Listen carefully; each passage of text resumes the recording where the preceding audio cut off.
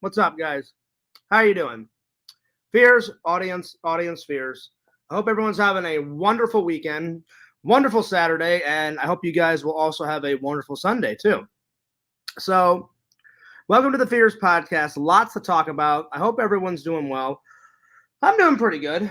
Doing pretty good. I got the audience. I got my coffee. Oh, speaking of my coffee,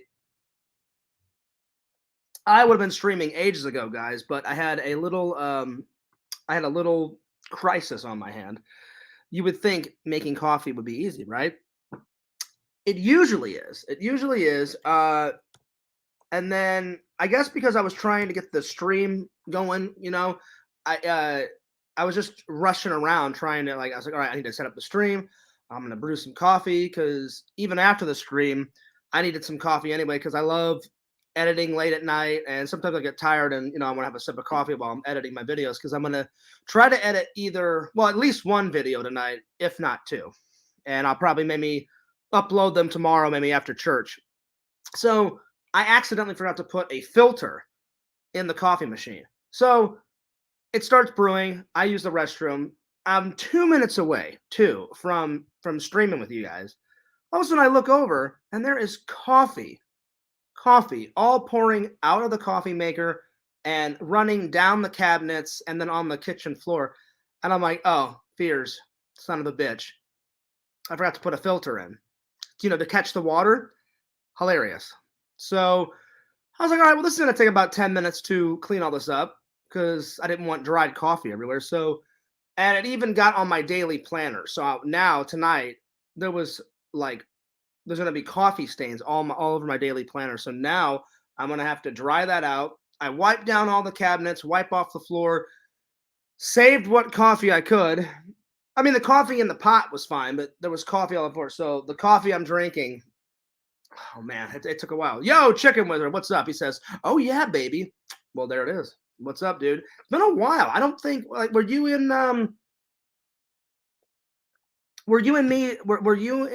me and Sam's stream last night when we were streaming video games? Because it's been a while, buddy. I haven't seen you in a minute. But welcome back. I don't think you were there yesterday. If you were, I guess I didn't see you. But it's been a minute. When's the last time you've been in the chat? I'm just curious. Just wondering. But yeah.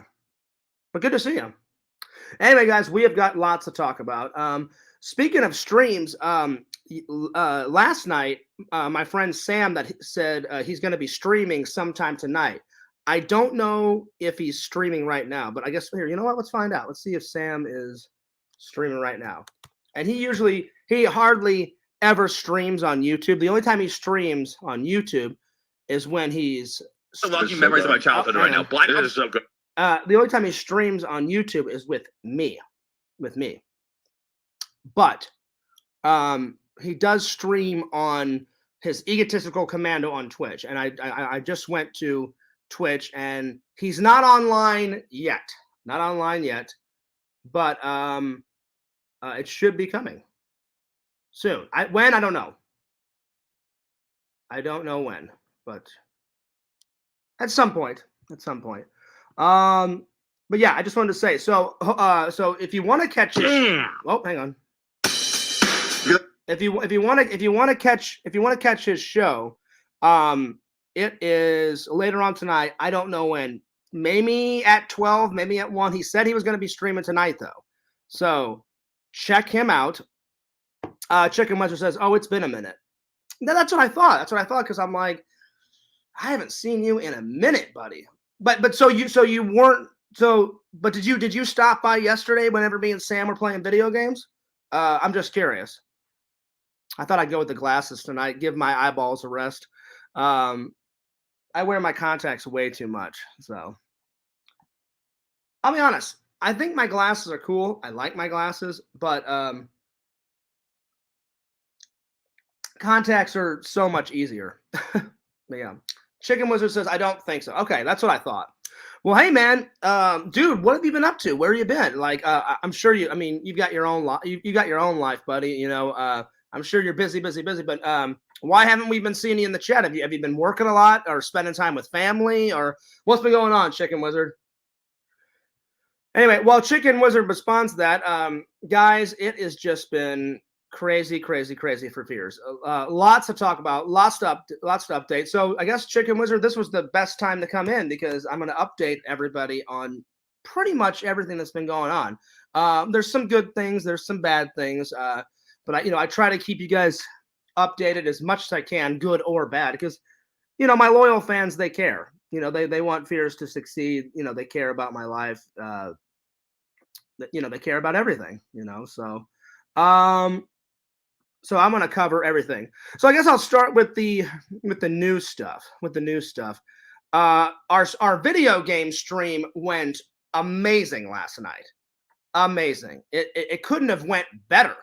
Like it was amazing. So we, for everybody that doesn't know, me and Sam over the last few weeks have been playing Resident Evil 8. We finally beat it last night. If you haven't checked out the stream, check it out. It's on there. It's called, let's see, it's the most recent one. The Fears podcast, Sam and Fears Resident Evil 8 Village Gaming. So it's just the last stream. It's got 180 views. So it's doing pretty good. We started with Resident Evil 8. We beat Resident Evil 8. And then I'd say the last 15 minutes was the last 15 minutes is we jumped into Outlast. So that's the first update. So the next video game stream that me and Sam will be doing together is Outlast. And man, I haven't played much of Outlast, Chicken Wizard, but whoo, it's a good game. It's a good game. It's just scary. But it's like, I love horror movies. I just don't want to be in a horror movie, if that makes sense. So yeah, it's scary, but it's a good game. Like, you're this reporter and you're trying to find out the real story about this insane asylum. Something's gone awry. And then all of a sudden you get in there and then shit has hit the fan. It's way past gone awry. You get in there, there's tons of dead bodies everywhere. And you're like, oh shit. All of a sudden, somebody, doesn't tell you who, somebody locks you in the insane asylum. And then it's like DEFCON 10 crisis mode. And you have to get out of there. And so that's all. So that's where we are. But I'll get into more of that later. But so far, so good. Fear's got a couple of jump scares in there, as we all know. I just have really quick reactions, because you got to be on your guard, man. If somebody was trying to kill you, or if something scary happens, everybody has, quick reactions. But got a couple of good jump scares in there. Chicken Wizard says, let's see here. He says, I've been working 6 days a week. Oh, man. Well, at least you're getting that moolah.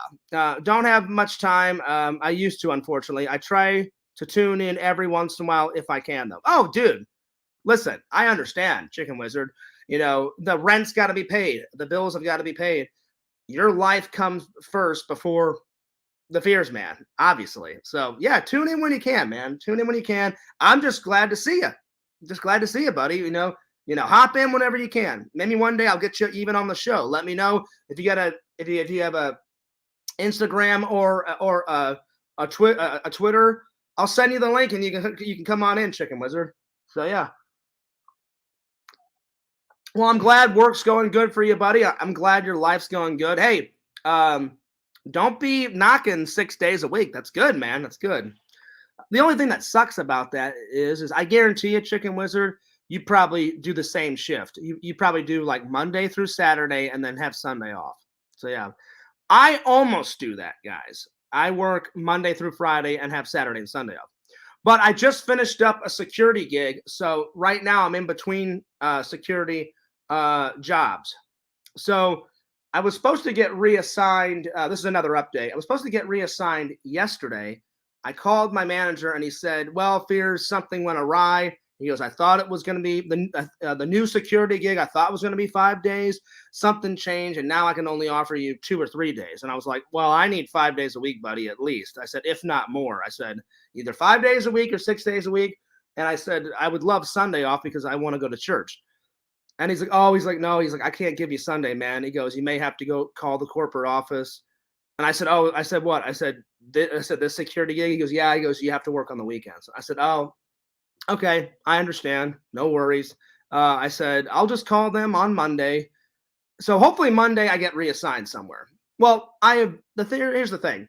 I know I'm going to get reassigned. It's just when. Sometimes they take a long time. Sometimes it's like 2 or 3 days.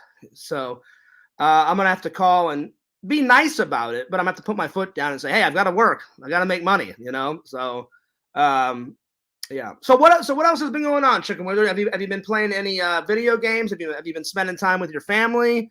I don't know if you're married or have kids or whatever, but if you do, I hope all that's going well. Tell the fans what else is going on, and I'll tell you guys.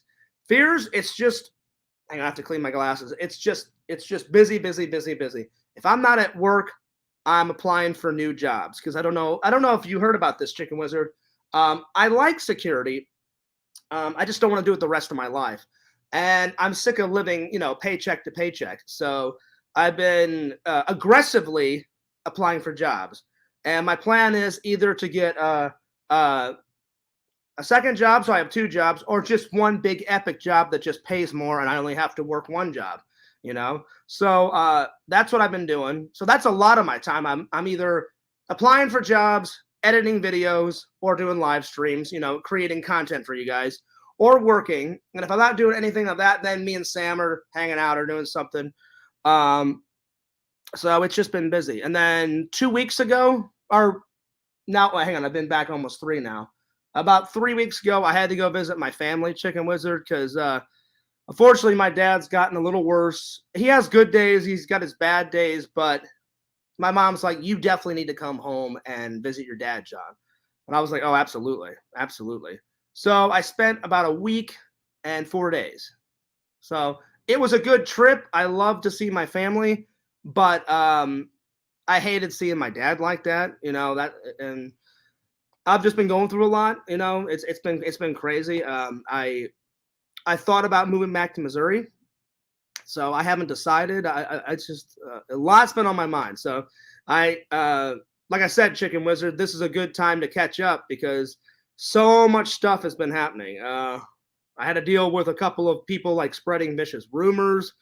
It's been half fun, half crazy. So some things that I'm going to talk about tonight, not enjoyable. I mean, I do the best I can, and I've just been thinking about my dad 24/7, and the best way, nobody really knows how to deal with all this shit, So the best way for me to deal with it, I've found, is just keep myself busy.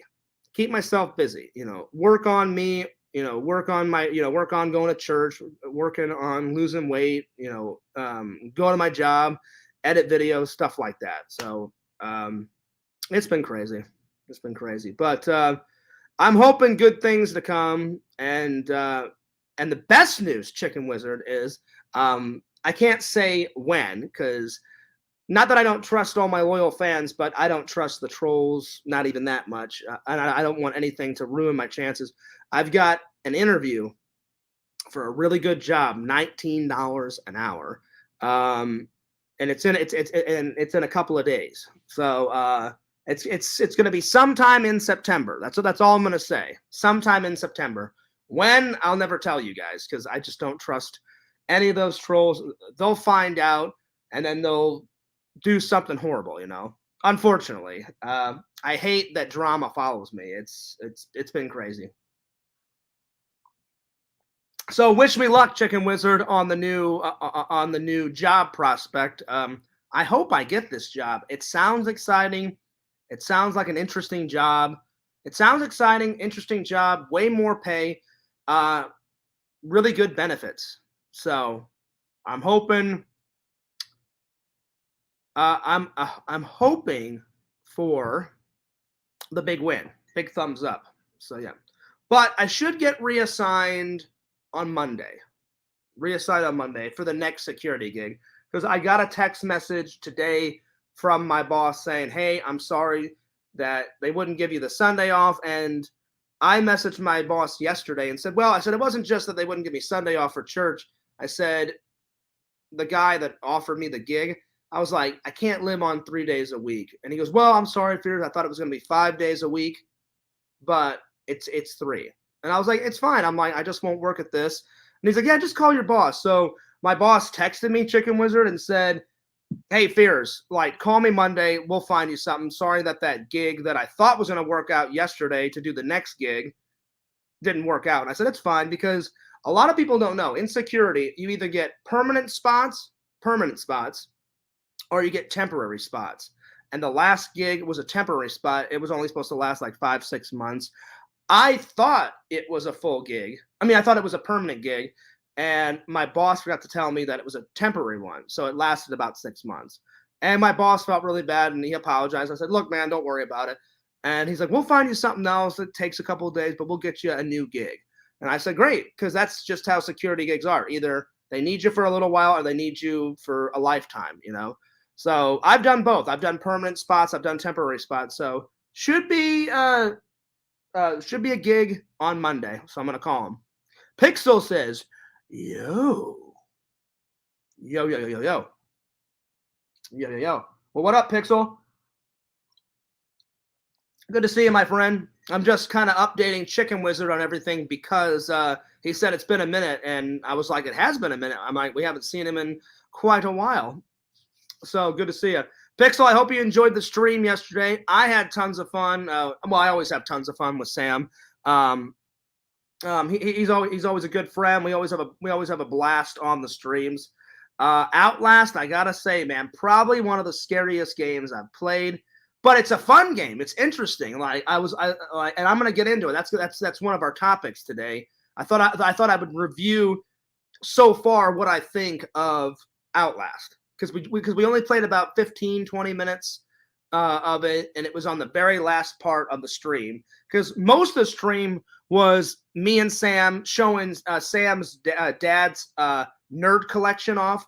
We spent about a half an hour on that, and then the rest of the stream was like pretty much Resident Evil 8, us beating it.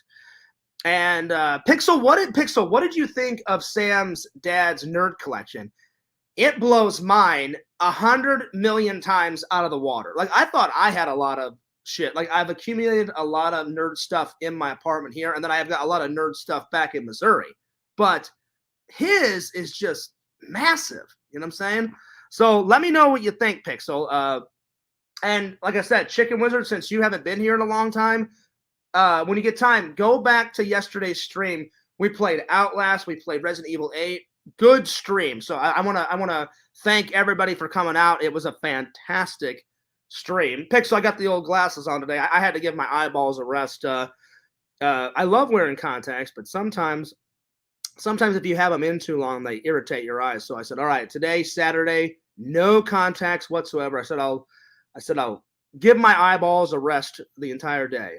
Pixel, thanks for sending me those pictures on Twitter. Thanks for sending me that link. I have another chance at buying the Healy Juice bottle. And that's what me and Sam call it. If you guys don't know what the Healy Juice bottle is play Resident Evil 7, play Resident Evil 8. It's the health bottle. It's about, I don't know, it's about as tall as my coffee cup from about there to there. It's in a green bottle. Pixel's got one. Pixel, whoever made that prop, super detailed, man. Oh my God. Like, they got the shitty ass label perfect. It's like faded. They found the green bottle. I don't know where they found the green bottle, or if they had the green bottle made or whatever. It looks almost exactly like it. Pixel bought it. I'm just updating everybody. And then I was going to buy one, and then a couple weeks later, Pixel's like, Fears, I got some bad news. And I was like, what's up, man? And he's like, dude, the fucking guy on Etsy doesn't sell it anymore. And I was like, oh, shit. I thought that was the end of it. You know, I was like, oh, well, I said, maybe I'll find it, at some point in the future on Amazon or eBay. The last couple of weeks since Pixel said it, I've been looking, and just nothing. And I was about to give up. I swear, I was about to give up Pixel. I was like, well, I'm like, whenever I hang out with Pixel, at least I'll be able to take a picture of it. Like, whenever I come over to Pixel's house and we hang out, I said, or I'll just take a picture of it holding it up, and I said, that'll be good enough. And then all of a sudden, Pixel's like, hey, Fears, guess what? Good news. And I was like, oh, yeah? What's going on? And he's like, I found it. Some other guy on Etsy's making it. He goes, it's a tiny bit different, but it's almost the same. I was like, look, that's good enough for me, buddy. I'm like, right on. So what I'm going to do, Pixel, is I'm going to save that link. And whenever I get some more money and I get working again, which will hopefully be Monday or Tuesday, as soon as they find me a replacement gig or the next gig, and or if I get that big epic job I was telling you guys about, because in between me working and making content, I've just been applying like crazy everywhere. Pixel. I even applied for it sounded like a good gig at some electric company, like doing security walks at the electric company, and I was like, that's pretty cool, and it was $22 an hour, and I was like, holy shit. Now it's for a different security company, but I was like, me likey, $22 an hour. I'm like, that's good. So I applied for that. So we'll see. That's not the big interview job I have coming up, but that's just another application I filled out. So yeah. So I've just been kind of like updating everybody, Pixel, but I hope you and Tinder Immortal and everybody loved the stream yesterday. It was good. It was really, really good. Lots of fun. And there it is. Now, I don't want to start anything, but I just have to give my opinion on this. It's let's see, what am I trying to say? It's not good, but it's not bad. It's just not my cup of tea. So I hate to say this. Everybody knows when you're on YouTube, I've gotten better at dealing with this, but man, back in the day when you guys first met me, I was horrible at this. Like I had no patience back in the day. I went nuts. I was screaming on stream, like "fuck everybody! I hope you fucking die!" And the trolls like really were like digging in the knife. Since then, I've kind of become numb to it. Every once in a blue moon, they get me, but they've been kind of leaving me alone. But every once in a while, either some old ones will pop up or some new ones will pop up. That's just the gist of YouTube. But some of them have went way psycho or way obsessed, and it's kind of like not all of them, some of them. They've got to that level where it gets really uncomfortable. And I'm not going to say his name because I want nothing to do with him. But someone said, "Hey, I made a song about you," and I was like, "Oh, Jesus." Pixel sent me the link, and I guess there's two songs about me in his he made an album, and one's about like crones and cheese. And I listened to that one, and I was like, all right, that's all right. And then the other one, it's not, I'll be honest, I think this person said it was about me to get me scared. I listened to the second one, and it's just all about blocking people, which I fully support. So he doesn't really say my name, thank God, in the song. But I thought he was going to make it super personal about me, like John, as a person. Thank God he didn't. He just said, block, fucking block. And he was like, you got to make that block. And he's screaming his lungs out. And I was like, all right, it's all about blocking, not really about me. It's about blocking. So, and I'll be honest, Pixel, I didn't listen to the entire album. I listened to about 4 songs. And after 4 songs, I was like, this is not my cup of tea. I don't really consider it music. I consider it screaming at the top of your lungs and then occasionally saying some words, because he goes back and forth. He'll scream it out like going ballistic, and then all of a sudden he'll go back to just talking, or singing. And I'm like, so it's kind of like screamo music. And I've listened to screamo music back in my teen and college years. It's just not my cup of tea. Like music to me is actually where it's a good tune and you can actually hear the person singing about what he wants to talk about in the song, and you can actually understand the words. That's just me. And it's not because I don't like this person and he's a troll. It has nothing to do with that. I thought, okay, he made an album. I'll listen to it and I'll let you know what I think. So my analysis is just what the song was about. So I didn't listen to the whole album. I listened to 4 songs, and after 4 songs, I was like, I'm done. And it was mainly just screaming. like there's one where what was the other one? One like the Crohn's one and cheese. It was just like fucking cheese, fucking cheese. Like, and it was like you could barely understand it. I barely could understand it. And then the block one, he was like, "You gotta block, fucking block," and I only could pick out a few words because he's screaming at the top of his lungs. I wouldn't consider it a troll song, Chicken Wizard, because I literally thought it was going to be about me. Because this person that I don't like said, "Oh yeah, I made a song about you, Fears," and I was like, "Oh great," I was like, "Awesome." And I thought he was going to say my name in it and put personal information. Thank God he didn't. It was more about blocking. So I was like, all right, well, I fully support blocking, and the reason why I support blocking is there's idiots out there that want to ruin your show, give you a hard time, and that's why YouTube made it so you don't have to put up with those idiots trying to destroy your show. So it's not my cup of tea, and it has nothing to do with me not liking this guy. I don't like this guy, but I thought, well, maybe I'll enjoy his music.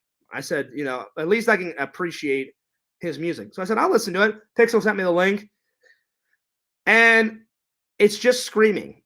So I've never cared for screamo music. Even like when I was younger, like my friends like, hey, Fears, you got to check out this song. And I remember I was like 18, 19. I said, all right. I said, I'll check it out. Plus, I'm not a really big music guy to begin with, Chicken Wizard and Pixel. I've always been more into movies. There's certain bands I like. I appreciate music. I like music a little bit. But if someone was like, hey, Fears, you can only pick one out of these two topics, movies or music, you can only pick one, just one. What would you pick? I'm like, oh, well, of course, movies, because I enjoy movies more than music. But I appreciate music. I like some music. But I'll be honest, Chicken Wizard, it just wasn't my cup of tea. So that's all I wanted to say about it. So yeah, I've been trying to do the highlights and catch up Chicken Wizard, guys, because Chicken Wizard, how long has it been since you've seen it stream? Has it been like a month and a half, 2 months? Like how long has it actually been? Because Pixel, he said that it's been a minute. Like I asked him, I said, hey, I said, oh man, I haven't seen you. I said, how long has it been? He goes, all Fears, it's been a minute. I was like, all right. I said, well, I'll try to catch you up on everything. But anyway, let's continue on. Tonight's topics. I forgot to read you guys the topics. Tonight's topics are here. Let me pull it up. I wanted to talk about me and Sam beating Village. We finally beat Resident Evil 8 Village. Great video game. Loved it. I'll be honest though, I enjoyed 7 more. 7's a lot more scary, but I do agree with Pixel. Resident Evil 8 has more story based. It's a great story. So we're gonna get into that. Second topic is I wanted to review Outlast so far. I've only played about 15-20 minutes of it, but I want to tell you guys what I think so far. And then I'm gonna take some questions. If you guys have any questions, or I'll answer some questions, just let me know. Or I'll just find some questions off the internet. I always love getting on the internet and just writing in Google search, answer random questions. You hit enter and then a bazillion questions pop up. I always enjoy answering those random questions. But if you guys have got any questions, let me know. Chicken Wizard says, hang on. Last time I was on was one of the streams with Randy. That may have been a minute ago. Well, you know what? Let's have a look. Let's find out let me go to my channel and let's find out when the last one that me and Randall was in together. Let's see. It wasn't a day ago because that was me and Sam's stream, and then the one that says the Fierce Podcast, my Missouri trip, haters and rumors. That was the real emotional one where I had a lot on my plate. And I couldn't get back to sleep. And I said, you know what? I said, I need to I don't see a therapist. Maybe I should. I don't know, to talk about all of my feelings. But I consider you guys like a therapy session sometimes. You know what I'm saying? I love my fans. All my fans I adore. But literally, I'm one of those traditional guys that doesn't tell much about my thoughts, my feelings, and then it just starts bubbling up, and then the weight gets on my shoulders, and then eventually I have to talk to someone about what's going on. And so a day ago was the Fears podcast, my Missouri trip, which was really emotional because I had to go visit my dad and he was sick, and we were visiting. All the family was upset because, we don't want my dad in the hospital. And I was like, I need to get some family time in. So I told more about the trip, and then everyone was spreading rumors and hate about me. So I had to talk about that. And then what I've learned over the past few years on how to deal with that hate and those rumors and all that crap. So I know it wasn't that one, but that one, I actually feel better because I streamed for about an hour and I don't know, maybe an hour and 30 minutes. Got everything that I wanted to say off my chest. I feel way better. So it actually did help. Let's see. Was Randy in this one? No. So I'm thinking you were the last one you were in, Chicken Wizard, because I did now Chicken Wizard, did you see that did you see that I posted the I made like a mini vlog of me going to Missouri. I didn't film much because it was a important trip to visit my family, and I just focused on family. But I took some footage of me like playing with my dog and eating some St. Louis pizza and shit like that. Did you see that vlog? I posted that. Let's see, when did I post that? I posted that 2 days ago. And then so I'm thinking the last one that you were on was about 10 days ago, because Randy was in a stream about 6 to 10 days ago. So that's not that too long ago. That's not that bad. Not too bad.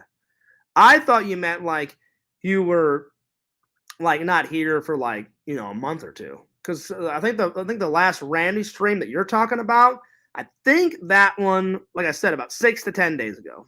But anyway, so shout out to everyone in the chat. Let's see, more updates. So Monday, I'll let you guys know what job I get reassigned to. Hopefully they're thinking about that at my job over this weekend. I got a big interview coming up. $19 an hour. Has nothing to do with security. It's a different job. I read about it. I've been applying for jobs like crazy, and I read about it. I was like, this seems like a really interesting job, and it's got health benefits and stuff. And I told Sam, I said, and I told my dad too. My dad loves my plan. He's like, yeah, John. He goes, get a better job. He goes, you don't have to work at this job forever. And I was like, I don't think I will, Dad. And then, oh, I'm sorry, I forgot to tell you. Finally, I got some more stream time. So that was another thing, Chicken Wizard. I've been streaming on OBS for like the past 5-6 days. And I was like, oh, God, this sucks. Because on OBS, you cannot invite anyone in. Or if you can, I don't know how to do it, right? Chicken Wizard. So I like having guests in and shit. All of a sudden, like 6-7 days ago, you get that email, that classic crappy email from StreamYard saying, unfortunately, you've ran out of stream time. So then you can upgrade, but I was like, I'm not going to pay for StreamYards. I was paying for it, and then I was like, Fears, you could save so much money. I'm like, just hold your horses, wait until you get more stream time, because they give you like a free 24 hours, I think maybe 22 hours of stream time, and then you just wait like 5 or 6 days, and then they give you some more. And I said, all right, I'm going to cancel my StreamYards and not pay for it anymore, and I'll just stream whenever I have free streaming time.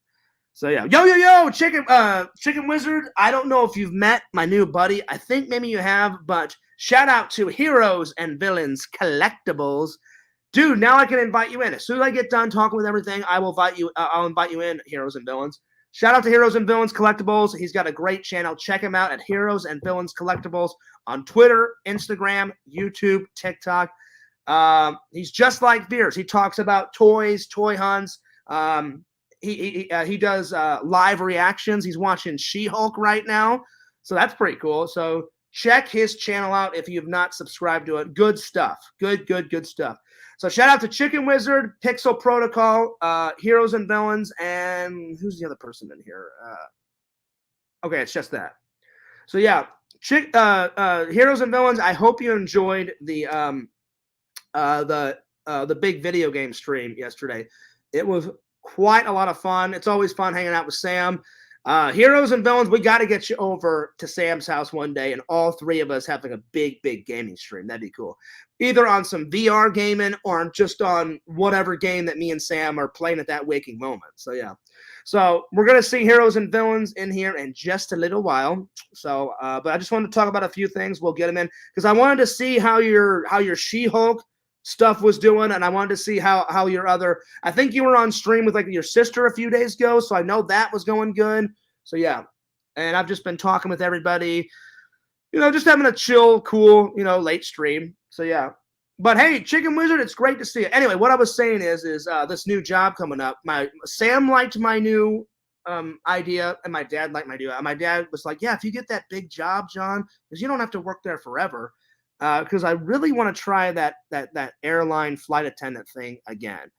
I think you guys remember that a couple years ago. I tried it in like 2017, 2018.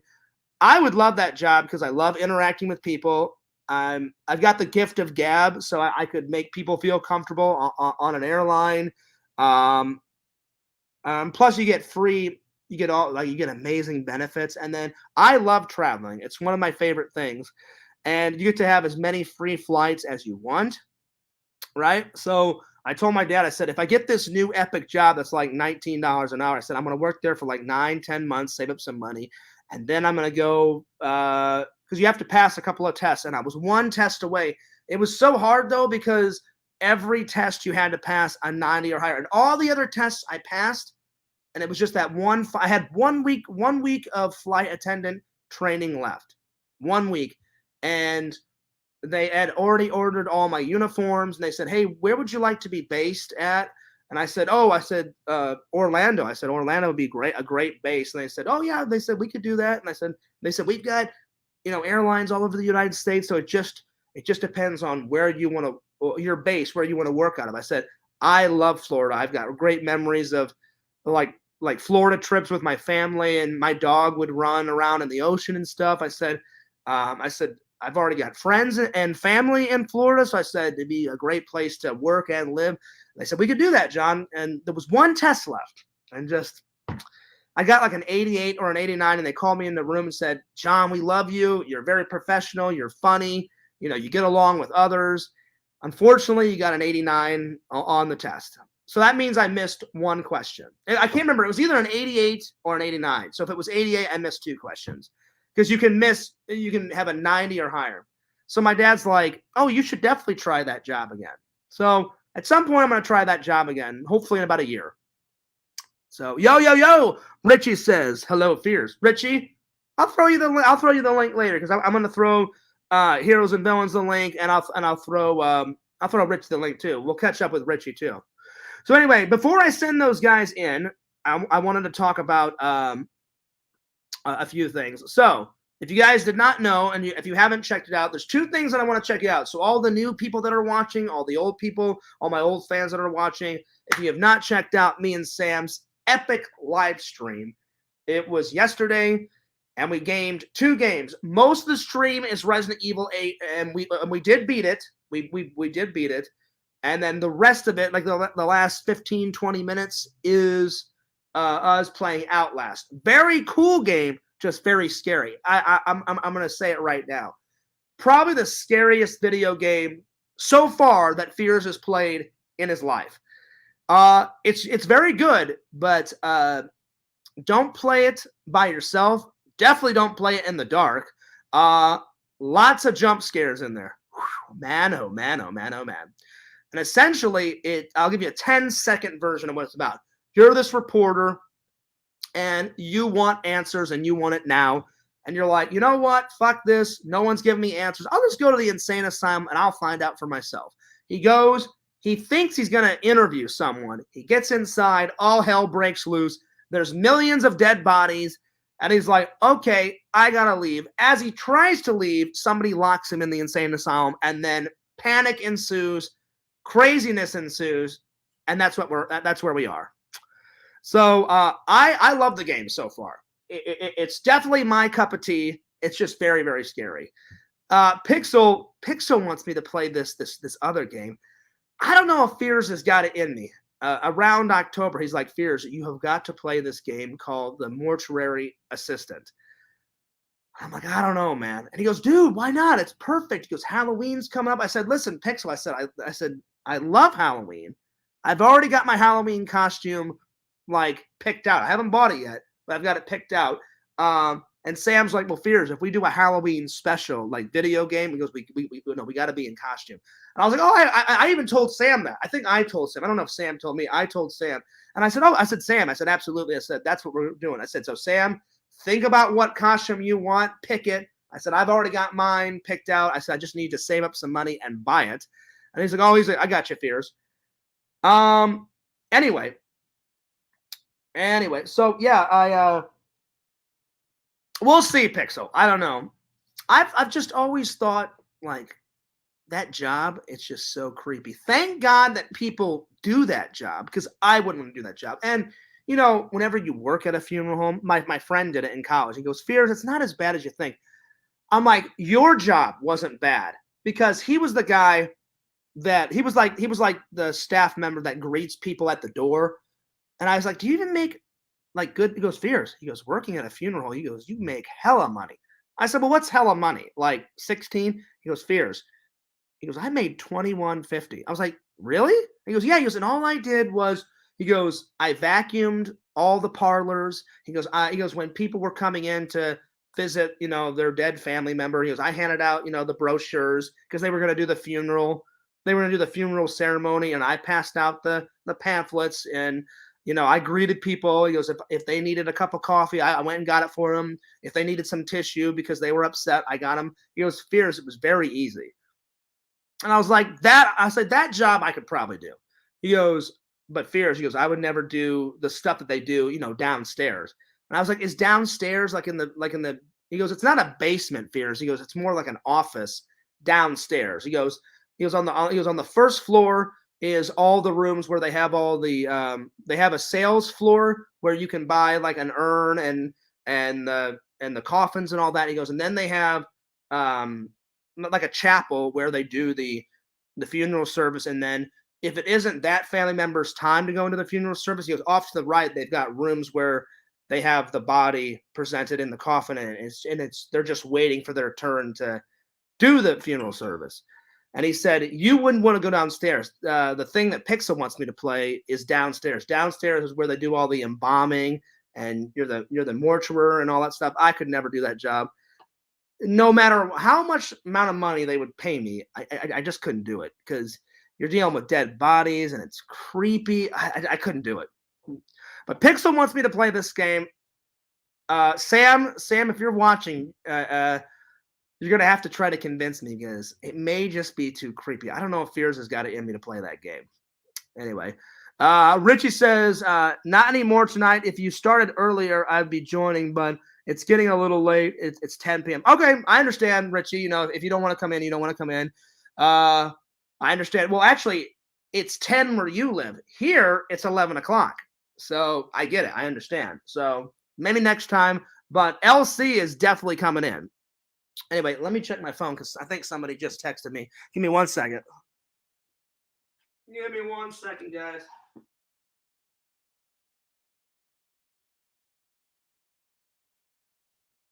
All right.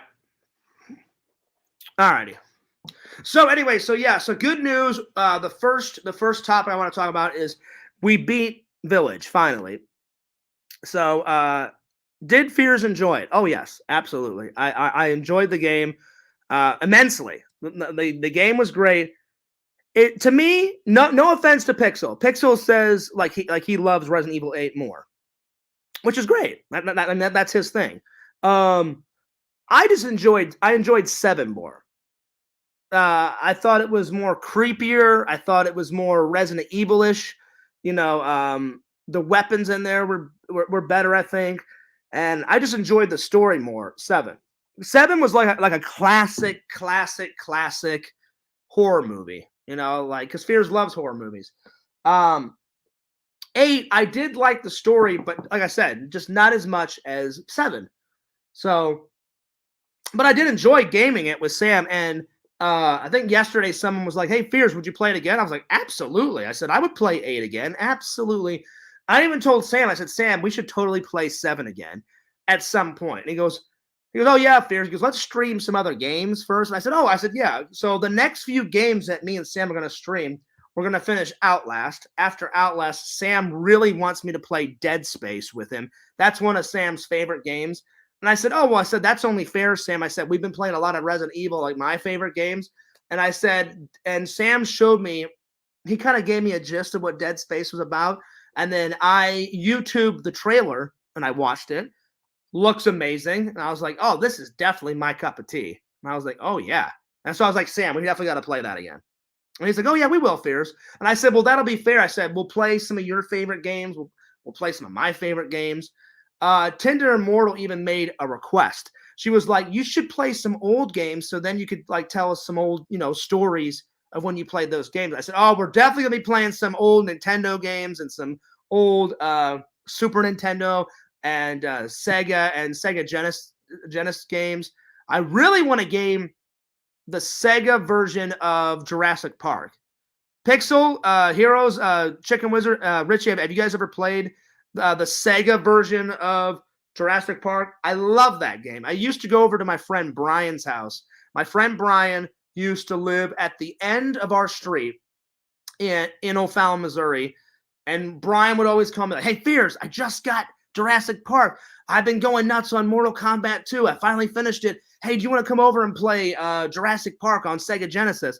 And I'd be like, "Oh, I'm there in 2 minutes." So Fears would hop on his little bike, mosey on down to Brian's, and we played it for weeks, beat it, and it's been one of my favorite Sega Genesis games of all time.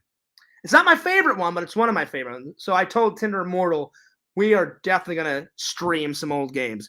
And I asked Sam at one point, I'm like, what kind of old games do you want to play? He's like, "Well, Fears. Remember we started on Super Mario Brothers 3 and we never finished it?" And I was like, "We got to get back to that." So I definitely want to stream the Sega Genesis Jurassic Park. I definitely want to get back on Super Mario Brothers 3. I kind of want to stream. I used to play a lot of Duck Hunt when I was a kid. I want to stream Duck Hunt. I want to stream Super Mario Brothers 1 and 2. What else? Oh, I love UN Squadron. So Sam's like, "Fears, that's a good game." And Sam even agreed with me. It's just a very hard game to beat. I've never beat UN Squadron. It's just that hard. And Sam's like, "Fears, where there's a will, there's a way. We'll stream it. We'll beat it." And I was like, "All right, let's do it, buddy." So I said, Sam, I said, "We'll just take turns." I said, "I'll play like half the level. And then if it gets too nuts," I said, because Sam's way better of a video game player than I am. It's just fact. I'm getting better at playing video games because it's been a while since I played. This year, I've played more video games in this year than I have in my entire life. That's truth. That's fact. Guaranteed. But I've been enjoying it. It's been a lot of fun. But I hope you guys enjoyed the stream yesterday. We finally beat it. It was fantastic. All right. Here's my Outlast review. So now we're doing second topic because I want to get through the topic so me and Heroes and Villains can chill for a little while because I haven't been able to chill with them in a minute. So it's going to be a quick review because I've only played 15, 20 minutes of it. Probably the scariest game I've ever played so far. But that's good. I love horror movies. I just told Sam I don't want to be in a horror movie, but I like horror movies. It's got all the horror elements. It's very dark. You can't see shit. Tons of crazy monsters running around. Psycho Ward. Great story so far. Pixel was right. You get in there. You get in there. It's probably only normal for about 2 minutes. After 2 minutes, you quickly realize that everything is gone to hell, gone to shit. There's dead bodies everywhere. You try to leave, they lock you in the insane asylum, and then all hell breaks loose. So if I had to grade this so far, a solid 9. We got like 3 or 4 jump scares yesterday. I'm looking forward to more of it. I'll be honest, I am nervous. It's a little nerve-wracking to play this game because it's so scary. So scary. And it's like you're watching a horror movie, but I'm like, all right, Fears, you get in there. You know, Sam will give you some support. Sam's right there. Sam, there's no way I'm playing it in the dark, buddy. Sam's like, Fears, we got to play it in the dark. I'm like, that's just not going to happen. And he's like, well, Fears, we may play some games in the dark on Halloween because then it's appropriate, you know, because I love me some Halloween. I'll tell you guys what my Halloween costume is in a minute. I think if I don't think of anything else, then it's going to be this. If I think of something better or I find something better on the internet, then it may be that. But anyway, so Pixel, Heroes, Chicken Wizard, that is my analysis and my review of Outlast so far. Good, scary, horror movie. I mean, horror. It's like you're watching a horror movie. Solid 9. Like if 1 was the worst and 10 was the best game, it's a good solid 9. I haven't gave it a 10 yet because I've only played 15, 20 minutes of it. It may turn into a 10 the more I play it. But so far I am enjoying it, but man, it is scary. Whew. And then Pixel and Sam was like, Fears, you've seen nothing yet. You've only played 20 minutes of it. And I was like, oh, does it get worse? He was like, oh man. He goes, it gets way worse. And I was like, oh my Lord. So good things are coming, guys. And creepy things are coming. And scary things are coming. Fears is probably going to have a million jump scares. Pixel was clipping them. And I think what we're going to do, Pixel's like, oh yeah, Fears, I had to video clip that. I clipped that one. So at some point, Pixel's going to send me all of the jump scares. And hopefully I can get a good 10-minute video, and I'm gonna put it on Fearsman 26, the best and the worst jump scares of Fears, or I'll title it something like that. And so Pixel, keep clipping those, and then just send them to me, and I'll edit them, and I'll put some scary music and shit in the background because I really want to upload that video on Fearsman 26. I think that would get a lot of good views. Maybe it will, maybe it won't. It sounds like a fun project for me to edit. Would love to upload that. So Pixel, keep clipping those. And then I think I'm gonna save the last topic for me and LC, just answering people's random questions. And I'm gonna ask me and LC some random questions off the internet because that's always fun. I kid you not, I go to Google and I just write in random questions, unless the one time we did the horror movie questions when me and Randall were doing it. I wrote in horror movie questions, hit enter, a million questions popped up. So I think tonight I'll just write in questions and see what pops up. Not random questions, just questions and see what pops up. All right, so I'm going to send LC the link. So LC, check your Twitter, and we'll get the legendary LC in here. And shout out to everybody in the chat. It's been a pretty enjoyable stream so far. All right, give me 1 second.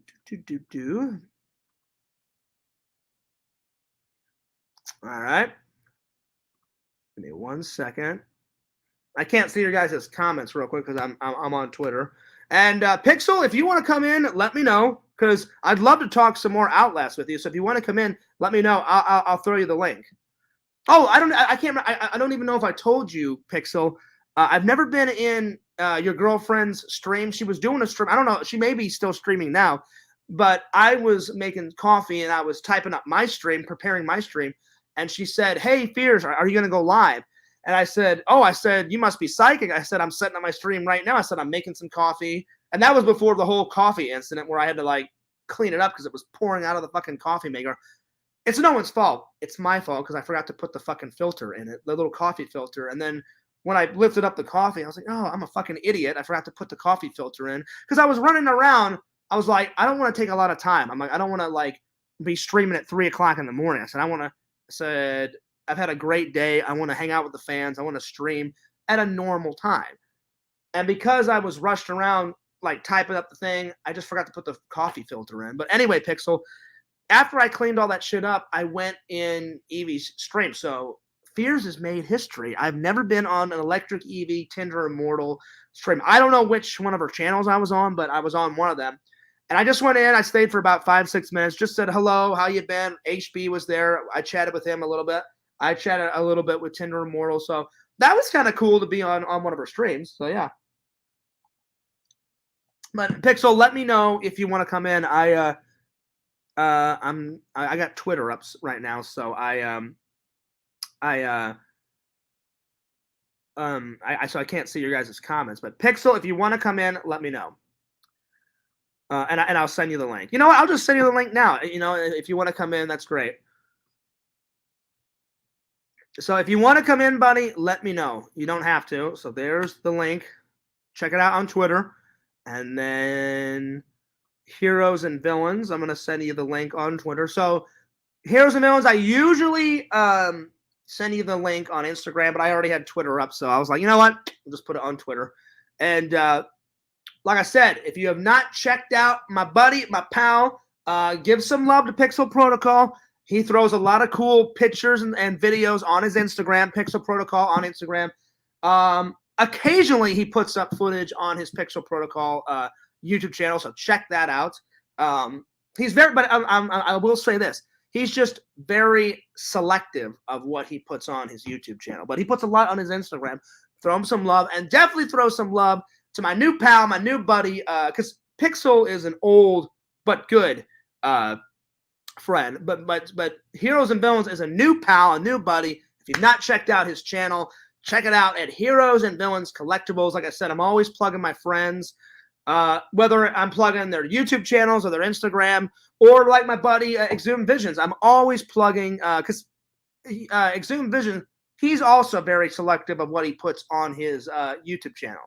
You know, he makes maybe one video a year or something, but he puts a lot on his Instagram, and he puts tons of stuff on his website. He has a website business. He makes a lot of funny parody, like meme stuff. And if it's not memes, then it's like rock and roll bands. And if it's not that, it's like horror movie related stuff. Very cool merchandise on his channel. Check him out at exhumedvisions.com. All right, let me send the link to Heroes and Villains. There we are. So Pixel may make an appearance. He may not. You know, we'll see. Let me send the link so I can get back to your guys' comments, because I have not seen your guys' comments. All right, there we are. There we are. Let's see. Pixel says, can't wait for you and Sam to do more horror spooky games.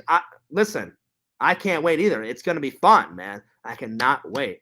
Pixel, I've been having a blast playing these horror movie games and these spooky, crazy games. They are awesome. Oh my gosh!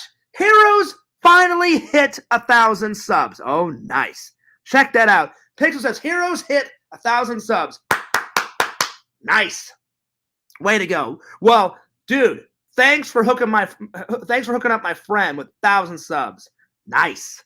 Heroes and Villains says, yo, Pixel, thanks for the love. We hit 1,000 subs. Woo! Listen, if I had the boot, I'd be sipping the boot right now, but I don't have the boot, so to the coffee! Nice. Dude, I am so proud of you, Heroes and Villains. That's great. That's epic news. That's awesome. I love it. Way to go. Thanks to all my fans for helping Heroes, my new buddy, my new pal, hit 1,000 subs. That is amazing. That's awesome. So we're just waiting for Heroes and Villains. I sent him the link on your Twitter. Pixel, I sent you the link. Just waiting for Heroes and Villains to get on in here. And dude, that's another thing that we'll talk about. Man, hitting 1,000 subs. That's good. That's great. Well, while we're waiting, I'm going to go to Google and select some questions for me and Heroes to answer. And if you guys have got any questions, put your questions in the chat. I always enjoy answering your questions. And I always enjoy answering just random hilarious questions off the internet.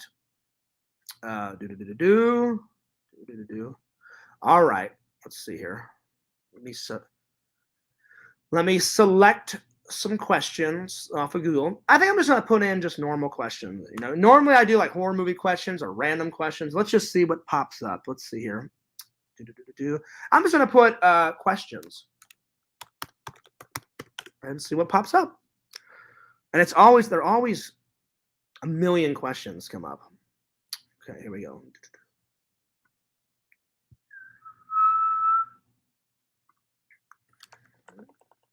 Let's see.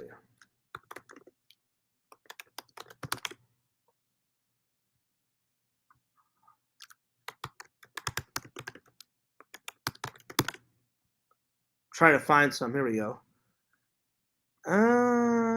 I wrote questions and nothing came up. It was a bunch of question marks. So I think I'm just going to put in my normal random questions and see what pops up. There we go. So I guess, unfortunately, if you just put in questions, just question marks come up. But if you put in random questions, then and you hit pictures, columns and columns and columns and dozens of questions pop up. All right. There we are. So I got the question. I got the first set of questions lined up, ready to go. Heroes and Villains says, "Give me 1 minute." Hey, take as much time as you want. So while we're waiting for Heroes and Villains and Pixel, Pixel, you're more than welcome to come in. I sent you the link. Unfortunately, Rich's not going to come in, but that's all right. I'll answer some questions. Number one, it says, "What kind of sports do you like?" Fears loves a lot, so I'll just tell you my favorite. Probably my favorite of all time. I've never played it. I've never played ice hockey, but I love watching ice hockey. When I was a kid, though, we played a lot of indoor hockey. So in school, sometimes we used rollerblades or like skates, and we would be on the gym floor, and we used like an orange ball about that big, and we had some hockey sticks, and we played like inline hockey, I think is what they call it. So I played a lot of that as a kid. But I love either going to a hockey game, by myself or with some friends, or I've never been able to take a girlfriend to a hockey game, but I would love to do that at some point. Of course, I have to represent, my home team, good old St. Louis Blues. Oh yeah, I've been to a fair amount of Blues games. So that would be the first one. The second one is I love baseball. I love it. Love it, love it, love it, love it, love it. When I was a kid, I played 3 positions. If my coach didn't have me at third base, then he had me in left outfield, and if he didn't have me at those 2 positions, then I played every once in a while. I played first base. Every once in a blue moon, like I remember one kid got sick, and my coach was like, "Hey, Fears, like I know you love playing third base. I don't know what it was about third base, but I loved it. Probably it was because like." If I could stop them, before they got to home base, I felt like I gave a lot to the team. Like if someone threw me the ball and I tagged them out at third base, I'd be like, ha, ha, ha. Yeah, you didn't get to home base. You didn't get to home plate and, score a goal, or score a point. So I always enjoyed third base. Probably my least favorite was first base. I don't know why. I think first base was just too much pressure. I enjoyed it sometimes, but my 2 favorites were I loved catching like fly balls, and I was really good at catching fly balls out in outfield. And because I'm left-handed, I don't know why. Maybe it was just coincidence, but my coach was like, "Fears," he goes, "I think you'd be a good outfielder. I'm going to put you in left outfield." And I was like, "Sounds good." And then I was doing so good in outfield. He was like, "Fears, do you want to play a position like on the actual like on one of the bases?" I was like, "That'd be cool." And he was like, "You know what? I'm going to try you out at third base." He goes, "How's that?" I was like, "Let's see if I'm any good at it." And I became great at third base. So I would say those are 2 of my favorite sports. I enjoy others. I enjoy, I love, like when I'm at church camp, I love playing volleyball. That's like one of my favorite things to play at church camp. But yeah. So yeah, church camp, definitely get on some volleyball. Unfortunately, we didn't have time this year at church camp. Every time me and the kids wanted to get a game going, all of a sudden, like one of like the youth leaders would come up and be like, "Hey, Fears, you got to start your class." And I was like, "Oh shit, that's right." And they'd be like, "Oh, hey, Fears, you and your cabin have to go do KP." And if you guys don't know what KP, that's kitchen cleanup. And every cabin is assigned at some point, just to make it fair. Everyone's got to do KP like throughout the week. And me and my kids in my cabin, we got a lot of like lunch afternoon KP, which in my opinion is the best, because you don't want to do kitchen cleanup right when you wake up in the morning. That, oh my God. I apologize, God, but that shit sucks. Because Fears is already not a morning person. So to like walk my ass into the kitchen after I eat and like fucking do an hour's worth of kitchen cleanup. No. And then dinner sucks because dinner kitchen cleanup sucks because you just want to like chill after dinner, because usually after dinner we do like the campfire, like where we sing songs and talk about our day and talk about God, and then every cabin has to either perform a song or they do like a little skit. And I love the skits. And me and my cabin had the most epic skit. And I think I told you guys about it, so I'm not going to tell you about it again. But to do an hour's worth of KP and miss the campfire, that sucks. Because if you don't do the kitchen cleanup at dinner quick, then it eats up your time into the campfire. And everybody loves campfire. So, yeah. So I'm trying to think of other sports. When I go visit my British family, I love playing they love cricket and croquet. And I think I've played maybe 10 or 11 games of cricket. It's been a while though, but cricket's like baseball. It's just a little different rules. I like to watch rugby because rugby is intense and they barely have any pads on. So yeah. It gets pretty crazy in rugby, but it is a good game. Just you can't be a pussy when you play rugby. I have played rugby before. It's just been a minute, but it's definitely a good game to watch. And then let's see what else. I do like soccer. I like to watch soccer more than play it. When I was a kid, I played soccer. As a kid, I enjoyed it, but as an adult, I just like laying down on the couch and watching soccer. So yeah. All right, next question. How old are you? 38. That was an easy one. Let's see. What is your favorite day of the week? Well, that's easy. Probably a Saturday or Sunday. Oh no, I'm sorry. It said what day of the week do you like? So weekly. Probably Friday because it didn't say what's your favorite day on the weekend.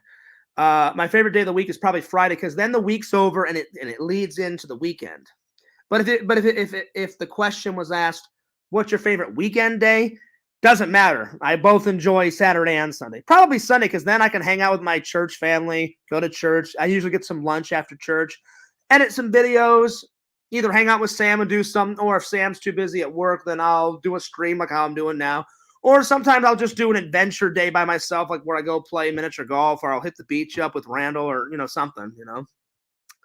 Yep. All right, so I think I'll answer one more question by myself, and then because I've got the questions up. So I don't know if Heroes and Villains is in yet, but he said give him a minute, so I'll give him a minute. So I'll answer one more question, and then I'll minimize the questions and see if I almost said HB, see if Heroes and Villains is in. But I hope you guys have been enjoying his She-Hulk episodes. Him and his I'm sorry, not his wife. Him and his sister have watched She-Hulk Part Deuce. Part 3 is coming soon. So the next time I go over to his house, I got to catch up and watch episode 1 and episode 2. All right, next question. Who is one of your old school friends from grade school? Oh my gosh, there's so many. But I'll probably tell you guys about my favorite school friend. It's before I moved to O'Fallon as a kid, and his name was Adam. And we were in kindergarten, first grade, and second grade together. And then at second grade, my dad, for his job, and he just didn't want to live in St. Louis anymore. He said, well, I've got a family now. So he goes, let's just move my entire family into the suburbs. So me and my buddy Adam, we still keep in contact. I've still got his phone number. So if I'm not on the phone with him, then I keep in touch with him on Facebook. I'm not going to say his last name because I don't want any of the trolls like messing with him. But we did everything together. He introduced me to Teenage Mutant Ninja Turtles. I introduced him to Ghostbusters. We were like yin and yang, good buddy. We played kickball all the time at school. He would come over to my house and we would play video games. Such a good guy. And the last time I talked to him, he got married. And he's a little bit younger than me. He goes, hey, Fears, I finally got married. And I was like, good for you, buddy. He's like, oh, you're not married yet? And I was like, nah, not yet. I said, there was a potential girl that I wanted to marry, but I said it just didn't work out. And he's like, "Hey man, I just had a kid," and I was like, "Oh," I said, "That's kid number one?" And he's like, "Yep, yep." And he's 36, so he's not too much younger than me.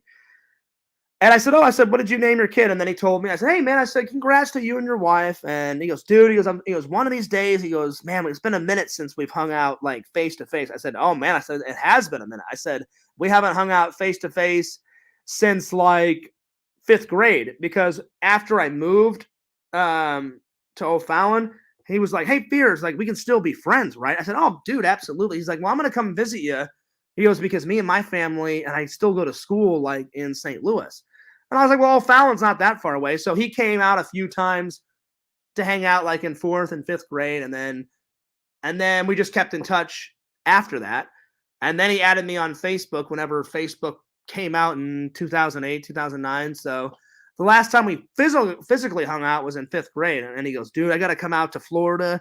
And I was like, 'You are welcome anytime you want.' All right, so let me minimize the questions and see if Heroes and Villains is in. All right. Oh, there he is. He's probably been waiting for quite a while. I'm sorry.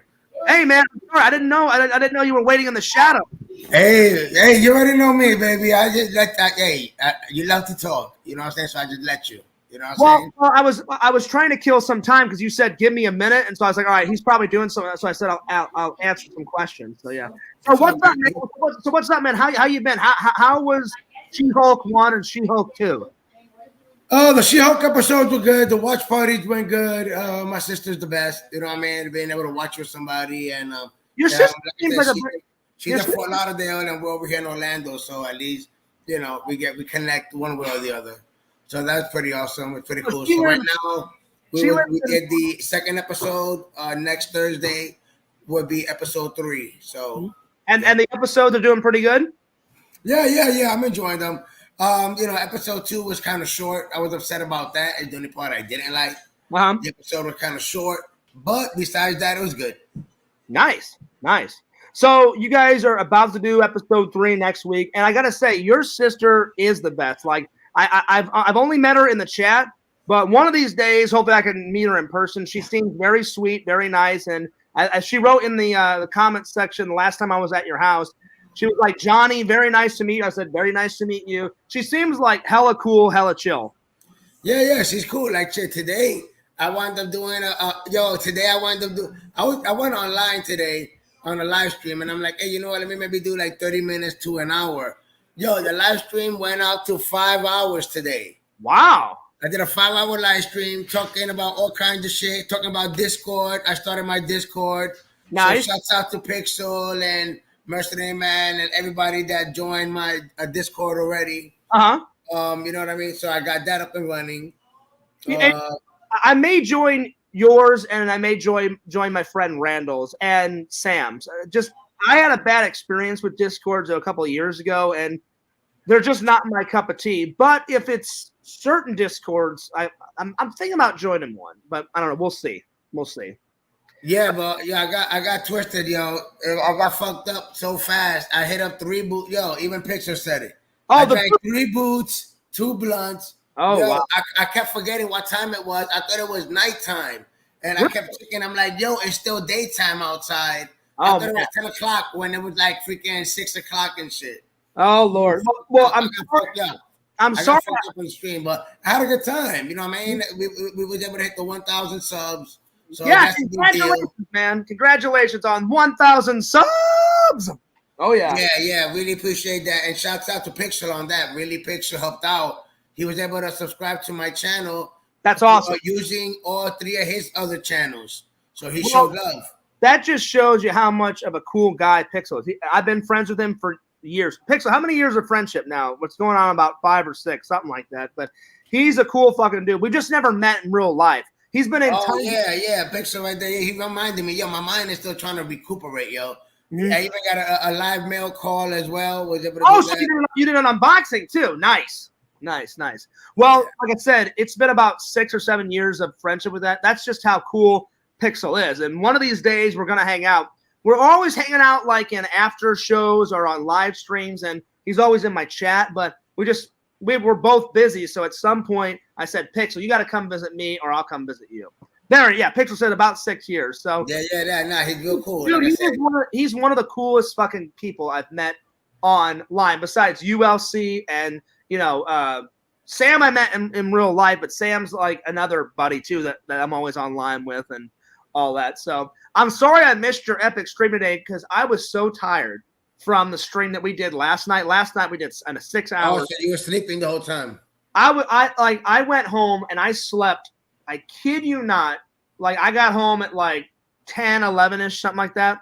And I had some dinner. I took a shower and then I watched some movies. And about 1:30, I went to sleep. And I slept from 1:30 to about 11 o'clock in the afternoon. And then I went to the gym and got about a 45-minute run in because I've been trying to lose weight. And then I had to go to the grocery store and get some more groceries. Because I don't know, did you hear about the whole like job situation thing that I was talking about yesterday? It's crazy. I was supposed to get reassigned yesterday, but sometimes they take their sweet ass time because some jobs are permanent and some jobs are like temporary. And my boss forgot to tell me that the job he put me on was only for like 6 months. And he said, oh, well, that job's done now, Fierce. And now I got to find you a new gig. And the job that I talked to someone yesterday, they said, unfortunately, we can't give you Sunday off for church.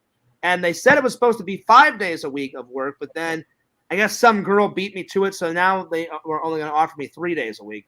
So I called so I called my boss and he said, well, Fears, forget about that job. Call me on Monday and we'll figure it out. So I pretty much have done nothing today, just chilling. And then on Sunday, I'm going to go to church and edit some videos. And then on Monday, I hope to God they figure it out.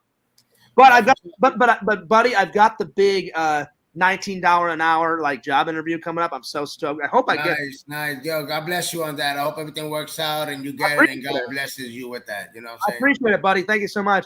And like I said, the next time we hang out, you can either email them to me because now you got my email, or you can just link me to them. You said if you find any big jobs with lots of money or like some opportunities. Yeah, I be getting emails all the time, and I ignore them because I already have a job. Yeah. If you can send them my way, like just email them to me, and I'll fill them out because I'm still applying for jobs like crazy. Yeah, I definitely got you. Definitely got you on that one. So just let me know. Just like shoot them in an email. I'm like, hey, Fears, I think you'd be a good fit for this. Even if I'm not a good fit, if it's like, but I'll just send it to you, and then you decide on your own. Just send them to me. So yeah. So what else have you been doing the day after the stream was done? Have you been? That's about it. Oh, and then what I did was I gave everybody that was at the live stream first dibs on seeing what I was going to give away for the giveaway for the 1,000 subscribers. Oh, so did you do the giveaway today? Like, how did it go? No. The giveaway, like normally when I do a giveaway, I do a separate video. Okay. And on the separate video, I announce, hey guys, this is going to be the giveaway. And then I let them know when the giveaway is going to happen. You know what I mean? So on the live stream that I did, I wound up showing everybody that was there what I was going to give away for the live stream. So if you want, give me 1 second and I can go get it. And because like I know I'm not in the giveaway because we're friends and stuff. Like you want to give the giveaway to like your fans, but I want to see what you're giving away. All right, just give me 1 second. Yeah, and then. Yeah, and then while you do that, I'm gonna answer some of the fans' questions because I'm a little bit behind because Pixel asked me something. He says, do you want to see some of the jump scare clips? I'll send them on Twitter. Oh yeah, Pixel, send me all of them. Every single jump scare clip you got so far, send them to me because I wanna download those Pixel and I want to save them on my hard drive because I want to edit a good jump scare video for the fans. So yeah, go ahead, buddy. All right, heroes. After I answer some questions, then you can show it. Or go ahead, do your thing, brother. You know what? Like, we can answer questions later. Show off the giveaway prize. So because you know what I mean, I was so excited, and 1,000 subscribers, and we are doing the whole She-Hulk watch parties and all that. That's been awesome. So I decided to go ahead and do for the giveaway for the 1,000 subscribers. It's going to wind up being. Oh, nice. That is awesome, dude. We have the She-Hulk herself. You know what? That's awesome. Way to keep the She-Hulk, energy up. This is to commemorate the show that's happening now. I'm having a good time with it. So I figured, you know what? I got She-Hulk. I actually have 3 of these, but the other 2 will be up for the Whatnot store. Okay. And the link will be, well, you can see it in the description of my channel or like this stuff. Yep. Dude, that looks so cool. Now, are the other 2 do they look exactly like this one? Yeah, they're the same. They're the same. That I have I have a lot that I'm gonna be selling for the Whatnot store. So I have like 3 of these. Nice. Now when I give this away, I'll have 2. I got like 3 of the see-through Miles Morales. I got some Ninja Turtles. I got I'm gonna do a separate video on my channel on everything that's gonna be up on the Whatnot store. I'm still listening. Just my glasses have got a little. You good. I'm clearing my glasses. I had to give my eyeballs a rest. My eyeballs, I swear to God, LC, yesterday, after I got done with that stream, I got about 2 hours in, and I said, Sam, I came prepared. I said, I'm not having zombie eyeballs today. And he goes, Fears. He goes, before we start, I said, that should be good for an hour or 2. Only 2 hours in, right? I said, Sam, I came prepared. I brought my contacts. I brought my, my contact, eye stuff, my glasses. I wore my glasses the entire time almost for the stream. And then today I was like, I got to give my eyeballs a rest. So I was like, I'm wearing the glasses all day today. They look pretty cool, don't they? Yeah.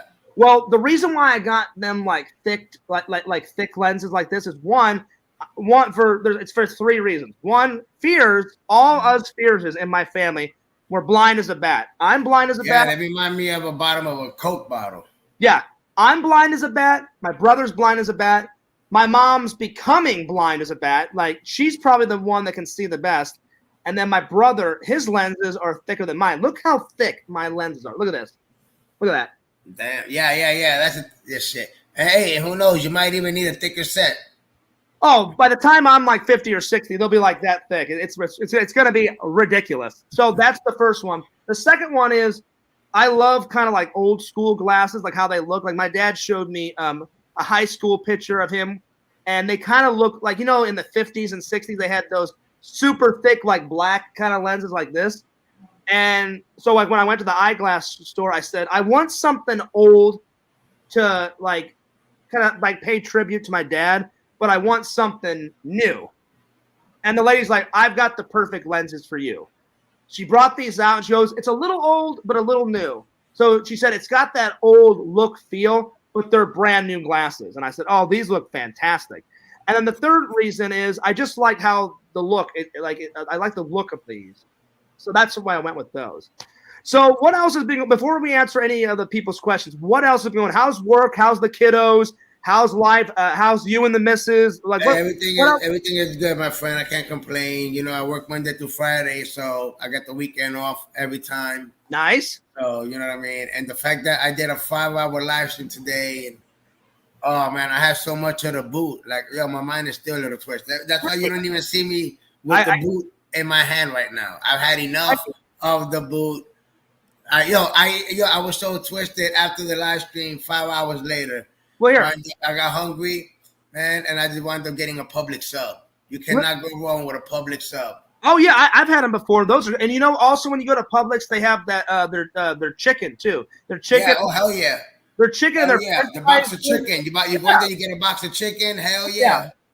But I gotta say, my favorite is their soup and their sandwiches. Publix has good soups, and it's always different. Sometimes it's cocoa soup, sometimes it's chicken noodle, sometimes it's tomato soup. To the boot.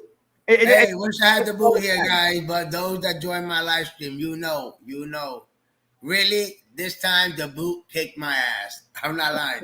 I'm impressed. The boot had me thinking it was the nighttime. I thought it was 10 o'clock when it was like 6 o'clock. I kept forgetting that it was daytime outside. I'm like, yo, what the hell is daytime? Yo, the boot had me fucked up. I'm impressed. I am impressed. 3 boots, 2 blunts. That's a lot for anyone. So I can only imagine. I'm like, listen, everybody deserves a break on the boot. So I'm glad you're not breaking the boot tonight because LC needs a break, guys. The next time I come over, we'll do some more boots. Yep. Hey, well, then again, tomorrow's another day. That today, I mean, shit. Like I said, in the live stream, having a good time. I was twisted. Like I said, if you get a chance later on, watch some of it. You don't got to watch the whole thing. but you watch some of it, and then if you watch the beginning of it, and then you see how I am, right? Then you skip forward to some of it, and then you're gonna see how I look. Then you skip towards the end, you're gonna be like, "This nigga's fucked up." And I'm gonna tell the fans something.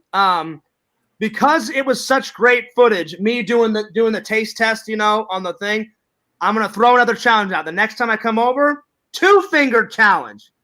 So I'm gonna put some hot sauce on this one, hot sauce on this one. I'll go, and we'll do it again. We'll do it again. We'll do it again. Because I've already. Yeah, you should just do the one wing and stop bitching out, dude. One wing. Everybody wants you to do the one wing. Should I try it? It's one wing. You already tried the sauce. You already know how it tastes. So the worst is gone. You know what it tastes like. Let me think about it. I'll either do the double barrel challenge that Pixel's saying, like the 2 fingers. Man, just do the one chicken wing challenge, like the one chip. I promise you won't regret it. Do I have to eat the whole wing, or just can I just bite? I mean, bro, it's one chicken wing. You eat the whole wing fast. Okay. Come on. If I could eat 10 chicken wings, all of them, without. If you guys see my video from 2018, I did the chicken wing challenge. I did 10 wings. I did not drink shit all the way to the end. So if I could eat 10 I'm just afraid chicken wings, I'm just saying, drinking shit, you could eat the one fucking chicken wing. But I almost called you HB. I'm sorry, LC. You just don't have Crohn's, though. I'm telling you, it's really hard to live with that stuff. And if I eat any food, I'm just worried that, I think because I didn't throw up or go to the bathroom because it was just one little taste test. I hear you. Yeah. There was no food with it. That's the only thing I'm worried about, because I may eat that and then all of a sudden I don't want hours and hours and hours of barfing and puking and shit. I hear you. You know what I'll do is I'll do this. I'll work up to it. I'll do the 2-finger double bear challenge that Pixel's saying, and then eventually I'll do the wing. So there it is, because I want some more epic footage, guys. Because I told Pixel's gonna edit the scene that I do the wing, and he's gonna send it to me on Twitter, or he'll just shoot me the footage, LC, because this weekend and next week I'm going to upload the Sleepaway Camp, and then I'm also going to start working on I'm going to start working on our footage that we did last week. So this weekend and next week, in between me working and in between me applying for jobs, I'm going to start editing all of our footage, okay? I'm going to get that up ASAP, and then Pixel's gonna send me one, because you also have that VR footage you got to put up. You know what I mean? You got to edit that. You still got to put up. I still have that, and I think what I'm gonna do is I'm gonna put up both things. I'm gonna put up just my reaction to VR and just put that raw footage up and make it into a vlog, and then on the main channel I'm gonna put me in the left-hand corner with the VR footage in the background, because I have all that. So I cannot wait, my friend. All right, let's finally get to some questions. Let me scroll up, because Pixel's been asking a question. He says, "Do you want me to send any jump scares?" Pixel, send me all those jump scares. Every single clip of me doing a jump scare, because I told Pixel and the fans yesterday, LC, it would be great. Sam said you should make a good 10-minute video of all the most famous classic jump scares. What do you think about that? Yay or nay? Yeah, I was there. I heard that. That's pretty cool. If he's able to collect that, if he has, 10 minutes is a lot of jump scares. Do you even think you got 10 minutes of jump scares? I don't think you got 10 minutes. Well, Sam said I don't have 10 minutes yet, but he said fear. 10 minutes is a long time. Remember, jump scares is literally a jump scare is like a second. Maybe 2 or 3. What Sam about 10 minutes? Well, what Sam and Pixel said, what I could do is Sam gave me the idea. He said, Fears, not only put the jump scare in there, he said, but put in like a minute before the jump scare, and then a minute after the jump scare, and then the actual jump scare. And Pixel said, Fears, you don't have 10 minutes yet. He goes, but I'll keep clipping them for you. And he said, as you generate more footage, probably like in a couple of weeks, we will have 10 minutes worth. And I didn't know this. Did you know this? Sam said the acronym for YouTube, they said to get the most views, they said YouTube loves always 10-minute videos. They said if it's anything below 10 minutes or after 10 minutes, you won't get a lot of good views. And I had no idea about that. I thought it was like film school, like less is more, you know? Yeah, no, I knew that. You gotta have at least more than 10 minutes, and then so at least YouTube can push it. Any videos 10 minutes and more, you have better chances of YouTube pushing it. Yeah. I heard about that. You know, I mean, 'cause like I said, I would do my research, and then some of the people that I follow on YouTube, they're like tech nerds, and that's what they do, and they give updates when it comes to stuff on YouTube. So I told Pixel, I said, as me and Sam play more games, I told him, he already, see, that this is how good of a friend Pixel is. Even before I asked him to save me all those jump scares, he's like, hey, Fierce, I've already started saving them. And I'm like, send me every single one, because when I do have enough footage, I'm going to make about a 5 to 10 minute jump scare video. I don't know what I'm going to call it. I think I'm going to call it like Fierce's favorite jump scares, or the best and the worst jump scares, something like that. All right, let's go on. So I already answered this. Pixel said I would be a good catcher because I love baseball. But when I was a kid, my 3 positions I played was left outfield, third base, and then first base. So question to you, when you were a kid, did you play baseball? And if you did, what was your favorite position that you played? Yeah, I played catcher, I played right field, and I played left field. Oh, so you played left outfield too, like I did. Nice, man. That's awesome. My brother was a pitcher. My younger brother played pitcher. Oh, that's cool. That's what's up. No, so he would be a pitcher, and I would be the catcher. You know what, Pixel? I gotta say, Pixel said I would. He goes, I figured you were a catcher. You would think, like I was always good at catching balls in baseball, but wait, I just set myself up. Oh shit! There it is. There's the next troll video. I kid you not, LC. The next troll video, they're just gonna loop. Yeah, I was pretty good at catching balls. Well, you know what I meant. I wasn't meaning anything sexual. No, like I never dropped a ball ever in baseball, or hardly ever. Like I always, like, as soon as they hit it, I would always run, catch the ball, throw it in as quickly as I can to tag them out. And I'm thinking as a kid, there's only a handful of times in my brain that I actually did either miss the ball or have to run and pick it up off the ground. I was really good at catching. You know what my mom did to me once when I was young? What's up? Because when I first got into catcher, I was really young. So I used to be scared of the ball. And they were like, "Yo, you can't be scared of the ball. You have all the equipment on." But I would still be scared of the ball still. So then they tied me up to a gate. This was in Puerto Rico. They tied me up to a gate. Okay. And then they started throwing the ball at me. Without me catching it, I can't catch it. So they were throwing the ball at me while I was still in catcher gear. Mm-hmm. And I was getting hit with the ball, the face and the chest. But it was so I could stop being scared of the ball. It's like, hey, the ball can hit at some point. But you got to remember, you're protected. Your job is to catch it. But if you get hit, so I'm there, I'm tied up behind my back, I'm on my knees, catcher outfit on. And you were on your knees and you were catching balls? Oh, my Lord. Balls to the face. Pause. See, that joke went way over your head. I said you were on your knees catching balls. I caught it. Okay, I'm good. You know what? Like, it's funny, Pixel said that, like, I'd be good as a catcher. I wouldn't mind playing a catcher in baseball as good, but I'll be honest, Pixel, I never got the opportunity. Like, my coach, like, I really admire him. LC, I'm sure you admired your coach on baseball. He was the coolest, nicest, coolest dude ever. And even if we lost, he would always be like, "Hey, good game, you guys. You tried." And he would always take the entire team out for lunch or dinner, whether we won or we lost. That's just Pixel says that's smart. They made me face my fears. Right? It wasn't smart at the time. I was crying, so I was still on my knees, taking balls to the face in full freaking catcher gear, crying because I was scared. But they were still doing it. The thing is, I had to break out of it.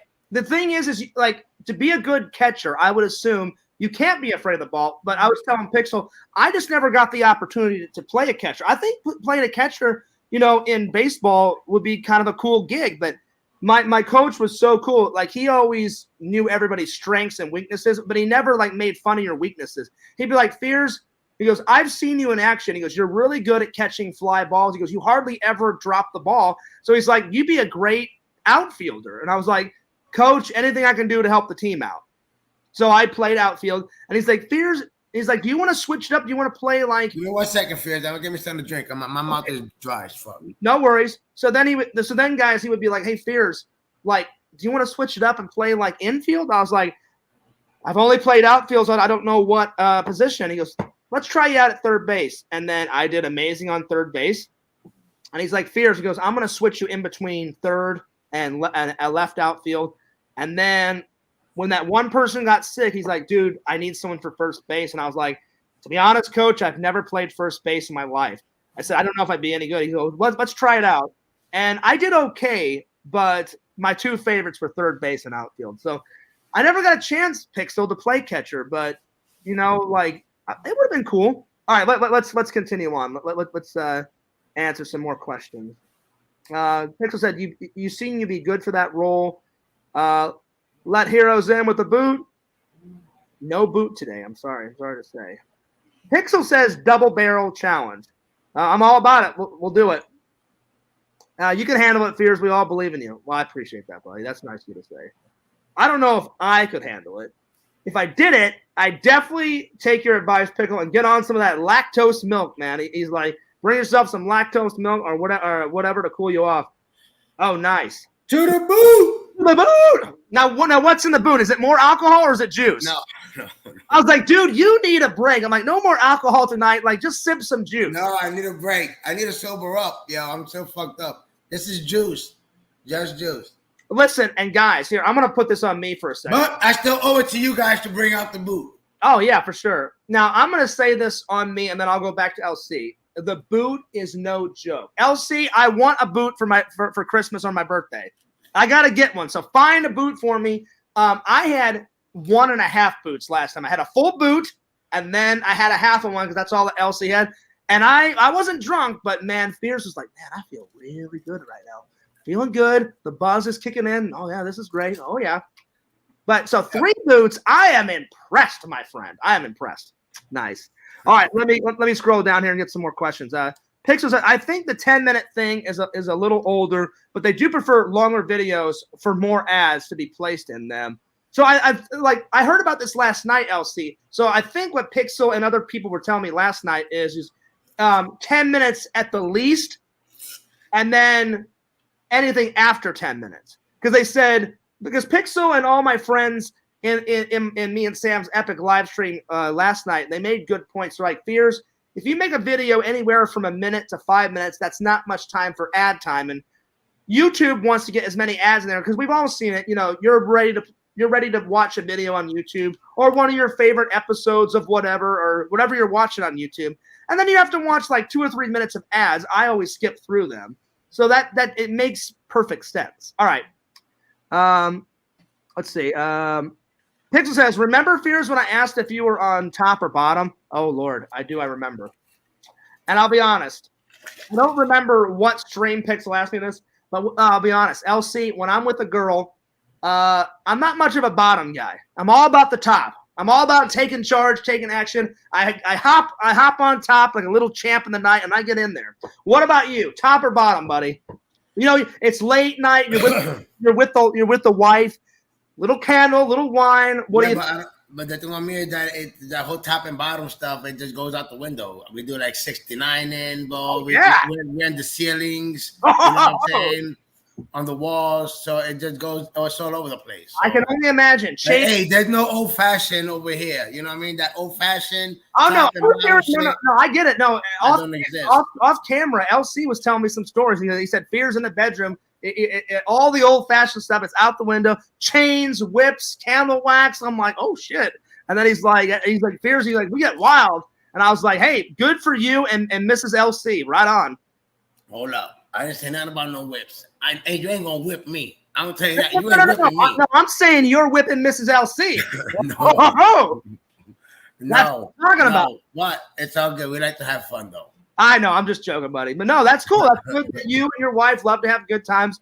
That's what it's all about when you're married. It's all about having good times and hanging out with your wife and loving her and all that good stuff. 20 years strong, baby. Dude, I think that's awesome. I wish I could have found someone earlier. I mean, I can't wait to get married and have kids. Hopefully, yeah, man. But it couple kind of years. sucks, right? Because It you're does already you're already older and you're just starting now. Yeah. It's like, bro, I'm already finishing now. Like, fuck that. My oldest is 20. My middle is 16. My youngest 6.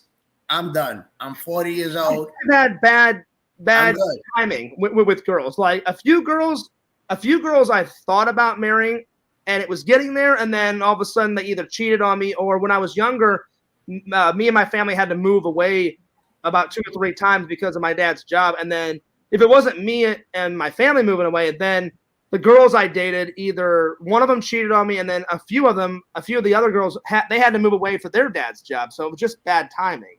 So there's only been 2 girls that I actually have thought about like marrying. And one girl was in Missouri. Her name was Allie. And then the recent one, Casey. And it just didn't work out. So it sucks that I have had bad timing with girls in the past. And I didn't mean for that to happen.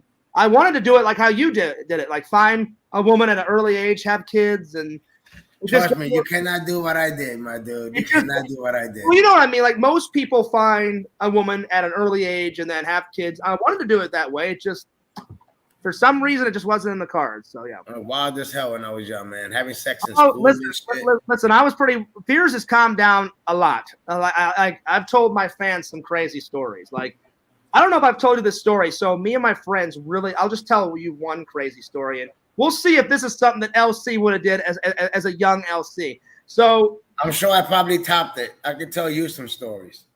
Oh, well, tell me some stories. But here, I'm going to tell you one story that it's probably one of the most legendary things that we did, but it was pretty damn stupid.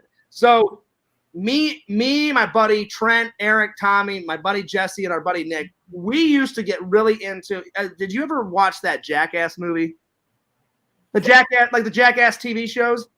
Yeah, I seen the movies. Not the new one, but yeah, I seen them all. So we used to get really into the TV shows and the movies. And I don't know whose idea it was, but someone in our group said, "Hey, Fears, like, forget Jackass. We'll make our own Jackass." And he goes, "Your dad just gave you a video camera, for Christmas." And I was like, "That's true."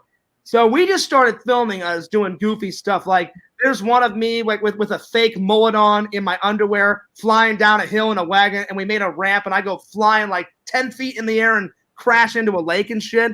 Well, Eric always wanted to like top everybody else, and then we just kept like, you know how guys are. If he did something, then I got to top him. And then Trent's like, "Oh, Fears, you did this. Well, I'm definitely going to top you the next time we film something." So this was, I believe, Trent's idea, but he gave it to our friend Nick to do. And Nick wanted to. It was Nick's first time filming with us, and he said, "Fears, I've got to go nuts. I've got to go epic." And he goes, "Give me 1 second." So we're in the Walmart parking lot. He goes to his car. He grabs a big like Home Depot, like those orange buckets, And Eric looks at me and he goes, "Fears, what the fuck is Nick doing?" I'm like, "I have no idea." And he goes, "I'll be right back, guys." He goes behind Walmart with his car, comes back, I don't know, 10 minutes later, he goes, "All right, I'm ready." And Trent's like, "Nick, what the hell was the orange bucket for?" He goes, "Oh, you'll find out." So we go to this gas station, and Trent gets out of Nick's car, and he's like, "Fears, I don't know what was in that bucket," but he goes, "I think it's shit." And I said, "Why do you say that?" He goes, "Because he had the bucket in his back seat, and it smelled like shit." I go, it probably is shit." And I get out of my car, and it was Eric, Tommy, and all the other guys in my car, and Trent was in Nick's car. And I said, "Nick, I've got one question for you." And he goes, "What's up?" I said, "Did you take a shit in that bucket?" He went, "Oh, you bet your ass I did, Fears." And I look over at Trent. I'm like, "Well, there you go, Trent." And I said, "So what's this shit for?" And he goes, "Well," Fears, he goes, "I thought of this idea." And I said, "I want nothing to do with that." I said, "I'll be the cameraman." I said, "I'm not getting anywhere near your shit." And he goes, No, Fears, this is all me." And I went, "Okay, so what's the idea?" He goes, "I got this idea." Where Nick got this idea, I don't know. Like, his brain is like mentally corrupt. He goes, "Fears," he goes, "I brought some rubber gloves. I'm going to go to a gas station. I'm going to put on the rubber gloves." Hey, Fears, hold up real quick. Shouts out to Pixel real quick, because he actually put on my Discord the video that you're doing, your live stream that you're doing. He actually put it up on the Discord. So shouts out to Pixel putting it on there. If you he put the link. If you like, he put the link on there. Yeah, I just on the private chat that we're on, I'm sending it to you. Remember, only you can put it on the chat. So it's right there on the private chat. You can go ahead and copy and paste. That way you can have it, and then everybody else that wants to join. Oh, this is your Discord. All right, here. Well, here, let me link it out. So, guys, the link that I'm about to put in the chat is Heroes and Villains Collectibles official new Discord. If you like his channel, check out his Discord. After the stream, buddy, I will give it a look-see. There we are. So let me just link this. So this is your Discord, right? Yes, sir. All right, well, there it is, guys. I put it in the chat, so check out Heroes and Villains Discord. Yeah, man, just join me there. We could talk some shit, fuck around, whatever. You know what I'm saying? Yeah. Again, have fun. I'll think about joining. I'm just kind of weary of Discords because, like I said, my last Discord experience was hell on earth. I did not enjoy being in a Discord. So anyway, so let me get back to the story. So we're all kind of worried, right, LC? We're like, Nick, rubber gloves, shit. Like, we had no idea what he was about to do, right? So you can only imagine what we're thinking. And I said, so what's the idea? He goes, Fears. He goes, it's just gonna be in my car. He goes, you guys are gonna go across the street. You're gonna film from a distance. He goes, I'm gonna go to a gas station. That gas station across the street. I'm already gonna have the rubber gloves on. He goes, I'm gonna scoop some shit in my hand. He goes, and then I'm gonna act like I'm gonna pump my gas. And he actually did buy some money and pump some gas. He goes, and then as I'm putting the pump handle back, he goes, I'm going to smear some shit on the pump handle. He goes, and then the next person. You guys are disgusting. This is Nick. We had no idea, but we were young and stupid. And I didn't really like the idea. I said, oh, man, the next person that grabs that handle, they're going to get shit on their hand. And I told everybody, they thought it was hilarious. And I was like, I don't know, man. I'm like, come on, Fears, this is legendary. I'm like, I don't know, man. I'm like, I'll film it. So everyone else is like giggling in the background. I giggled a little bit, but I felt so bad for this person. But again, I was like 16, 17, young and stupid. So we're across the street. I filmed Nick doing it. Go out. This nice old lady comes up, and I'm like, oh, God, here we go. She gets out. She starts pumping her gas, and all of a sudden she goes ballistic. Then she runs inside. We're all laughing. Nick's like, get the fuck out of here, Fears. I stop recording, and we just fucking drive off. So that was one of the craziest moments of Fears' young life. It was pretty out of control, buddy. Pretty out of control. Pixel says, I put it in there saying that Hero is on right now with you people for people to watch. Nice. Very cool. Very cool. What's up, Sebastian? Yeah, so when it comes to like I said, when it comes to this whole Discord thing, to be honest, I'm new at it. Like I said to everybody, shouts out to my daughter. She was the one that actually created the entire thing for me. She was really nasty with it, you know. A lot of you guys asked for it, and we did it. You know what I mean? It happens to my daughter knew how to do it. She was able to help me out with it. We set it up. Everything looks cool, looks nice. You already know. By the way, we had a bunch of people show love. You know what I mean? Tyler the heckler. We had also Joey Mercenary Man also show love. Pixel, you know what I mean? So. Well, if those guys are in it, then I probably won't join because I'm going to be honest. I can't stand Joey and I can't stand Yakov. I'll have a look-see, but I don't know if I'll join. Hey, once again, Fears, like I said, bro, you got to learn not to give a fuck about what other people say or think, bro. It's not. If not, what you're doing is you're giving them too much credit. You know what I'm saying? No, LC, like, you're my friend. I'm going to be honest with you. I have gave Joey and Yakov, I kid you not, a million chances. They don't like me. I don't like them. No, I hear you. You have your reasons. I'm not saying that, and that's all fine. I just cannot stand them anymore. I've gave them ample chances. I hear you, and that's all fine. But don't let somebody else dictate your shit. It's okay to have issues with somebody, but just because you have issues, you're gonna let them ruin your own. You know, fuck that. No, it's not about that. I guarantee you, it's like clockwork. I know what these guys are all about. The minute I would join your Discord, all hell would break loose, and Yakov would attack me. He would. I know he would. So I'm just too much. He's too immature. I'm too mature to put up with that shit. So I'll have a look-see at it, but I just like to stay away from negative people. I'll definitely have a look at it. If they weren't in it, I would probably join. But since they're in it, I probably won't join. Whatever you want, my friend. It'll be there. I have my reasons, and I just like to. Yeah, it's all good. Like I said, I respect all that. You're my friend, and I love you like a brother, buddy. It has nothing to do with you. It has nothing to do. I totally respect the hell out of you. I can't wait. Yeah. Hey, you're good. I don't take it personal, brother. I ain't taking it personal at all. I haven't even joined Randy's yet because all those idiots are in there. But I'll have a look see. I'll dive in and check it out. I'll think about joining. I haven't said no yet, but I'll think about it. But yeah, I didn't want to hurt your feelings, buddy. I cannot stand that. Hey, you ain't hurting my feeling, my dude. Hey, you have your own reasons, whether you want to or you don't. At the end of the day, it's not hurting me at all. You just cannot stand some people on the internet, and I've gave them a bazillion chances. Joey, I'm actually thinking about unblocking. I haven't heard from him in years, so maybe me and Joey could salvage our friendship. Yakov, there's absolutely no way in God's green earth. Never. So yeah. Anyway, but I appreciate Pixel getting you. Was it? What do you think? Was it just Pixel getting you to 1,000 subs, or was it other people too? Because that is amazing. That's the best. No. We have everybody. Obviously, everybody showed love and supported because of everybody that I was able to do that. You know what I mean? Well, that's the most amazing. But I was just like about 3 subs away. And he just subscribed it with his other channels and showed love. You know what I mean? So Pixel was the one that helped you get to 1,000. He helped me get the last 3. That's awesome, man. That is awesome, dude. And that's how cool of a guy Pixel is, you know. Like I remember Pixel, like when he first found Fears, he wrote me and said, "Hey Fears, I love your content. I subbed both on your 2 channels, and you know, I've been his friend for quite a long time. Like one of these days, I cannot wait for the epic hangout of me and Pixel." So yeah, Pixel says, "I think Yakov and Joey would be kosher." Doubtful. Joey maybe. Yakov definitely not. I only provided the last. Let's see. I only provided the last 3 he needed, but he would have gotten them regardless. Oh yeah, I know. LC, your channel is amazing. I guarantee it. Without Pixel's help, you would have gotten the last one. But it's cool that Pixel gave you. He didn't have to do none of that. He didn't have to do nothing for me.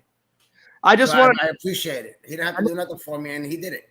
Absolutely. And then he said, "I just wanted to go ahead and get in there," and we both appreciate that because I was like, for me personally, it's a big deal. So I appreciate it.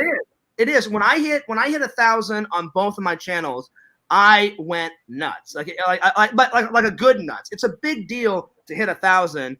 It's a big accomplishment to hit 1,000 on YouTube. And I'll show you how much what I did. I haven't done it for Fears vlogs yet. I want to. I may buy it and put it under the tree for Christmas. I haven't decided. But when I hit 1,000 on Fears Man 26, I knew for a fact. I'm not saying I'll never get 100,000 subs. I'm not saying that I'll never get 100,000 subs, but I may not ever. So what I did is on eBay, you can buy a fake YouTube play button, and I had one made. I had one made. Nah, son, I ain't buying no damn fake ass YouTube button. Listen, I did it as a joke, but it's really cool. I had someone make me one celebrating 1,000 subs. So that's what I did. And but there's no 1,000 sub play button, right? There isn't. But like to show how excited I was, I said I'll probably never get 100,000 sub play button. Okay, so for me to get the first play button, what's the number? How many subs do I need? Oh, this is it. So the first play button you get is at 100,000. That's a silver one. Then I gotta get 100,000 for the first play button. Yes. Damn. So the first one is 100,000. The second one is at 1,000,000, and that's a gold play button. I'm sorry. The million is help me out, Pixel. I think the 1,000,000 one is a silver play button at 1,000,000. The gold one is at I think 5 million. I think. Then at 10 million, you get a diamond play button. After 10 million, there's only like one guy that's ever gotten it. His name is PewDiePie or whatever his name is. Yeah, PewDiePie. He at 50 million. It was either at PewDiePie and I'm sure Mr. Beast has gotten the shit too. Yeah, either at 50 million or 100 million, you get a red ruby play button, and then that's all they have. Because I don't think anyone's ever gotten over 100 million, but he did. So it's a silver one, and then the silver one when you hit 100,000 is a tiny play button. Then at a million you get a bigger silver play button. Then I believe it's at 5 million you get a golden play button. And then at 10 million, you get a diamond one. And then at 50 million or 100 million. I have a long way to go to get those play buttons, then. That's what you're saying to me. I have a long way to get those play buttons. So, and I've been at it a long time, and I'm nowhere near it, so that's why at 1,000, I was very proud of myself. And I said, well, I'll probably never get to 100,000. That's kind of why. So do you understand why I made the fake play button? One, I kind of wanted one on the wall to celebrate 1,000. I thought it would be funny. My fans thought it was funny. I just haven't bought a fake one yet for the Fears Vlogs channel, but I think I will. So the only one that's on the wall right now is the one that I made up for myself. It says, congrats for reaching 100,000 subs on Fears Man 26. So I thought that would be funny. So I said, at least I have that fake one. I may never get the 100,000. So that's the goal before I die. That's funny. That's the goal. At some point, I'd love to have 100,000 subs. It probably will never happen. But, you got to have those goals and those dreams, buddy. Yeah, I mean, you never know. You can never say never, bro. I'm never going to say. I didn't think I'll get to the 1,000, and it took long enough. But, I got it, And you know what? I'm really proud of you, buddy. I'm really proud of you making it to 1,000. And shout out to all the fans, all my loving and loyal fans for helping my buddy LC get to 1,000. That is fucking awesome. Pixel said he would have gotten them later in the night. Oh, I'm sure he would have. All right, LC. So to end this, I don't know if you heard before you came in. Sometimes I like to just pick random questions off the internet. It's a lot of fun and just answer them. So I'm going to pull up some questions. I'll ask you a question and then I'll answer. So the first one is what was your favorite subject in grade school that you enjoyed the most? PE. Oh no. I mean, it depends. I mean, it's. I mean, in high school it was music. You know what I mean? Like I always enjoyed music. The question was, what was your favorite subject in grade school? So from kindergarten to 5th grade, what was your favorite subject? Back in the day. Oh, that would be gym. Okay, I had two. I always since I love film and art and all that stuff, I had two. I loved PE like LC, but if it wasn't PE, then my second favorite one was all the art classes because I always loved painting and drawing and all the film and stuff. So yeah. All right, next question. The next question is what was your very first family vacation that you can remember? My first family vacation that I can remember. Mm-hmm. Because mine's really easy. The very first one that I can remember the most, I was 5 or 6, and it was the very first time that my parents took me and my brother was only a couple of months, maybe a year old. We all went together as a family to visit my British family in England. So that was like our very first that I can remember. Yeah, that's nice. I was like 5 or 6, and we went to England to visit my British family. So that's the first one that I can remember. What about you? I mean, the only thing I can think about is going to Puerto Rico, really, when I was younger. Because when I was younger, I only went to New York. I was in New York, then I went to Puerto Rico, then back to New York, back to Puerto Rico. Well, I mean, so that's an awesome family vacation. It's on my bucket list. I've heard Puerto Rico is beautiful. I'm sure it is, and I would love to go vacation there. Is it really beautiful? Like, is it super nice there? Yeah, it's really beautiful, especially the beaches and stuff. Hey, I gotta get more familiar with the Discord and where the comments are coming from. But huge shout out once again to Pixel. He put some pictures here of some wrestling figures because I do have a toy chat, and in the toy chat, So like I said, when you get in Fears and you actually come check it out, you'll be able to see the hashtags that I got on here for us to be able to have good conversation, also private conversations. You know what I'm saying? I don't know if I'll join, but I'll. You didn't have to join, but you just come in and check it out, and then you see what it's about. Right now, yeah, Pixel, there's some nice figures. Pixel, he got a Sting. That's a Sting figure signed by Sting himself. That's what's up. And then the other one is Shit, I don't know that character. Well, My Pixel, bad. Pixel, Pixel, go ahead and put the name of the other character. I know it's Sting and somebody else. well, Pixel is a big, I mean, huge wrestling fan. He's met tons of wrestlers, and he's even interviewed some. Like the Pixel, what was the girl's name at the convention? You sent me a clip. It was some girl, and she seemed really nice, LC. And he was like 5 feet away, like interviewing her.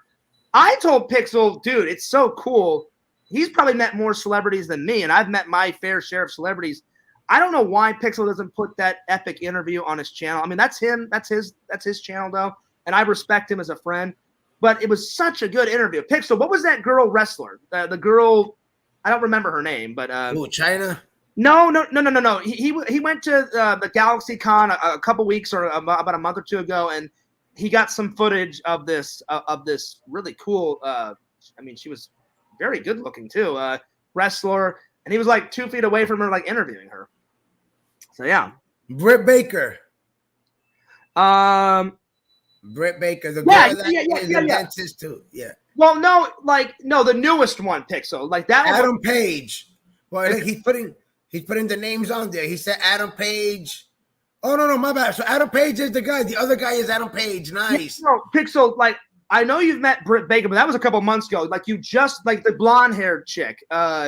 You were interviewing her. Or is blonde, red, something like that. Ruby. So he's met Ruby Soho. That was a great interview.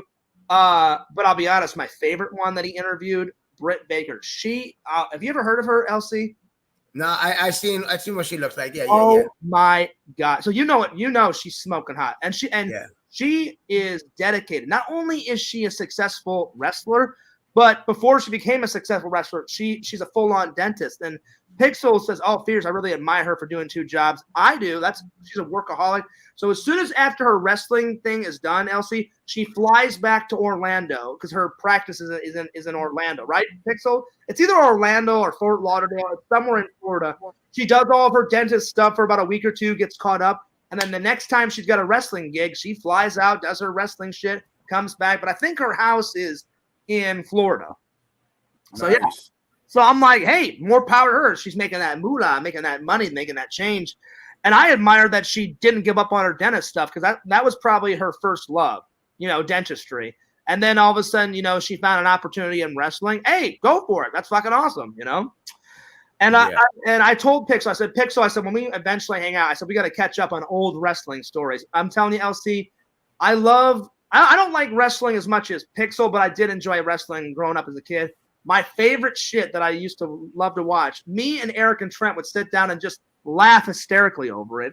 I loved it when Stone Cold just gave so much shit to Vince McMahon.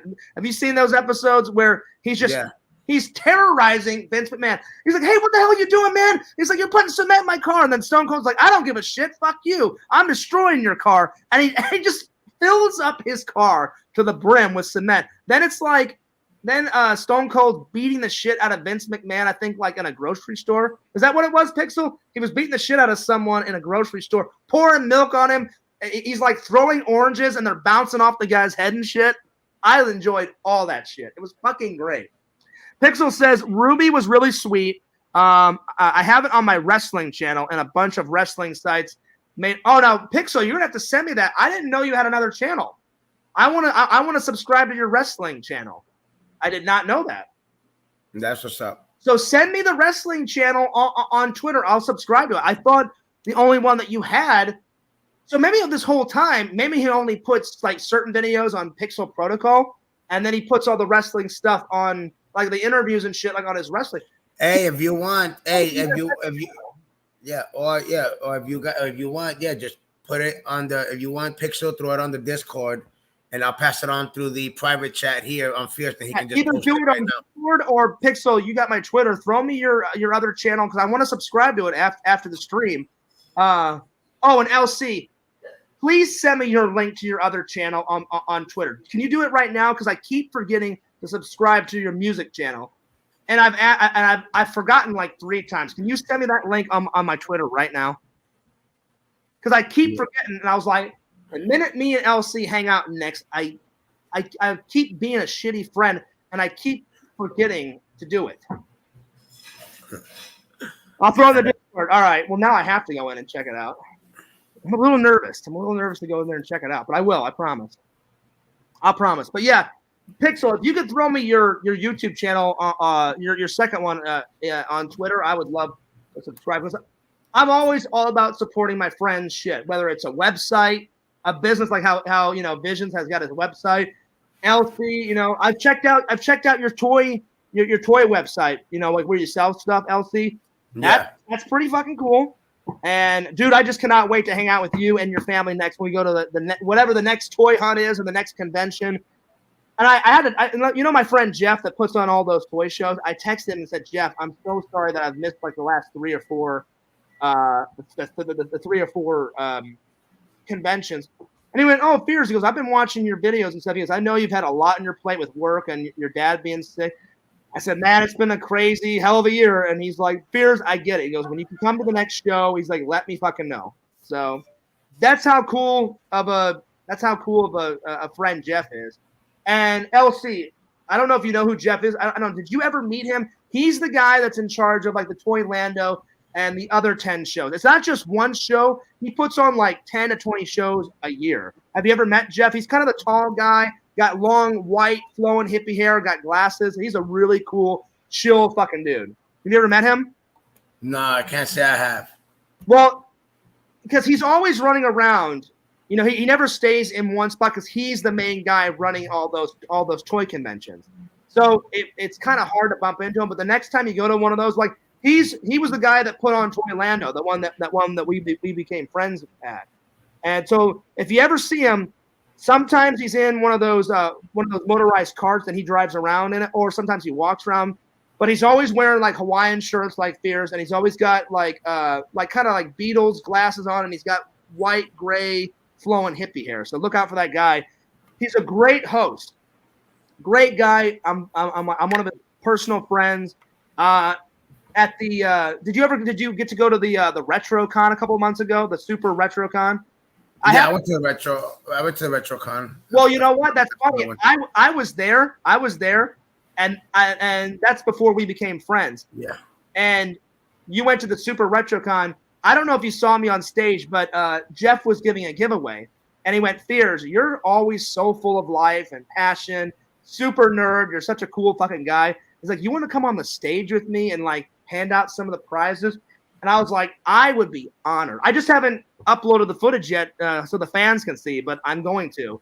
And I got to read off, like I had a mic, and he said, hey, Fears, read off the winners. And we handed out some cool shit. And then he plugged my channel on stage. So everybody got to hear my 2 channel names. That's how cool of a fucking dude Jeff is. So yeah.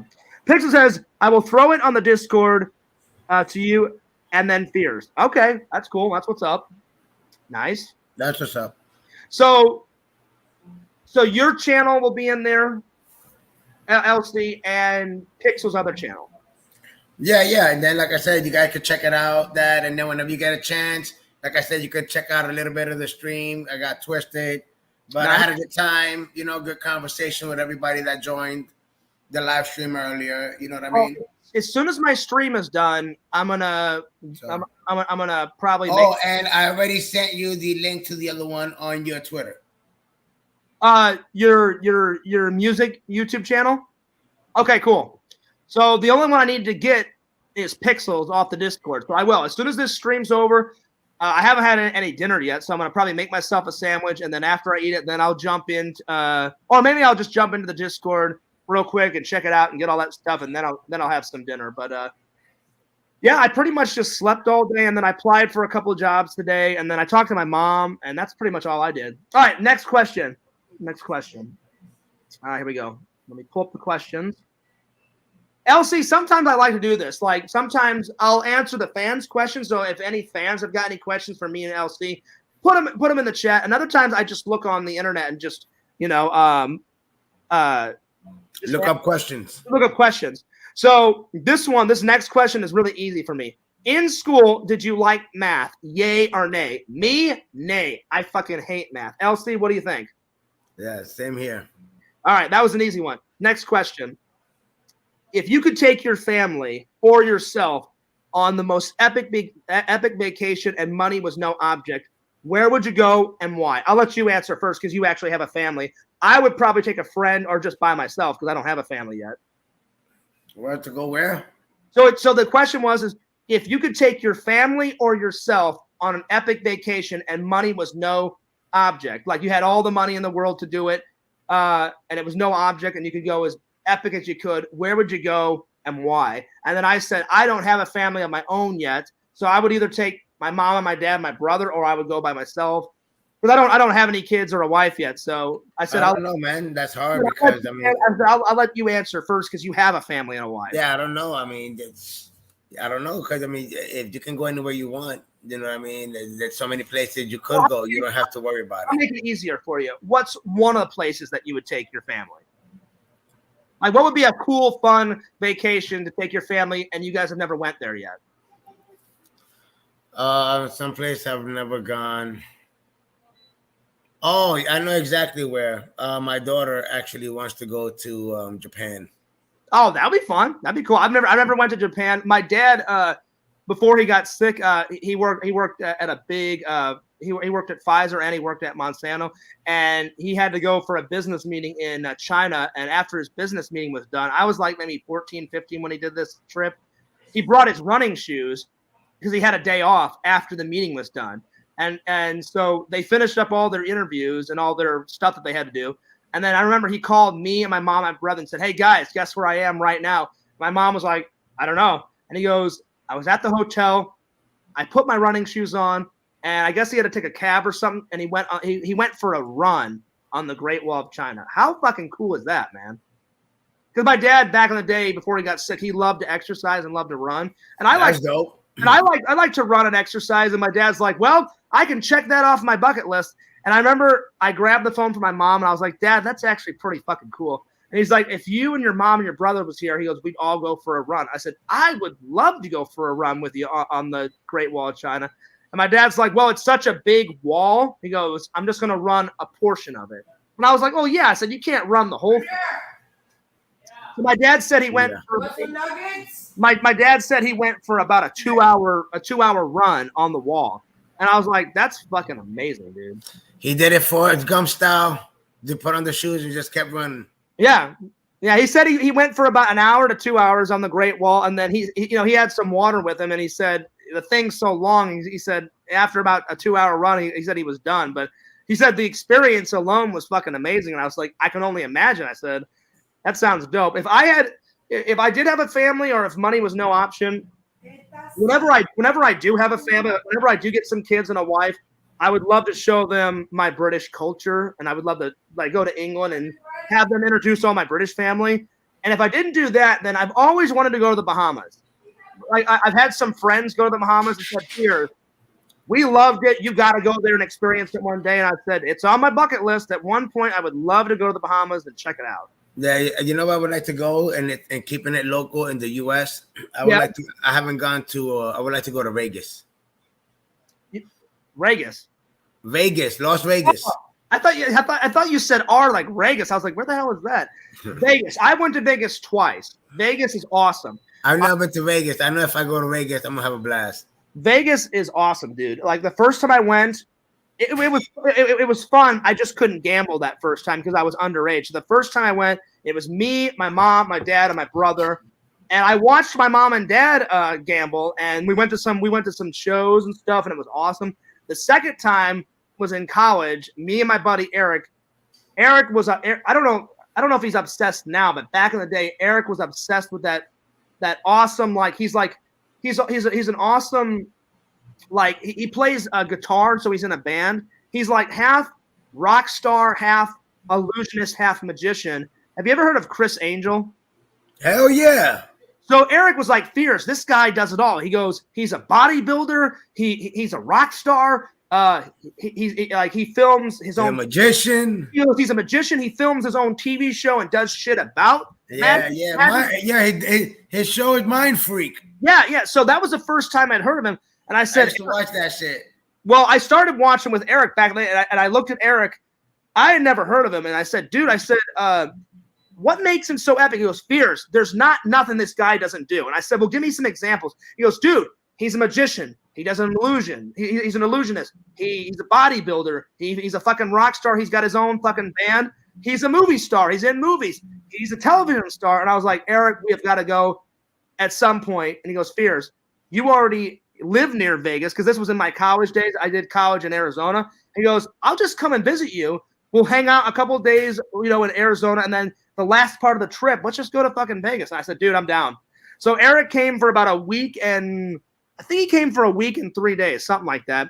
The first couple of days, I showed him my college, and then we went and watched some movies, and we kind of like hung around in Arizona, and then and then on the weekend, his last weekend, we did 3 days in Vegas, and we stayed at the Luxor Casino. Have you ever heard of the Luxor Casino? Which one? It's the big black pyramid. That's where. Yeah. That's where Chris Angel did like some floating shit. Yeah, on that triangle. Well, I don't know where he does his show now, but back in the day, he had his own apartment in the Luxor. The very tip top of the pyramid. That shines. Yeah, his apartment was at the very tip top of the pyramid. The Luxor said, "Hey, if you're gonna do your Mind Freak shows here, we'll just give you a free apartment and we'll build it at the top of the pyramid." So his apartment was at the top of the pyramid. I don't know if he still lives and does his shows at the Luxor. It's been a long time since I've seen his magic act, but me and Eric went. It was somewhere in 2010, 2011, and we were young, going nuts. We like hit up some clubs. We were macking on some chicks. We were drinking, boozing, going ballistic. Yeah. Me and Eric went and worked out for a couple hours. Then we hit up the pool, got more drunk, and then we went to a big, crazy buffet. The buffet was ballistically going nuts in the Luxor, and then we went to the Chris Angel Mind Freak show, and that's probably that would have been dope to go see him and shit. It was amazing. That's probably one of my favorite trips that me and Eric have done. Just me and Eric. Like, we've done other trips because he's one of my best buddies. Like we did one where me and Eric went camping. We did one where we visited some of his family in Orlando and stuff. Hey, and all that. Cameo Man says, "What do you think of She-Hulk heroes and villains?" Hey, Cameo Man. Baby. We got She-Hulk. This She-Hulk, since you're talking about She-Hulk, I'm actually giving away a She-Hulk for us hitting the 1,000 subscribers. So if you guys are not subscribed to the Heroes and Villains Collectibles channel, make sure to subscribe so you guys can get a chance to win the She-Hulk. And also, if you guys have not checked out our She-Hulk pre-show and watch parties, they're really awesome. We do them live. Wednesday is the pre-show, and then Thursday we do the actual watch parties for She-Hulk. So this Thursday will be episode 3. So make sure to join us. It's really fun. So so to answer your question, Cameo Man, I'm enjoying the show. Really awesome. Episode 2 was too short for me, which is my only part I didn't like. But besides that, I'm enjoying it. Well, LC, I can guarantee you that Cameo Man has already subscribed to you on both his channels, because Cameo Man is Randall Brown, my good buddy, one of my best buddies. He's a great guy. He also does magician stuff, and I'm going to throw him the link right now. I'm going to throw him the link, and we're going to get Lord Randall in here. He's a great guy, one of my favorite human beings on the face of the planet. Randall is one of my best friends. He's a great guy. So hang on, Randall, I'm going to throw you the link. Give me 1 second here. Because I haven't been able to hang out with Randall in person in quite a while. He's been busy. I've been busy. But Randall, that epic hangout is coming soon, buddy. As soon as I take care of all this job. Hoopla. By the way, LC, I'm really excited about that big epic interview coming up. It's in a few days. I can't tell the fans when it is, but it's sometime in September. $19 an hour. I really hope I get it. So just pray for me, buddy. Your whole family, just keep sending the prayers and the blessings, and all that good stuff. That's good for you, bro. That's good for you. Like I said, if I don't get it, no harm, no foul. I'm just gonna keep applying. But you said you get all those emails about like really good jobs, like $18 or higher. Send me some of those jobs, because you got my email now. Send me some of those jobs, buddy. I will, bro. I got you. I would really appreciate that. That's right. Pixel. Pixel says, shout out to Lord Randall. That's right. I think the better question is why wouldn't you give? Yeah, man. Shout out to everybody in the chat. Like I said, those watching now, those watching later on. You know what I mean? Dude, I'm so psyched for you, man, that you finally hit 1,000. That's fucking awesome, dude. That's amazing. Yeah, man. All right, so am I. Like I said, that's why today, I was chilling. I guess I celebrated a little too early. I didn't even know what time it was.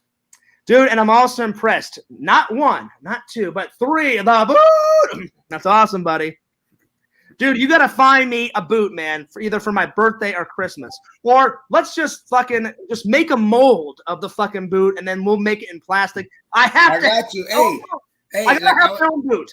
Like I was telling everybody, to be honest, I told everybody on my channel, we have the Heroes and Villains, Cash App. So if people want to support the channel, I already did the research. So I'm able to buy it by by bulk, by 100 piece.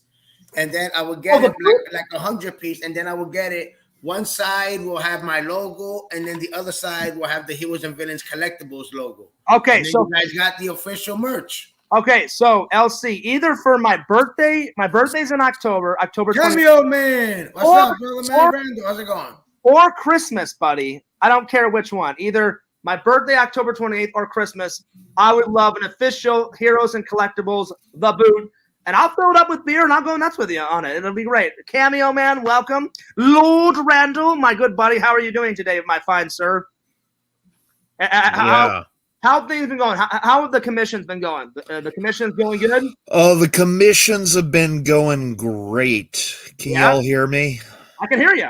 Yeah. All right. We can hear you. How many commissions are you working on right now? I just finished 2, and I'm done with those 2. Nice. So, yeah. And then how have the tips been going on the epic magician night? Oh, I'm sorry, karaoke nights. Oh, pretty good. Pretty good. I gotta get a refill for some juice. All right, go for it, buddy. All right. Randall, tell the fans, when was the last karaoke night, and how many tips did you get, buddy? Last karaoke night was Wednesday night. Nice. I made about $59 in tips. That's good, buddy. Yeah. That is good. I'm impressed. That's awesome. Yeah. Awesome. Well, hey, buddy, I hope the tips just keep growing and growing and growing and growing. I cannot wait. I miss you, man. I miss you. I cannot wait to hang out with you in person, buddy. Just things have been going kind of crazy right now. I know you've had a busy schedule. I've had a busy schedule. I had to go visit my parents and all that, but we will hang out soon. Whether you come over here and hang out, or I'll nip on off. And I haven't been even able to go to the beach, Randall. And you know how much I love the beach. The last time we went to the beach was 4 months ago, 5 months ago? Yeah. So I'm overdue for another beach. Fears likes working on the tan. You know what they say, don't be a little baby beach. Oh, wow, Randall. That was great. That was nice. Nice there, buddy. That was good. I like it. A little baby back bitch. A little baby back bitch. You know what I'm working on, Fears? What are you working on? I'm writing the 7th episode. Yes. Of Kenobi. Oh, wow. Wait, is this a commission for somebody, or this is just for fun for you?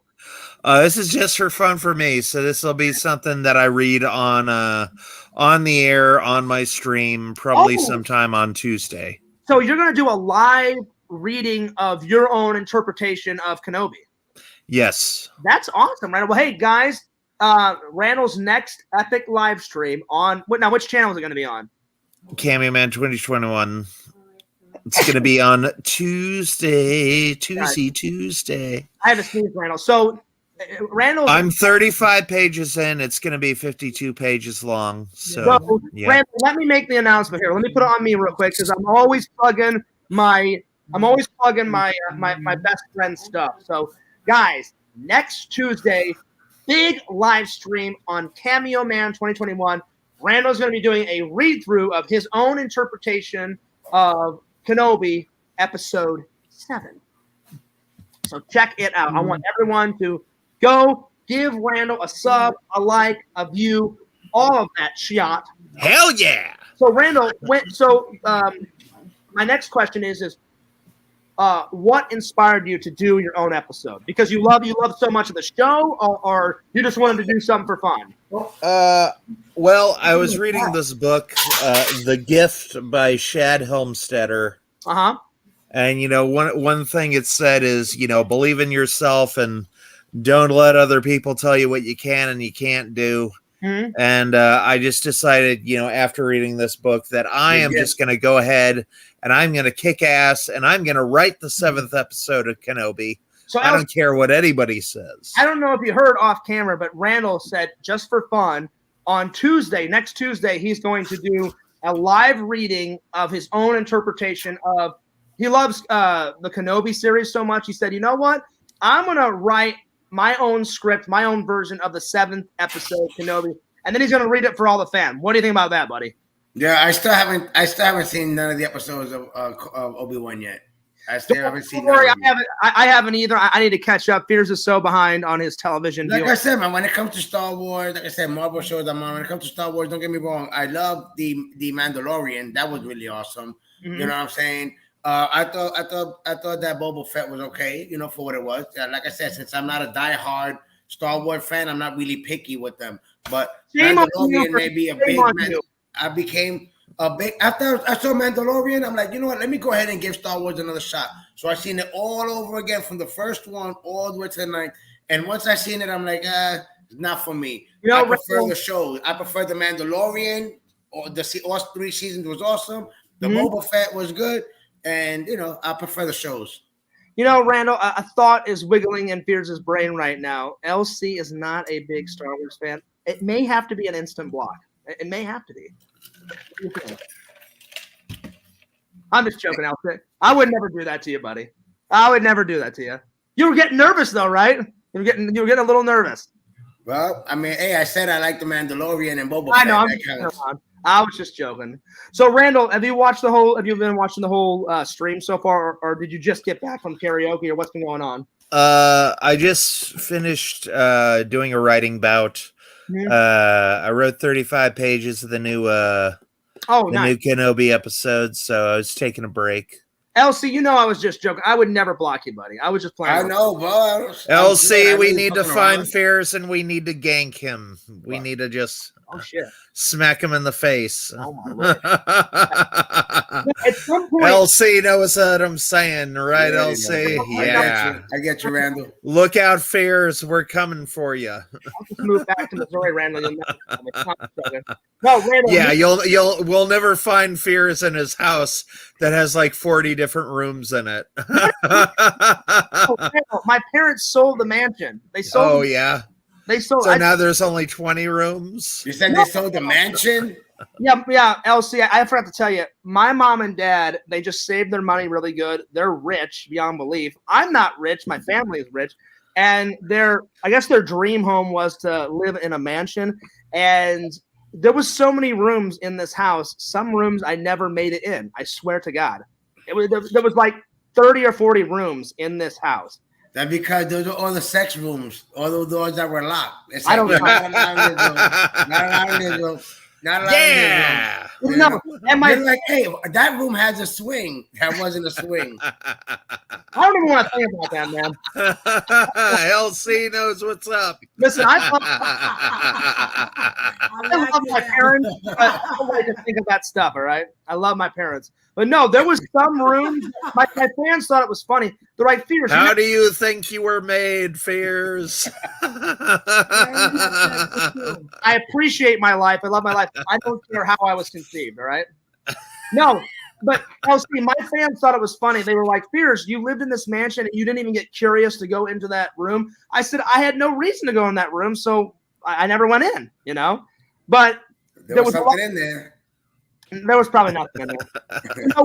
One time I did a mansion tour, and they thought it was funny. They're like, Fears, you've never went in that bathroom? Never. Not until now. And then so eventually I went into every single room, and I did it for the tour. But there was about 30, 35 rooms in this mansion. And then when my parents got older, they said, well, we're going to get like a nice ranch house. We need something smaller. But that was their dream house, and I'm glad they achieved their dreams, and that was good. And they sold it. So now they live in a nice small like ranch, one ground level room. But yeah. So yeah, Randall, the ranch only has about 6 or 7 rooms in it, if I'm being honest. It's a nice house though. It's very nice. It's very nice, quaint, small. So yeah, it's very nice. So Randall, I was telling LC he's about to hit the 3rd episode on She-Hulk. Have you seen any of the She-Hulk episodes? Because I said the next time I go over to LC's and hang out, I'm gonna catch up, and by the time we hang out next, LC, I'll have to catch up and watch all 3 She-Hulk episodes with you. So I can't wait for that. By the time we hang out again, I'm sure the whole season's gonna be done. You think? I don't know. You be bullshitting sometimes. What do you mean? I mean, like I'm not bullshitting whenever we're gonna hang out. I'm just. You let me know whenever we link up. Okay, I'm just saying, like, I'm not bullshitting about that. I was bullshitting that I haven't been able to see the episodes yet, but I want to. I want to see them. So that's no bullshit. It's just bullshit that I haven't seen them yet. Hey, right now we're talking a lot of bullshit. But I'm saying it's not. I do want to hang out. I'm just saying. I'm fucking with you, yo. I know, man. When are you not bullshitting with me? All right, Randall. So what do you think of She-Hulk? Have you watched any of the episodes yet? No, I haven't seen any. I've seen tons and tons and tons and tons of reviews which had clips in them. Yeah, I don't watch clips. Like once the trailer comes out, I just watch the first trailer and that's it. I don't watch the TV spots because to me that's just spoilers you're giving out now. All these little, I don't watch them. I just seen the thing and it's awesome because all these episodes, you go in looking fresh, but they're 30-minute episodes. Well, realistically, like more like 25-minute episodes. Well, you said the last one was like super short. Yeah, but all the episodes are like the same. They can still be 25-minute episodes, but depending on how the episode is made, two episodes could be 25 minutes long, but one can feel shorter than the other one. You know what I mean? Because the first episode, everything was so much. The first episode, it actually felt like about a 45-minute episode, but It wasn't. It was so much good shit. Everything was packed in such a small episode. Everything was good. This one, the second episode left you wanting more. You're like, what? Like, it just ended. Like, how are you just going to end right there? So, And I'll be honest with you, LC and Randall, I love, I've watched a couple of trailers. I've watched some clips off of YouTube to get me prepared whenever I watch the episode with LC. I love that they added Bruce Banner into it. Like, at first I thought, it's just going to be about that woman, the She-Hulk lady. But since Bruce Banner is a Hulk too, it's good to get him in there too. And I think that's dope. And then that's awesome. Well, Heroes and Villains, just for you, and I was thinking about doing this right after I did my Kenobi script, is I am going to script an episode of She-Hulk.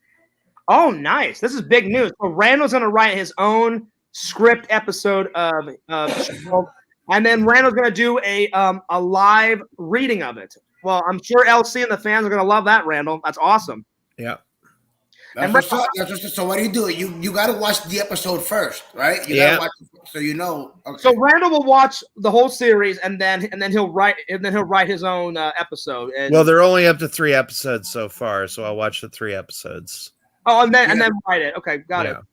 Well, you guys chat. I'm going to. I have to use the restroom real quick, so I'm going to put it on you guys. Oh wait, hang on. I'll be right back. Fears is gonna go crones it up, LC. He's gonna go blow it up. Oh yeah, you know it. So how you been, LC? How you been doing? Everything's good, man. Can't complain. It's always good to have the weekends off. You know what I mean? Yeah. Whatchamacallit? I celebrated too early. My mind, I'm still trying to recuperate. No matter how much juice I drink, I wish I had some water. I gotta give me some water. And like, when you drink and you drink and you drink, you're like, okay, I need some water. Yeah. So no matter how much juice I drink, I just still need water. All right. Read any good comic books lately? Chug, chug, chug, chug, chug. Thirsty. Yeah. The last comic book I read, to be honest, was the No, none of those. The last one I read was the it was really good. I really, really loved that one. The House of X, was it? The one with Scarlet Witch? Yeah. That's the one of the last ones that I read. And I actually had read that one because I had seen the show. And then I'm like, wait a minute. I actually have this comic book. I had the comic book before the show came out. And I'm like, wait a minute, I think I have this comic book, and I had looked it up. I wound up reading the whole thing, really loved it. And obviously, by watching the show, you can tell that they borrowed a lot from it. You know what I mean? Yeah. Which that's what I like. I like when they borrow, that way you can make it similar, but realistically, that we know, and some people just don't understand, they have to change things around. You know, if they do it exactly like the comic books, then you're gonna know the ending, you're gonna know the bad guy, you're gonna know this. Then what's the purpose? You know what I mean? Yeah. So they borrow, and then they'll switch it up. You know, like, do a little a twist here and there. You know. Yeah. So, What was the TV show that House of X was from? Was it WandaVision? WandaVision. All right, cool. Yeah. Cool. Yeah. WandaVision, and then when you watch the Doctor Strange Multiverse of Madness, you notice that they also borrowed some, because remember, she was trying to find her kids and all that. And in the comic books, Professor X is telling her, "Hey, your kids don't exist; they're not real. It's in your mind." So they were saying the same thing in Doctor Strange. All of WandaVision, I mean, all of Doctor Strange too. I was like, Wanda, I love you, but just adopt. Just adopt Wanda. That's an easy solution. What is on WandaVision? I know who Wanda is, but I forgot who's her little boyfriend guy that she's always hanging out with. Vision. Oh, Vision, got it. I knew. Yeah, author of the Avengers, right? And he's got the yellow thing in his head. Yeah. So, Randall, before you came in, I did talk about my experience in Outlast. It's a great game. I did my review so far. I only played 20 minutes of it. Good. I was telling Pixel about it and all the fans. Good, scary, classic horror movie stuff. I rated it a 9 so far. Pixel says nobody gives a crap about Outlast fears. Move on. That's bullshit. And then we finally, Ray, I don't know if you want. I know you did. You watch some of the stream yesterday? A little bit of it. Maybe a little bit, yeah. Me and Sam finally beat Village, so that was very satisfying. And then me and LC, we've just been answering random questions. So I'm gonna pull up another random question. This is for me, LC, the fans. Well, actually, Fears, I asked LC, who do you think would win between a fight of me and Fears? And LC was like, Randy, you would lay a beat down so epic. No, you didn't, Randall. I heard you ask. Right, LC? No. Yeah. Before I closed the door to the bathroom, I was walking in the bathroom. I heard Randall say, "What comic have you read?" And then I closed the door. So I didn't say shit about that. I would never fight you though, Randall, because you're one of my best friends. Yeah, and I would just lay down a beating so epic that. No, you would not. That's bullshit. All right. So the next random question is. What was your very first horror movie you ever watched? Ever? LC, go for it. For me, the first one I would say that I can remember, to be honest, it was the Nightmare on Elm Street. Nice. Randall, what about you? I think I was over at a babysitter's house and they were watching The Evil Dead. And that movie was freaking me the F out because, like the little horse head was on the little mount and then it came alive and started talking. And I was like, nice. Oh my God. They're doing the remake, right? I mean, they're doing another Evil Dead. It was going to be for streaming, but they announced yesterday that the movie supposedly is so good that they're going to put it in theaters. Oh, nice. That's nice. Awesome. It'll be the same guy and all that. So I guess it's not a remake; it's a continuation because he'll still have the missing hand, and Nice. So I love Bruce Campbell. He was in Escape from L.A. He was in Evil Dead 1 and 2. He's a great actor. He did a couple. Doctor Strange. He was in Doctor Strange. He did a couple of cameos in those old Spider-Man movies with Tobey Maguire. He's a great actor. I wish he would be in more stuff because he's such a funny fucking guy. He needs to do more. But my very first horror movie, and actually Halloween is my favorite horror movie, but my first actual one is I was 9 or 10 and my dad was like, "Hey, Fears, you want to see a real scary movie?" And I said, "Yeah, sure." And me and my dad and my brother, we went to Blockbuster, if anyone remembers that, and we rented The Exorcist. So that was my very first horror movie experience, and The Exorcist is going nuts crazy. My second one, it was when I was at my buddy's house. We were playing video games. I stayed the night, and he said, "Hey, Fears, He goes, my mom let me rent some horror movies from Blockbuster. He's like, you want to watch one? I said, yeah, which one do you want to watch? He's like, let's pop in an old classic. Let's pop in Halloween. And I looked at it and said, I'll be honest, I've never seen Halloween. And that was the first time I watched Halloween. And that was my favorite. Yeah, I was watching a movie today that just came out yesterday, actually, I believe it was. The Samaritan with Sylvester Stallone.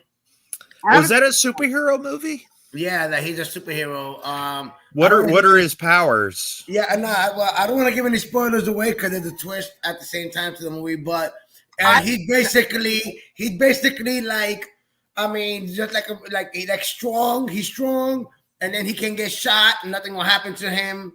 You know what I mean? So but I mean, yeah, the movie was okay. You know what I mean? It was the twist got me. Even myself out loud, I was like, oh snap! Like the twist got me. I was like, I did not see it coming. Nice. You know what I mean? And you wouldn't. Nobody would see that twist coming. But it was pretty good. It was pretty good. I was like, oh snap! It kind of made you see it like towards the end in a different light. But it was okay. Now Pixel asked the question. Randy, you answer this. I was playing Outlast and I got a few jump scares in. He says Randy would have cracked up at you getting scared. I did actually, yeah. Being scared. It's about the shock value, because if anyone that's ever went through like a haunted house or like how like none of my friends they always hate getting scared or shocked the first time. So I'm always like, look, I'll be the first one. You know how like when you go through a haunted house, Randall, like you're all in a line.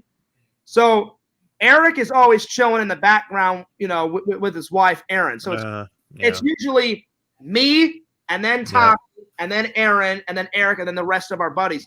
And they never like to go first. So it's not about getting scared. It's like when you go around the corner, someone jumps out and then you have to react.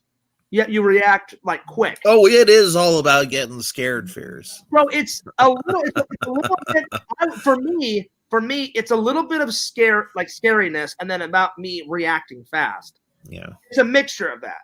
Like I was scared a little bit last night, but I wasn't fully scared because I'm like, well, it's a video game, But yeah, it's a mixture of that. But so, what would you think, Randall? Were you enjoying the jump scares? Oh yeah, sure.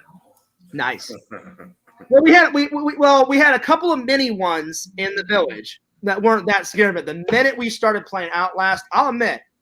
That is the scariest game I've ever played of all time. So far. See, me and Fears. Real quick, that was like the most craziest thing. I've never played that Resident Evil, but like I said, I was watching some of the stream, and I saw up to when you was that one character all the way to the end. So you're gonna tell me that you're gonna be a character and you're gonna play with that character all the way to damn near the end of the game, and you're gonna die, and then you're gonna become another character to keep going on with the story. What the hell is that? Elsie, the funny thing is like Ethan went through pure hell. He wanted to save his baby Rose. He wanted to save his. That's what I'm saying. And then you're gonna die, and then somebody else is gonna take over. I could not believe it. He's like, I'll do whatever it takes to save my wife, Mia. I'll do whatever it takes to save Rose, my baby girl. And I thought it was going to end. All right, yes, Ethan, takes down all the villains. He's finally reacquainted with Rose and his hot wife, Mia. And they live happily ever after. And then we see him again, maybe in part 9, next year. Because Pixel said they're making Resident Evil 9 in about a year or two or something. And I can't wait to play it with Sam. So the ending was pretty going nuts, pretty crazy. But I did enjoy the game. The game. Yeah, I be playing, like I said, the VR, when I be playing it on the VR, that like I said, that should be scaring the shit out of me. I ain't gonna lie. Because they be in your face and then you're turning, and even if you watch me play, you hear me, I'm like, oh shit. Like, well, you know what? They be in your face. The VR is a new experience. I did enjoy it, but I just have to get better at the controls, LC, because the thing is it takes time. Like to really get into it, you really gotta own one and get the hang of it and the buttons and all that. Like it's really about just owning one and just getting the hang of it. Sam was like, "Hey, Fierce, how was your first VR experience?" I said it was fun, but it was also frustrating. I said because I kind of wish I had better at the controllers. And Sam's like, "Well, that was your first time, Fears." And I said, I'll get better at it. And he said, Fears, if you really want to do some VR, and he goes, you should have. I said, LC already wants to come over. I would love to do some VR footage and put it on my channel of you LC, me, and Sam replaying Resident Evil 7 with VR. Well, Randall, if you want to come too, you're not much into video games, but if you'd like to tag along, you're more than welcome. So, LC, would you be down for that? Yeah. All right, cool. All right, let's see. Pixel says one time, I'm not even gonna lie, this did happen. So everybody watching, he says, oh wait, not that one. He goes, one time Fear screamed and jumped out of the chair and walked away. I walked away to make you guys laugh, but I did jump. It was a kind of a scary moment, Randall. But Randall, I think you would get scared a little too. That is the scariest game, Outlast. Have you ever played Outlast, LC? Have you ever played that game? Listen, I'm having fun. The game is awesome. It's great graphics, great story. I told Pixel I'm having fun, but they do a lot of like jump scares to get you to jump. Like I'm in this shitty basement. It's filling up with water. I'm trying to find the electric box. All of a sudden, this guy with like metal around his. Yeah, I saw that. You're trying to shoot his arc reactor and shit. Oh no, the reactor one was in Resident Evil 8. The one where I was in the basement trying to redo the generators, that was an Outlast. But they also had some crazy inmate beating the shit out of me with a piece of plywood. That guy was at the end. That guy was scary too because he's all in the shadows, and then you only have the light on your video camera to work with, Randall, in Outlast. And me and Sam ended the stream with us playing about 15 to 20 minutes. I turn on the video camera, and it goes to night vision. I ran out of night vision, so I had barely had night vision left, right, LC? So I'm working on the generator. All of a sudden, I walk towards the darkness. This guy comes flying out of the darkness with a piece of wood. He's like, I've returned. Starts beating the shit out of me with a piece of plywood. It was pretty scary shit. But like I said, I'm having a great time. I can't wait to hang out with Sam again and play more of this game. It's just the scariest game I've ever played. Like literally from birth to now, it's probably the scariest game I've ever played. But Pixel, it is an amazing game. And Pixel said, Fears, I can't wait for you and Sam and all your other buddies to play more scary, spooky games. And I'm like, I'm enjoying it. I'm having fun. And he even said, he goes, Fears, around Halloween, he goes, you have to play this game. Randall, literally there's a game out there that he wants me and Sam to play. You're more than welcome to come join us and LC. It's called The Mortuary Assistant. And I told Pixel, I'm like, I don't know if I can play that one. Because being a mortuary person, I know they pay them people like shitloads of money. That's just too creepy. I don't know if I can get through and play that game. You know it's a scary game, Fears? What's up? Miss Pac-Man 2. Those really? Ghosts will get you. Really, Randall? Like, that's all I can handle. He goes, I can't even handle anything else. Just, man, he goes, those Pac-Man characters, that's just too much for me. He's like, Mrs. Pac-Man has a little bow in her hair. It's amazing. He said that's scary. I feel you. You think Mrs. Pac-Man with the little bow, she's nice, sweet, innocent. All of a sudden, she pulls out a knife and says, "Hey, ghosts, go chase Randall, that motherfucker." And then they come after you. I get it, Randall. I get it. She's a man-eater or ghost eater. So, Randall, you're more than welcome to come to me and Sam's streams. Sam actually wants you and LC to come over one day. And I said, look, I want to get all the guys together. And Sam was even saying this, and I think you said it too, Randall. We should get all the Florida buddies together, and we should go bowling one night. What do you think? So, I mean, it would be me, Randall, LC, Sam. One of these days, we just got to get all of our schedules to collapse. LC and I would mop the floor with you and Sam, Fears. Oh, wait, so you mop the floor with you. So you want to do teams, Randall? I thought it was going to be everybody for themselves, but you really want to LC's on my team. I call him. Okay. So all right, that's fair. It'll be me and Sam versus LC and Randall. I thought it was just going to be everybody for themselves, but if you really want to team up, Randall, and get some competition going, buddy, we'll do it. We'll do it. Listen, I'm down for whatever. Let's see. Pixel says, after that guy took over, Ethan comes back here, but then he ends up sacrificing himself to take out the mega, I don't even know how you pronounce this, Mega Mycrete thing, and now in part 9, you will play as Rose, his daughter, for the last part of the trilogy. What do you think about that? That's bugged out. That's bugged out. And then after part 8 ends, Visions even wrote. Not Visions. Pixel even wrote in the comment section. He said, "Fears, wait until after the credits." He goes, "You and Sam have got to see this last credit scene." We watched. It's basically Rose visiting Ethan's grave. So Rose, so you're gonna play as Rose, and he is still alive. So I guarantee you, Mia's gonna be in part 9 and Rose, but Ethan's dead, unfortunately, because I really enjoyed Ethan as a character, but he's dead. So no more Ethan, but now you're gonna play as Rose. So Rose is gonna be taking down some molded, some zombies, some werewolves, some vampires, all that shit. Oh, Mercenary Man is in the house. He says, "What up, Fears? What up, LC? What up, Randy? What up, Mercenary Man? Mercenary Man, I'm glad you're here, but we've been going for about 2 hours and 49 minutes. You pretty much missed the entire stream, but I'll go a little extra longer because, Mercenary Man is a fan and he's a friend and he wants to watch, more than 2 minutes. So, yeah. But good to see you. And then he says, LC, going crazy with the stream today, buddy. I know, Mercenary Man. When he came in, I missed it. I fell asleep. He said, not 1, not 2, but 3 boots and 2 bluntsies. I'm impressed. That's a lot.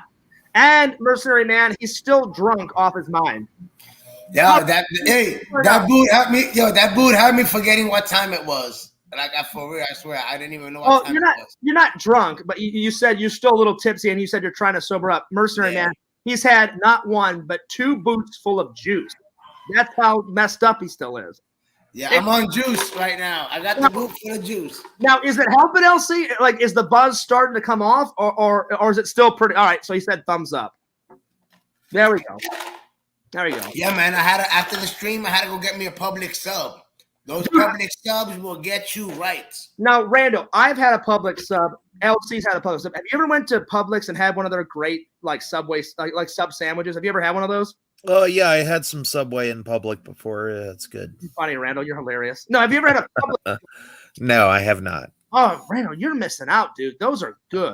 LC, what do you like to put on your public subs? Like what? I just keep it simple, man. I don't do all that green. I don't do all those red peppers and green peppers. I just do extra. I do the ultimate extra mayo, and then I tell them put the tomatoes first, and then put extra lettuce because I like the crunch of the lettuce. Salt, pepper, oil, and vinegar. That's it. I try to keep it real simple too. The most I've ever put on it, I put they have they have different types of meats that they switch out each week. So sometimes I'll put ham or bologna or I'll do a meat combo of like bologna, ham, and salami. Like the last one I actually did do was just salami. So I'll put some type of meat on it, lettuce, mustard, a little bit of mayo, pickles, and then sometimes I do like one or 2 slices of bacon. So I kind of keep it. That's kind of what I do. But I'm telling you, their subs are really good. I know what you're laughing at. He says it's boot o'clock and then to the juice.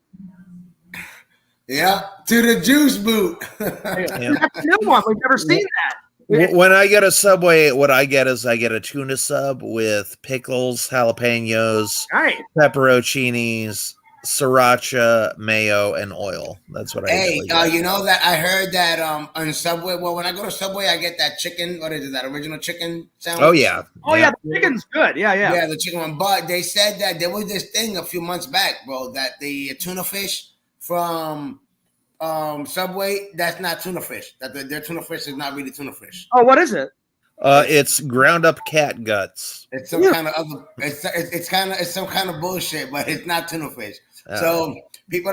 Yeah, they were talking about it on the news. They were like, "Yo, people are rioting. People are talking shit because they're like the tuna fish and Subway not tuna fish." And then Subway didn't want to comment, and they're like, "Yo, what the fuck is going on?" Randall, I'm tuna fish. What the hell are you feeding these people? Exactly, I'll see. Randall, I'm a little disappointed with you. Grounded up cat guts. It's actually innocent dolphins that never did anything to anyone. Unbelievable. What those dolphins ever did to you? You son of a bitch. No, I'm just joking. You know what? I'll be honest. I haven't had the tuna at or the tuna whatever it is at Subway in quite a while. So, oh yeah, Mercenary. I totally agree with Mercenary Man. When you go to Subway, I've had these 2 before. Mercenary Man. He says it's all about the meatball or chicken teriyaki is where it's at. That's good. All of those sandwiches. Pretty good. I love it. What do you think, Mercenary Man? I mean, what do you think, LC? What do you think, Randall? Have you had those 2 sandwiches? Do you like those 2 sandwiches from Subway? No, I'll be honest. Like I said, I've only eaten that chicken sandwich. I'm the kind of person that if I go somewhere and I eat something, I'm only eating that one thing. I got you. Always, forever. Like I'm not switching. I have never eaten anything else from Subway ever. Just that one time I tried the chicken sandwich, and I stood with it. I've never eaten it. I get it. You're the type of person that like he likes what he likes. He likes his favorites. I'm a little bit like that. I switch out sometimes. Sometimes I'll always get the same thing, but then other times I'll get sick of eating that, and I'm like, all right, Fears, it's time for a new experience. I'll try something else. Randall, what do you think? Have you ever had the meatball or the chicken teriyaki, what Mercenary Man was talking about? Oh, meatball is my jam. That's what I get when I don't get tuna. Oh, yeah? Yeah. Nice. And then I put the exact same things on it. Gotta love that. Mamma Mia meatballs. And Pixel says, you know what? Teriyaki chicken sounds really good right now. Well, it does. Yeah. It does. All right, Randall. All right, next random question. Let's see. We haven't done one in a while. Who would win out of a fight between Mercenary Man and Pixel? Fears, go. Ooh, that's a good one. Well, I mean, I've never seen what Mercenary Man looks like. I've seen what Pixel looks like. Pixel's, what are you, Pixel? You said 6'4", right? I can't remember. Pixel's tall. So I really couldn't make that decision because I don't know if Mercenary Man is athletic or if he's overweight. Just go by the names.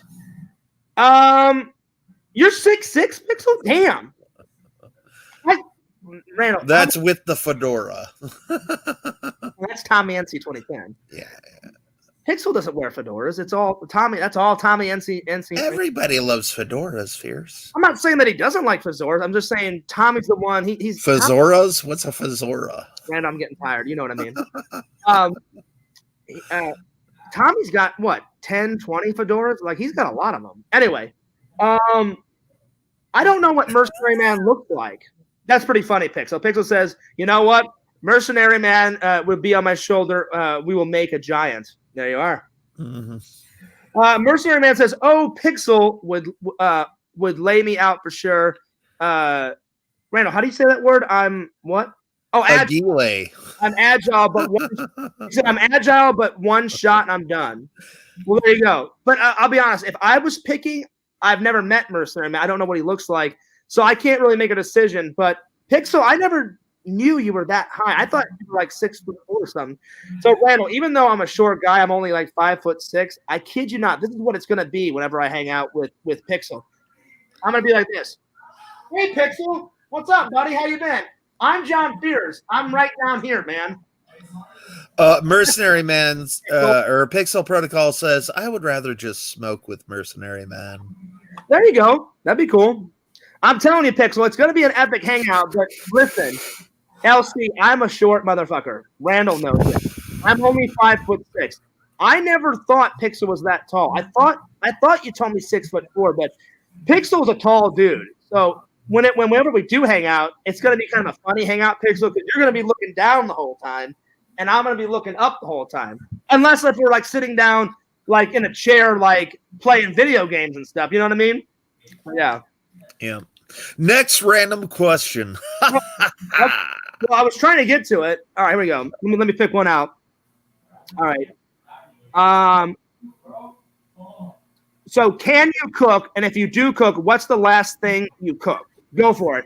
I'll answer first. I never cook, but the last time I did cook was I assisted Casey because she loves to cook. When we were dating, she made spaghetti and meatballs, and I helped her cook that. And that was kind of a fun date. So that's the last time I cooked something. I'm the microwave master. So, LC, do you know how to cook? And what was the last thing you cooked? And then Randall, same question.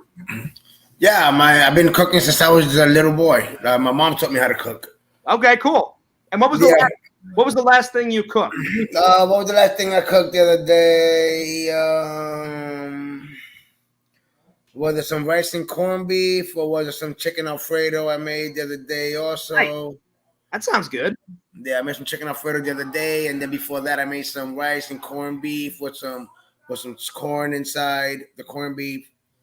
Nice. Yeah. So nice. All right, Randall, same question. I smoked some salmon just yesterday, and before that I had some bangers and mash. Some what? Bangers and mash. Did you really? No, I'm just kidding. My I didn't have smoked salmon either. I did cook a steak, but and that is for real. Randall, you have actually ate bangers and mash because just like Sam, I took you to my favorite British restaurant. Yeah, and we both got bangers and mash because that their food at that restaurant is fucking goddamn amazing. Yeah, it's amazing. LC, I've got to take. If your son wants to come with us and your wife wants to come, they're more than welcome to come. I got to take you to my favorite British restaurant. It's right by my house. You know the Friar Tuck place I told you about. Yeah, you got to go there. So I'll take you one day. We'll go there for lunch or supper, and if you want to bring your son and your wife with you, there it's amazing food. Or if you want to go there on your own with your family, go for it, man. Their food is fantastic. Let's see. Mercenary Man says, I don't smoke Pixel, but I bring a 6-pack for sure. Nice. And then he says, Fears, you should have a blunt with Heroes. I don't, it's not my, I don't smoke. Pixel. Smoke it up, Fears. Smoke it my up. thing. Some people are into it, and if they're into it, that's great. Randall, I've told you, the only thing I've ever smoked, anytime I've went to, like, I smoked at Eric's, bachelor party. I didn't get a chance to go to Trent's bachelor party because I was on vacation. But before Trent got married, we had a party and I smoked there. I've smoked cigars. So any bachelor party I ever went to, I've smoked some cigars, and I don't mind a cigar every once in a while. So Pixel, maybe we can get some cigars and we'll do that for our hangout. But I've never been into weed or drugs or anything like that. That's just not my thing. Pixel says, embrace the herb, Fears. I promise it's better weed since back in your college days. It's not happening. It's not happening. Oh, you know what? Yeah, I did forget. So in college, someone dared me to, Randall. And I was over at this girl's party. But I didn't even, so that's the only time. But I'll be honest, LC, I don't even count that because I only puffed it like once or twice. Nothing happened, and I was like, no, I don't want to do this, So if you count that time, then there it is. But I don't really count that. Anyway. All right, let's go on. Mercenary Man says, I feel that Pixel, I only really drink on vacation with families and friends right now. I would say that I'm the same way, Mercenary Man. Like, only on special occasions, like, do I get drunk or tipsy. Back in the old college years, Randall remembers because Randall had to drive me home a couple of times. Randall, remember that one night I just kept elbowing you and you're like, yeah, Randall, what's going on, man? And I'm like elbowing the shit out of you like, hey, Randall, let's go get some chicks, man. Let's get some chicks. More Fears' tall tales. No, this actually, you don't remember this, Randall? Tall tales. This is not a Fears, I learned to drive 4 years ago. There's no way I could have been driving you. Oh, no, it wasn't Randall. That's right. It wasn't you. Randall, I think you were in the back seat. More tall tales from John Fears. Tall tale. This is not a tall tale. I forgot that you were. Whatever, Randall. Randall, do you remember this night? You must have been really high because that wasn't me. I was super drunk. I remember you were with me though. I think you were with me. It was me, you, and I think my buddy from my film class drove us home. Yeah. But I remember, do you remember this? I remember I was in the back seat and I kept elbowing you. He said, nope. Swear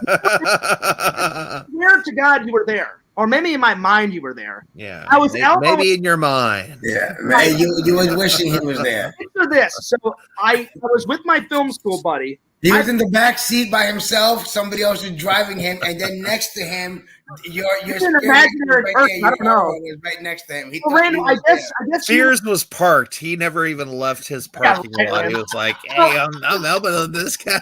Randall, he got in his car and just fell asleep. Yep.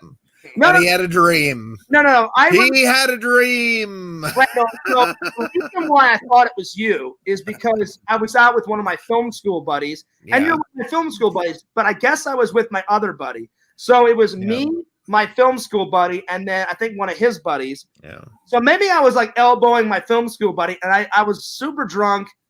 The guy in the back seat was super drunk, and I had to call one of my buddies, and he was sober. The guy in the back seat was you. That was super drunk. Maybe it was just me. I could have sworn. I could have sworn it was three, like it was me and two other buddies. But maybe it was just me. I called my sober buddy, but I remember. The only thing I remember is he's like, Fierce, how much did you drink? And I said, oh, I've been sipping for a while, buddy, a couple hours. And he was like, really? I went, oh, yeah. I'm like, I went nuts. And I just kept elbowing him going, dude, let's get some chicks, man. He goes, I don't want the night's end. Let's get some chicks. And he just looked over at me. He was like, really, Fierce? Just like that? We'll go get some chicks? I'm like, yeah, man, let's get some chicks. And he went, Fierce, shut up. He goes, we're not getting chicks. You're drunk as hell. I'm taking you home. And I was like, no, man, chicks. Ladies. And he was like, Fierce, I love you. He goes, but I'm dropping you off and I'm going home. I was like, all right, buddy. Wild nights. You know, me and Steven Seagal were smoking weed one time. Really? And I turned to Steven and I'm like, Steven, I don't know if anybody's ever asked you this. So, Randall, but has anybody ever told you that violence is not the answer? Yeah, and then he smacked me in the face and he chipped my tooth, and that's how I got this chipped tooth. Let's be honest. Steven Seagal is a fucking badass. He's a cool guy. He's a cool guy, badass. He doesn't like to fight, but when he does fight, he wins the fight every single time. He doesn't like to fight, but when he fights, he drinks Santori Times. Not only is for a good time. Randall, not only is he drinking, but he's a badass motherfucker, kicking ass and taking names. You know what I'm saying? Yeah, he was pretty good in Machete. I got to give him that. I've never seen that movie, Randall. It was a badass movie. I know that one Mexican actor's in it. He's got a tattoo on his chest. Let's see, what's his name? Danny Trejo. Danny Trejo. I've seen him in a lot of movies, but I've never seen that movie. He was a good friend of Andy Sedaris, who actually sent me a script of his. Nice. That was cool. Yeah. Well, Randall, I wasn't trying to make it a tall tale. That tale did happen, but I could have sworn you were there, buddy, but you weren't there.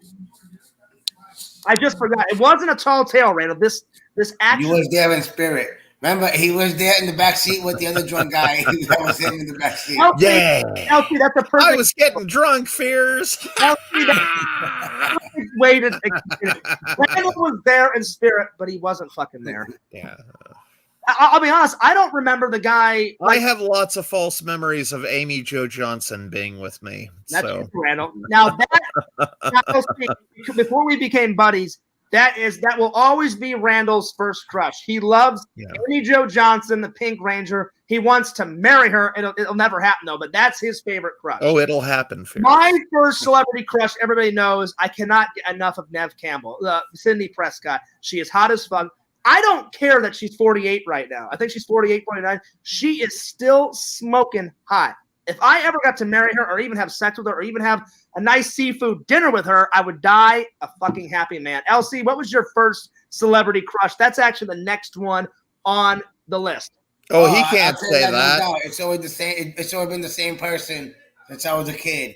Okay. Marisa Tomei, when I seen her in the movie Oscar with Sylvester Stallone. Okay. Oh, damn. That was a good movie. The very first time I saw Marisa Tomei was in Oscar, and I fell in love with her ever since, and I had a huge crush. And even when I saw Spider-Man in the Spider-Man movies, I'm like, oh, my God, the older she gets, she's just so beautiful. That's the same thing with Nev Campbell. It doesn't matter how old she gets. She looks super young. Like, she's 48 right now. Like, I just watched her in – I don't think she's doing Scream 6. Like, I watched an interview of her saying, I wanted to do it, but they wouldn't hear my ideas of Scream 6 because I've been there since the beginning.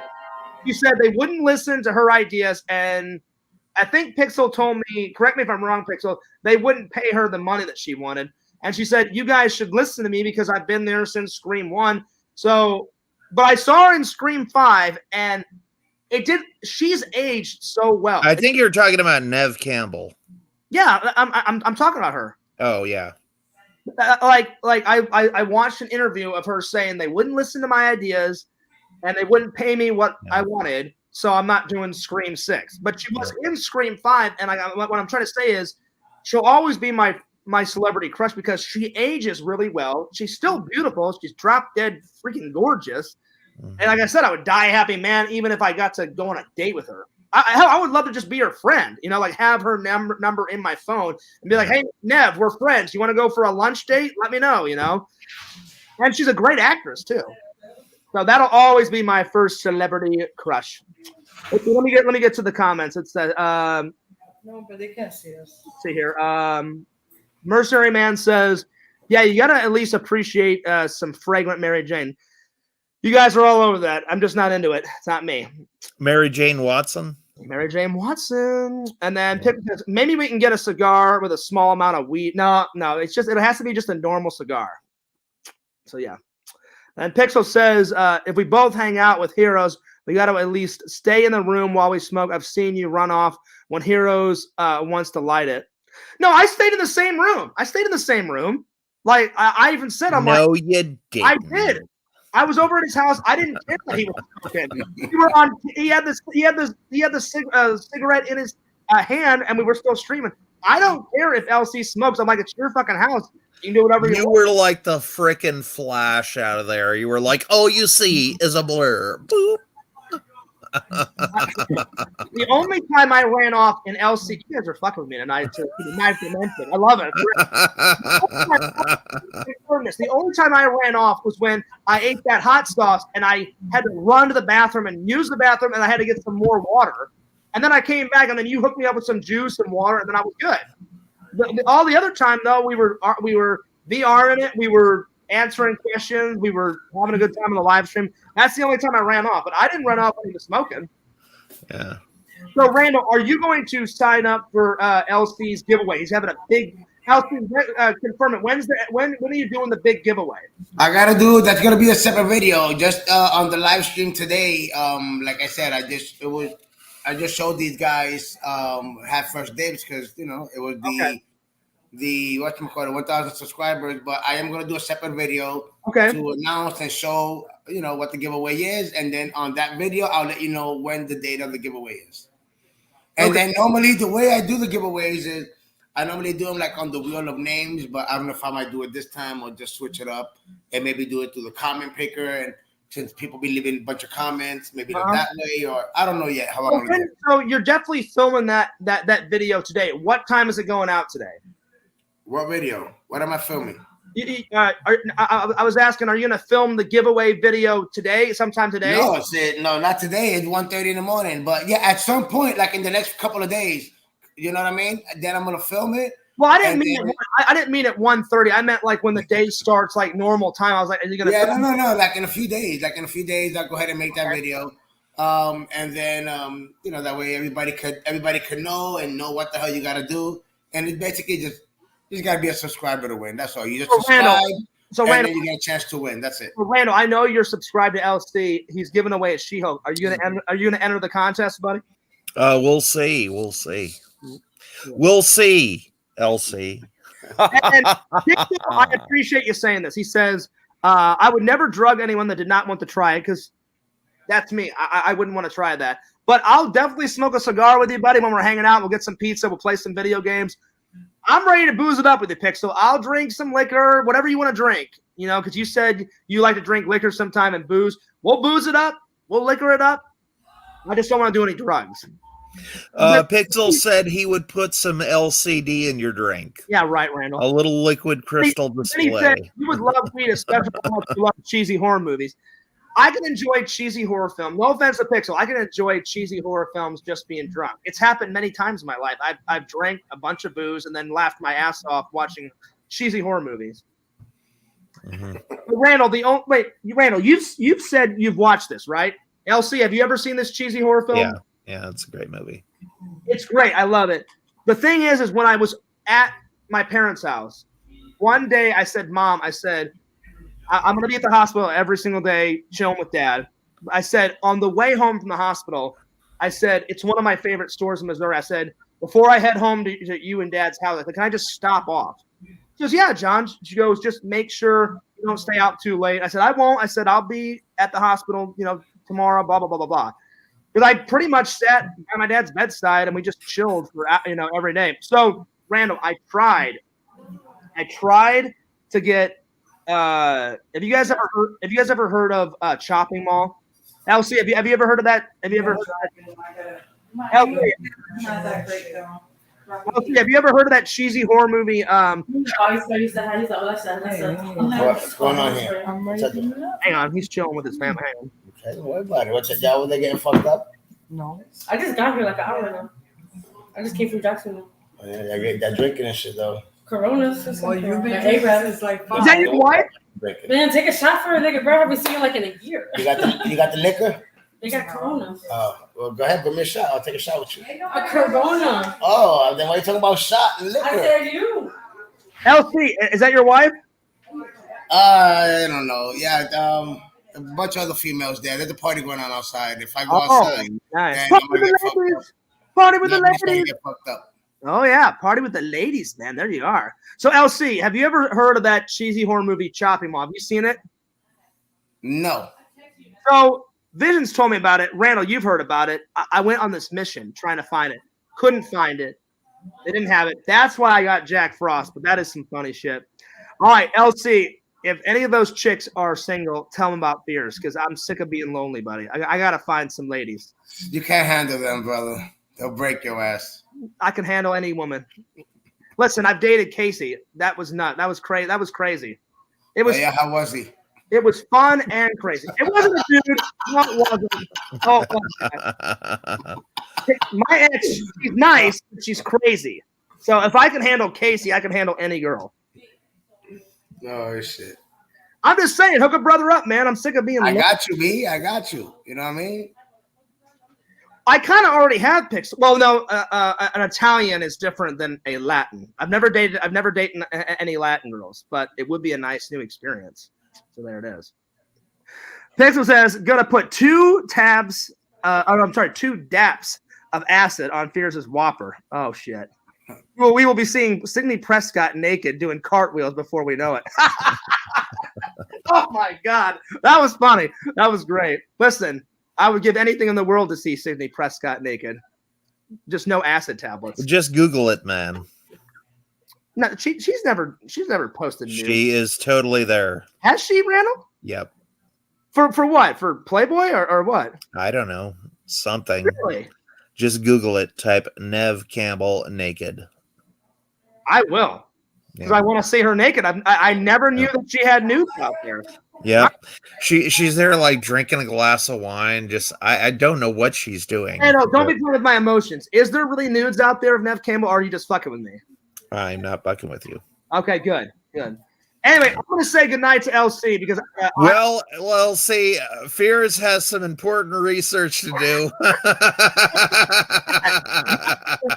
I'm just going to say goodnight. Important research. No, because you got a house full of guests, buddy. So hey, remember that scene in Tommy Boy? Oh yeah, Like, hey, Richard, what are you doing? Like, oh, you're going through documents, but your documents are over here. You know what? I gotta say, LC, before you go, LC, that's a funny scene, but my favorite funny scene is where he's telling his coach he's never played football, and he's trying to teach him, and then Henry Winkler has the greatest fucking line in the entire movie. I met him, and when I met him at a convention, and he said, "Hey, what's your favorite thing that I've ever done?" I said, "Oh, well, you've done a lot of things." I said, "You did a couple episodes." I don't know if you knew this. He produced MacGyver, and he was in episodes of MacGyver. He's been in tons of films. He was in Happy Days. And I said, "Oh, I really love you as the Fonz in Happy Days." And I said, "I loved you in Waterboy." And he said, "What's your favorite thing ever?" I said, "Probably Waterboy." And he said, "I bet you." He looked at me and said, "I bet you I can tell you your favorite scene." And I said, "Go ahead." And he literally said, "Is it the scene where I look at Adam Sandler's character, his character, and say, 'I'm not telling you to go on a killing rampage'?" And I said, "Yeah." So that's my favorite scene. I said that line of dialogue made me laugh my ass off. He's like, "I am not telling you to go on a shooting rampage." I fucking lost my mind when he said that in that film. And he goes, "Oh yeah, that's a funny scene." And he's the nicest, funniest dude ever. And have you ever met him, LC? Have you ever met him at a convention? No, not him. I've met a couple of people, but no, I never met him. I've seen him, but not close up, like at a convention, but like far away. But I never, Funniest fucking guy. I never paid that $150. I never needed to see him that bad. You know what? Actually, the convention that I was at, it wasn't that bad. I think it was he was so nice. He let me get a picture with him for free, but then the autograph I think was like $50 or $60. So it wasn't that bad. He was a really nice guy, and he wanted to touch your ass afterwards, right? No. Thank God, no. And what was really cool is I asked him before. I said, "Hey, do you mind if I flick on my vlog camera?" And I said, "I want to film like the meeting." And he goes, "He said yes, an extra $50." No, he said yes, and he let me film it for free. And I said, "Hey, can you give me a shout out for my YouTube channel?" And he did. And it's all. So if you want to check it out, it's on my main Fears Man 26 channel. It was pretty good. But no, I'm gonna let you go because you got guests at your house, and I don't want you to not see them. So. Anyway, I'm going to say good night to everybody. You're good. Guys, good night to everybody. Hey, also, shouts out to Fears. Good night, my friend. And also Randall. Good night, brother. You already know. I'm going to talk to Randall for probably another 10 minutes, and then I'm going to call it a night because I'm getting hungry. So. Hey, also, shouts out to everybody on the chat. Also, that was on here showing love. Mm-hmm. Shouts out and huge thank you to all of you guys that subscribe to my channel as well. Really appreciate that. And also, guys, make sure to hit me up. Check us out on the Discord as well. We can just get on there, talk some shit, and fuck around, whatever. Oh, Randall, before LC goes, I forgot to. I don't know if you heard or if I told you, but just in case, he finally hit 1,000 subscribers. Isn't that fucking awesome? Yeah, it is. So another big shout out, congrats to LC for getting 1,000 subs. Now the next goal is let's get him to 2,000. 2,000. Yeah. Oh yeah, really appreciate that. Hey, Pixel is asking right here, Fears. I just put it in the private chat. Okay.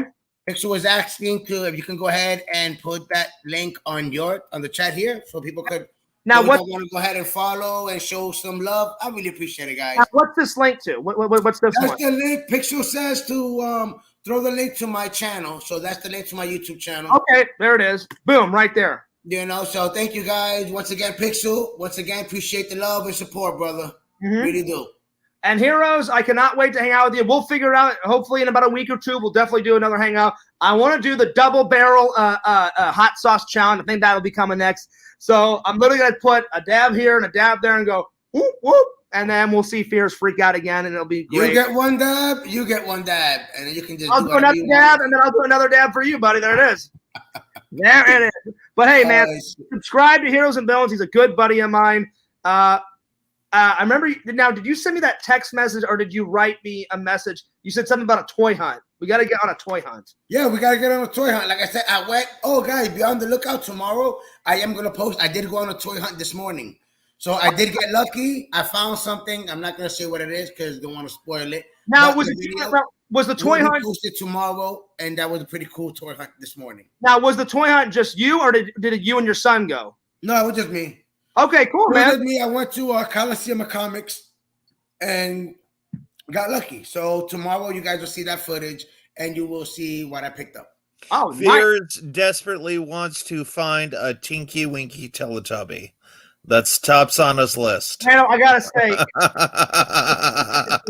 it's on my to-do list. It has to happen. Well, I told them already. We got to get together. We'll just go on a toy hunt. You know what I mean? Yeah. So that ain't nothing.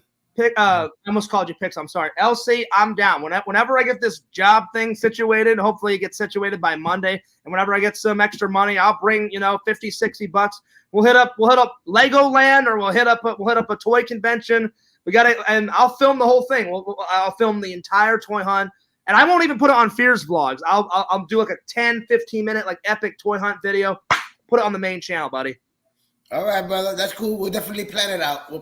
But all right, guys. Good night to everybody. Good night, guys. Really appreciate the love. All right, LC. Peace out, man. That was LC, guys. Don't forget to check him out at Heroes and Villains Collectibles on Twitter, Instagram, YouTube, and the good old TikTok edge. So, Randall, I appreciate you coming into my chat, man. Dude, I gotta be honest. I miss you, man. I miss hanging out. That's why I kind of just wanted to have some hangout time with you, buddy. Hopefully we can hang out. Hopefully in about a week or two, man. Just my big concern right now, Randall, is trying to find a second job or a better job. And I talked to you off camera. I haven't decided if I'm going to move back to Missouri. I've had a lot on my mind. I don't know. Did you see the serious stream that I did about a day ago? It was earlier.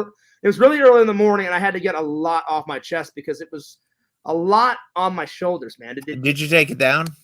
No, it's up. It's here. Hang on. Let me It's called the Serious Fears Stream. No, it was hang on. Let me look it up. It was hang on. I basically, I hate when people spread lies and rumors about me. So I basically I told them this is what's real, this is what's fake. And basically the 3 topics that I talked about that were on my mind were, I had told you a little bit about the Missouri trip, but it was so emotional, I kind of held some things back. So I basically told the chat all my feelings towards the Missouri trip and hated seeing my dad helpless. It's so fucking unfair. My dad's done everything right, and he's the coolest fucking guy. And it was really hard for me to just sit there and see him helpless in that bed. And I was just like, fuck, man, there's nothing I can do. I'm like, I want to do something to help him. So I basically got a lot off my shoulders, telling them in more intense stuff about the Missouri trip. Then I addressed the hate and the rumor. And some of the newest things have been so bad. Like one guy said some sadistic shit, and this guy, I don't even know his name. He's really fucked in the head, saying like, "Oh, you killed people, Fears, in that accident." I didn't kill anyone, Randall. That's pretty sick and pretty sadistic for someone to say that I've killed people. So this guy's got a couple of screws loose up in his brain. Then he said I'm a faggot just because I made Fears Man, and I'm like, what? So I can't enjoy making up a character and doing cartoons with my buddy, and apparently I'm a faggot because I like DC and Marvel. And I'm like, what a fucking moron. So I said, I'm not a faggot. I don't have anything against gay people. I have gay friends. So that was pretty, that hurt for someone to say that I've killed people. I would never harm a fly. But I know he just said it to get a reaction. He didn't get a reaction to me, but it's just so sick and sadistic for someone to even say it. You know what I'm saying? Mm. And there was other shit, and this guy is weird. But he thinks I'm afraid of him. I'm not afraid of any troll. They're just so sick in the head, like, oh, if I met you, Fears, I'd beat the shit out of you. I'm waiting. Well, you know what? Here, Fears, give me your address and say, hey, if you want to come after me, here's my address. Exactly. I'm done right now. They're so chicken shit. They say all this stuff on the keyboard, but they would never actually show up. I would love for that guy that said, hey, I murdered someone to show up. I'd beat the absolute shit out of him to a pulp. They're just chicken shit. They don't say anything. They say all their little stuff in their basements on their computers and all that, but when you think about it, they would never show up in a million years. And I'm not afraid of any of them.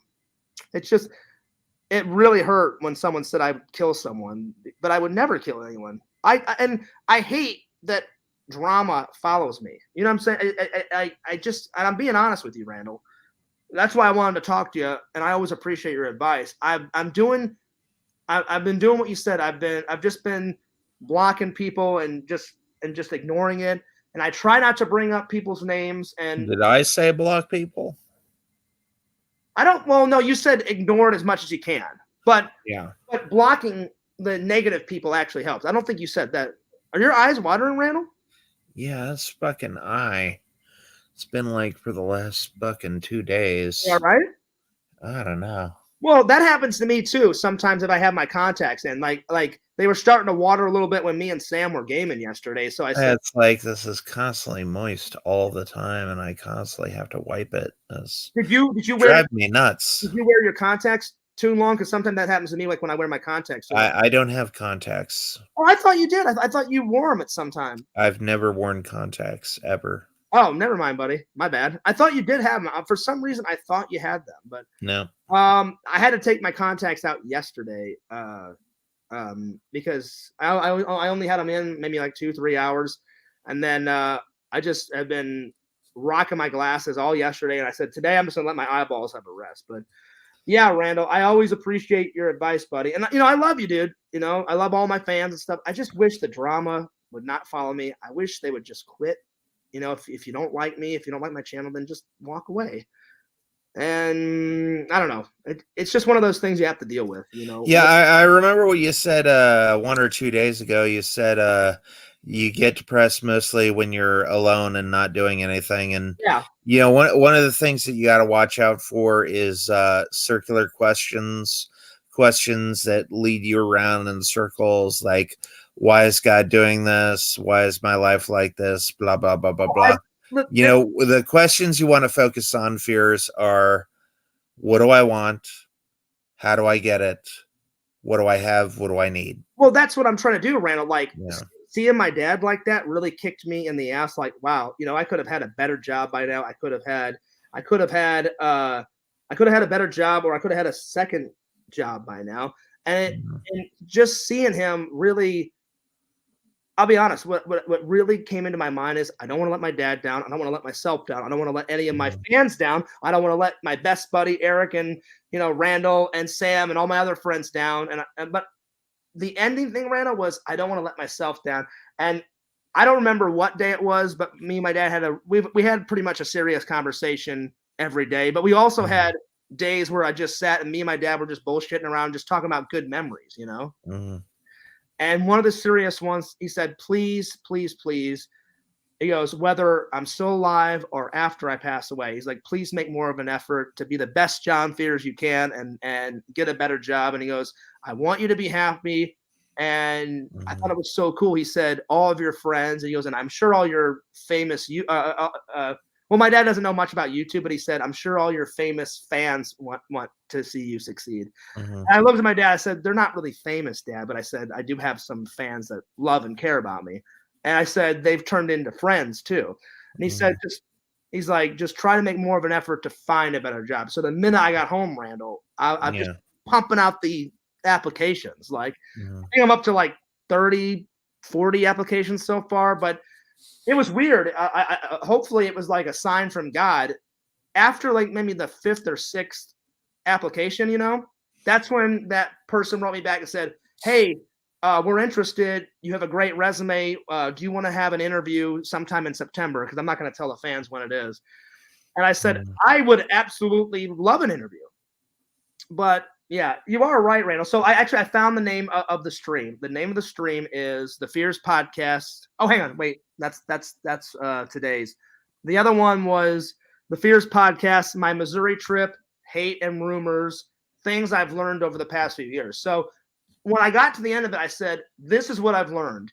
And I basically went in and said, I've learned to not react either at all or as much, because every once in a while they do find some way to stick in the knife, but I'll be honest, I haven't reacted like epically in a long time. Like, I haven't acted like the old Fears, like, oh, I want to kill you, and like screaming and going ballistic and stuff, like how the old days was. And I even told you, I went in and erased almost every single stream that I found. Maybe I missed one here or there, but I didn't want that shit on my channel. You know what I'm saying? Yeah. I was like, that's not me anymore. I don't like that part of Fears. I don't want that old Fears to come back. Yeah, and I do have to say, you have progressed. I appreciate that. And since when I first met you. And I felt so bad saying all those horrible things. Now, I don't regret saying those horrible things to the trolls that don't care about me and I don't care about them, and they hate me and I hate them. They fucking deserve it because they're pieces of shit. But I did say some hurtful things to people back in the day that didn't deserve it. And to all those people that didn't deserve it, I did apologize. And that's why I took all those streams down. And I know that not everyone's going to like me, but they make me out to be this evil guy. And I don't have an evil shred in me at all. Like if all these people actually took the time to meet me in real life one day, I'm the nicest guy ever. But like I told you off camera, Randall, there's just some people that I cannot forgive, and some people I've gave a million chances. And you said, Fierce, you're stupid to give them that million chances. Like, yak off, Quentin. I said, I can't do that anymore. I've gave them so many chances. I'm done. It's over. Well, I didn't say yak off, but yeah. But you know what I mean. Yeah. I said some people will never get along. I can't give chance after chance after chance. And I said, it's stupid to do that because even if I did give them, they'll act all nice and then they'll blow the chance again, So I promised my dad that I would be the best John Fears I possibly can. And another conversation that we really got into was really cool. He said, hey, John, I may not be around, but he goes, I really hope you find a nice lady and you do have kids. And we got into like, hey, what I would name my kids. And I said, Dad, I said, in honor of you and Grandpa, I said, if I have a son, I said, I'll keep the family legacy going. I said, I'll name him John, but his middle name, I said, in honor of Grandpa and in honor of you, I said, he'll have 2 middle names. And my dad was like, what do you mean? I said, well, your middle name is William. And I said, Grandpa's was John David Fears. So I said, if I have a son, he will be John William David Fears in honor of my dad and my grandpa. Because I never got to meet my British grandpa. And then he's like, well, what? My dad was like, well, what about if you have a daughter? I said, I don't care what type of kid I get. I said, if it's a daughter, I said, I've never thought about a name. So I said, whoever I marry, I'll just look at my wife and say, hey, it's all you. Like, just name her whatever you want. Her name shall be Beyonce Fears. There you go, Randall. Beyonce Fears. Dude, you know what's funny, Randall? Listen, no. I'm not making fun of you, Randall. I love you like a brother, dude. But every once in a while, we'll be in the car, we're hanging out, we're chilling.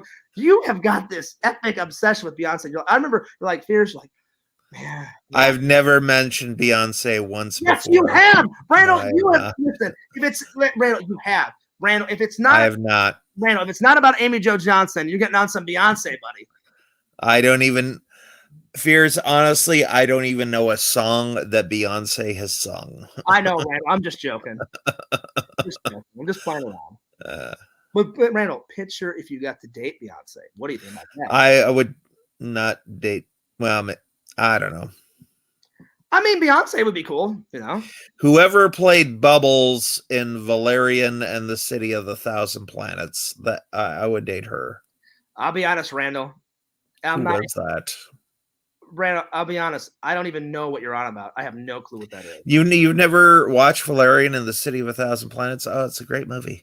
Never. I don't know who Bubbles is. I don't know what you're on about. I swear, I'm Scout's on. It's a good movie. That's a good movie. Well, it was directed by Luc Besson. He's the guy that directed The Fifth Element and The Professional and La Femme Nikita. It was a good movie. Randall, maybe next time we hang out, maybe we could get it. Could you get it like at a library or something and we can watch it? No, I have it on digital. Oh, you do? Yeah. Listen, I'm down to watch it, man. Yeah. Randall, remember this great memory of a Fears and Randall hangout? The very first time we watched. Did this one actually happen? This one actually happened, Randall. I swear.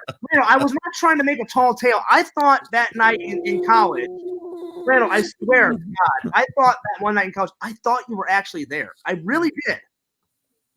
Maybe I was just so fucked up on, drinking that night. No. I think that's what it was. You were on the meth, Fears. I was not on the meth. Randall, you know what I was on? It was Jack and Coke upon Jack and Coke upon Jack and Coke. I remember I had I had 9 to 10 Jack and Cokes that night. I remember even when I drank, because we started off at one of my favorite clubs back in the day was near my film school. I always go with Jack and Mountain Dew. That's what I go with. Yeah. There you go. No, so we started at the club. And he was like, Fears. He's like, do you know much about the hangouts in Arizona? I said, this is only my second year in college, buddy. I said, I've never lived in Arizona. I said, I've drove through Arizona with my family, but I said, this is the first time I've lived in Arizona. He's like, oh, Fears, I'll show you some cool hot spots.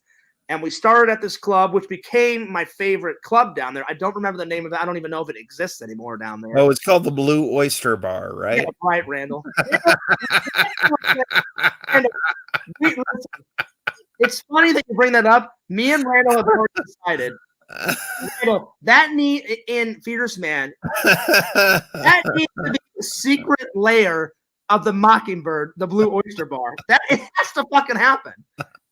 It must happen. Like, picture all the fucking idiots from Mockingbird, like, on their computers and shit, and all of a sudden they're like, all right, Like, and like their cover, it should either be a gay strip club, Randall, or it'll be the gay Blue Oyster Bar from fucking Police Academy. Yeah. Remember, Randall, one of my favorite scenes is Lieutenant Proctor's like, who's the other guy? Harris, right? Or whatever his name is. Yeah. Harris is like, Randall, I'm getting tired. He didn't say Randall. Randall, I'm sorry. Remember the scene is they're in the alleyway, and then he goes, Proctor. He goes, where is this place? And then he goes, well, Mahoney gave me the directions. He said it's supposed to have the best salad bar in town. And then he's like, it better damn well have it. And he comes in, and then Harris is like, Proctor, I don't see a salad bar. And then he goes, what did he say? He said something like, well, maybe they have like a seafood, because he looked up at the sign up there, said Blue Oyster Bar. What did Proctor say? I don't remember. He looks up at the sign and he said, maybe they have fresh fish. And he's like, not funny, you idiot. And then he turns, and then that fucking guy has all the leather on, and he goes, nice uniform. I should have worn my sailor suit. He goes, I'm getting out of here. Move it. And then the music turns on. He grabs Harris, starts dancing. He yells, Proctor! And then, Randall, it's one of the funniest scenes in the fucking movie. Yeah. So, if not a gay strip club is the Mockingbird's hideout, it has to be the Blue Oyster Bar, buddy. Yeah. And I'm picturing the cartoon in my mind, right?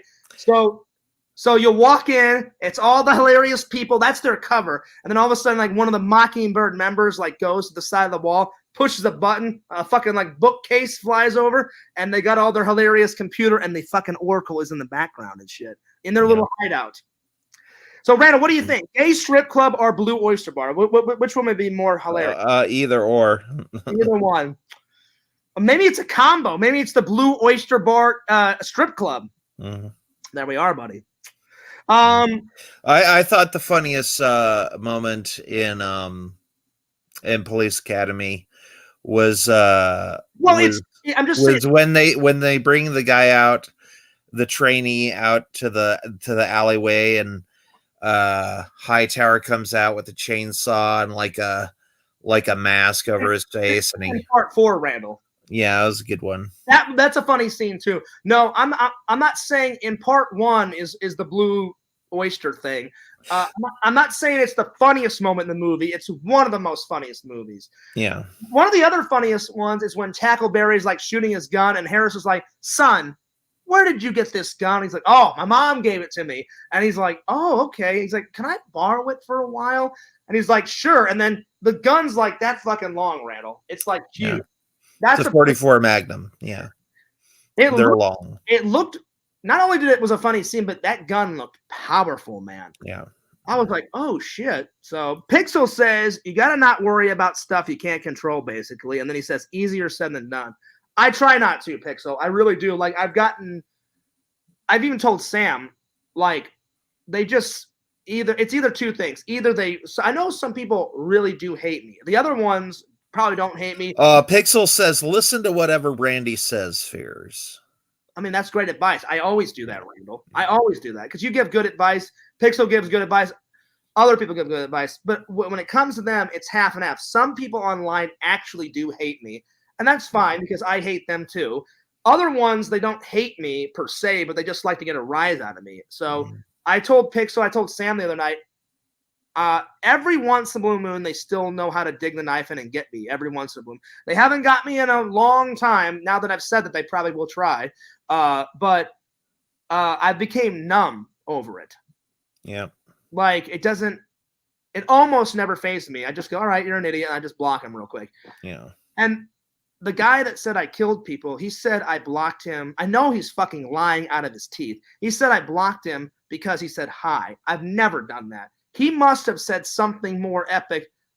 And I've told everybody my rules. If anyone makes fun of my family, my friends, or me, or anything that's really important to me, you're gone.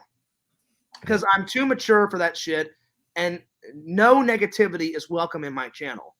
My two channels, I want it to be fun, positive, goofy, just hanging out, fun stuff, Randall. Yeah. And I try to keep it as fun and as peaceful as possible. Pixel says Randy does have good advice. He always does, Pixel, and That's just one of the things I love about Randall. I love Randall as a brother. You're a man of God. Also am I. So he's a brother in Christ, like I am. We've had good times. He helped me a lot through film school. You're a great friend, Randall, and I don't take what's the word I'm thinking of? I don't take advantage of our friendship. I love our friendship, and I love you as a friend and as a brother, buddy. And I always appreciate all of the amazing advice you've ever given me.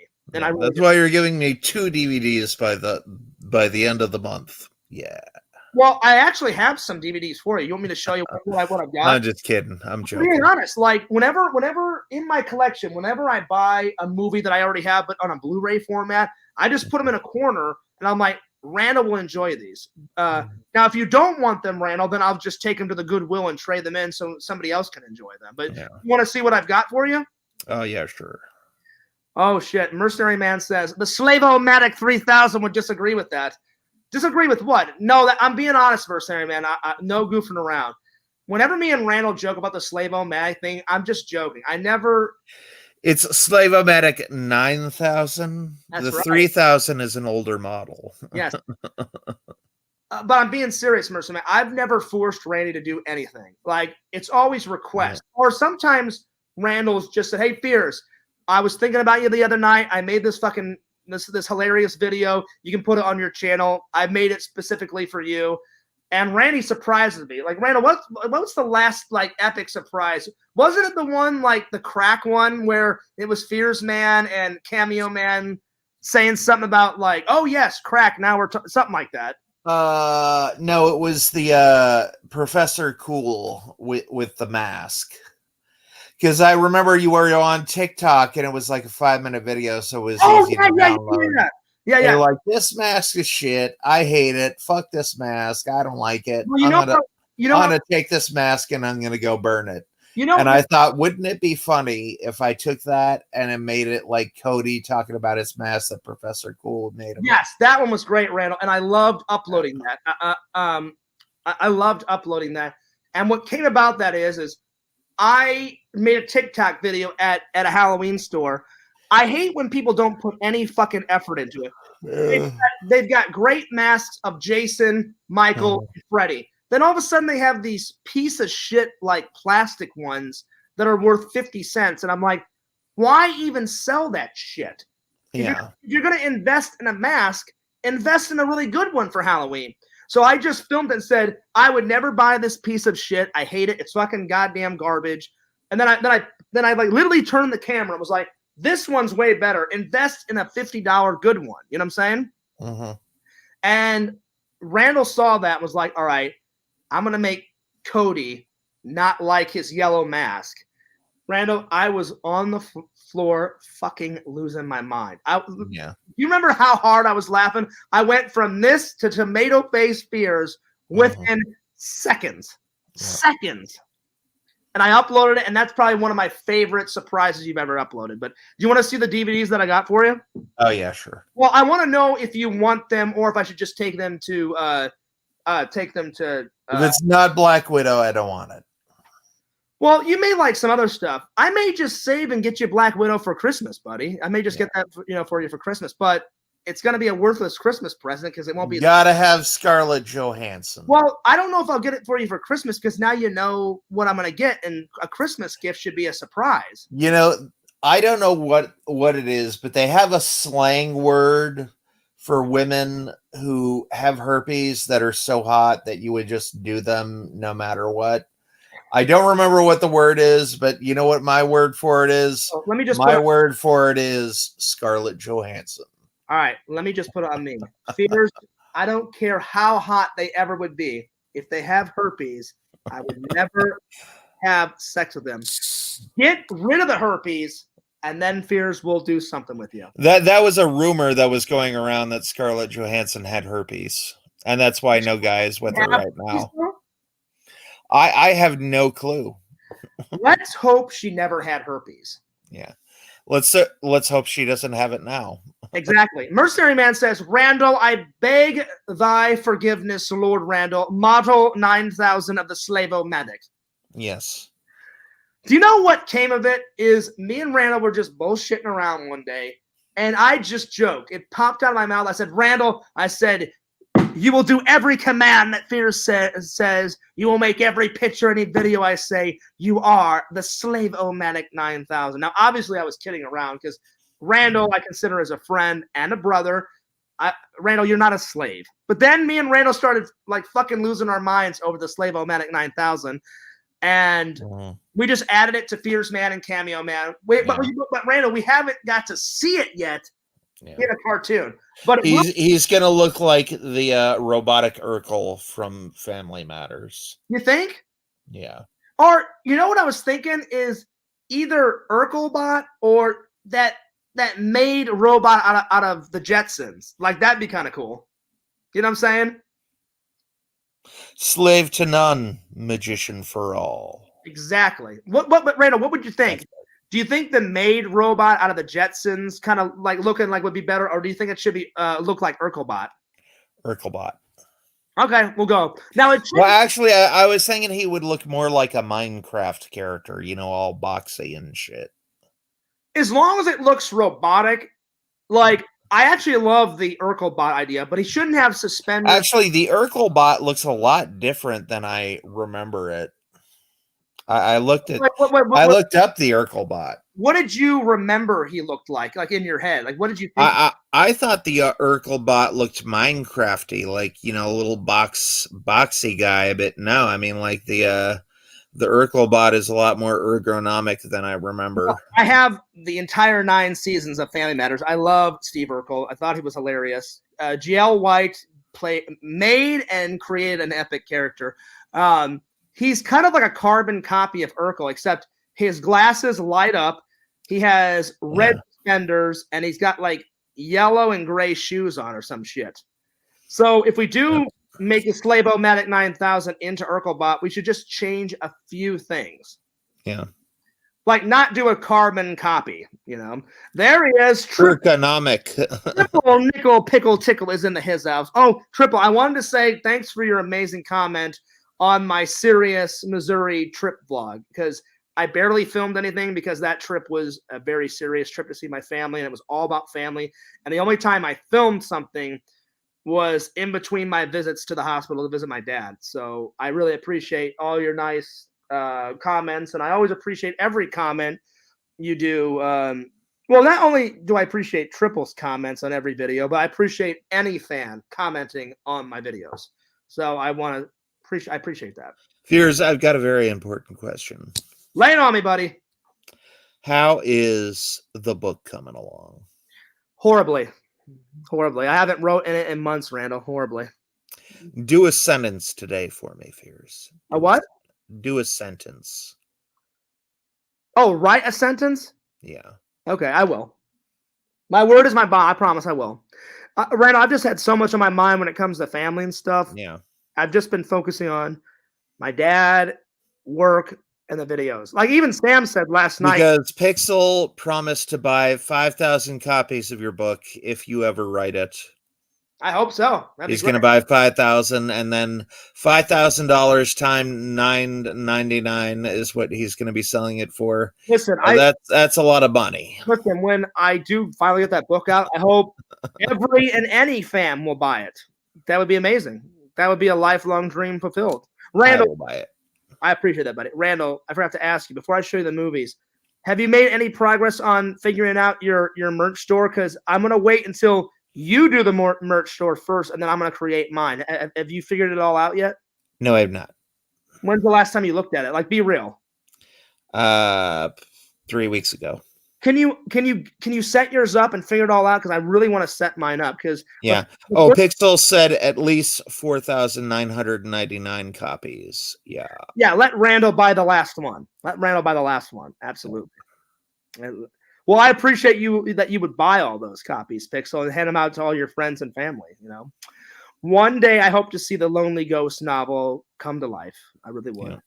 Where are you at right now? The Lonely Ghost has taken a shit in the graveyard, and that was funny, Randall. He's taking a shit in the graveyard. Randall, it's the just girlfriend who is not Casey drops by. Randall. Oh, God.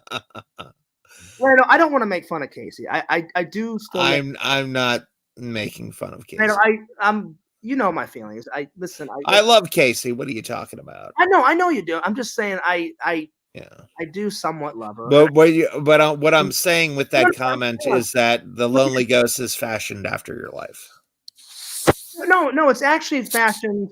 It's got parts of my life in it, but remember it was around Halloween time, and I had that crazy fucking dream, and I woke up and it was about a ghost that could never leave the graveyard, and the only way he could leave the graveyard is if ghosts have unfinished business. And I think I had that dream in my mind because I remember it was like a week or two before Halloween, and I always love to watch as many horror movies around Halloween. Yeah. And I guess I got inspired by those horror movies. And I remember I woke up and it was kind of a dream / nightmare. And I was like, wow, that was a cool, fucking crazy, powerful dream. And it was basically, I was the ghost and I thought I wasn't a ghost and I was visiting someone.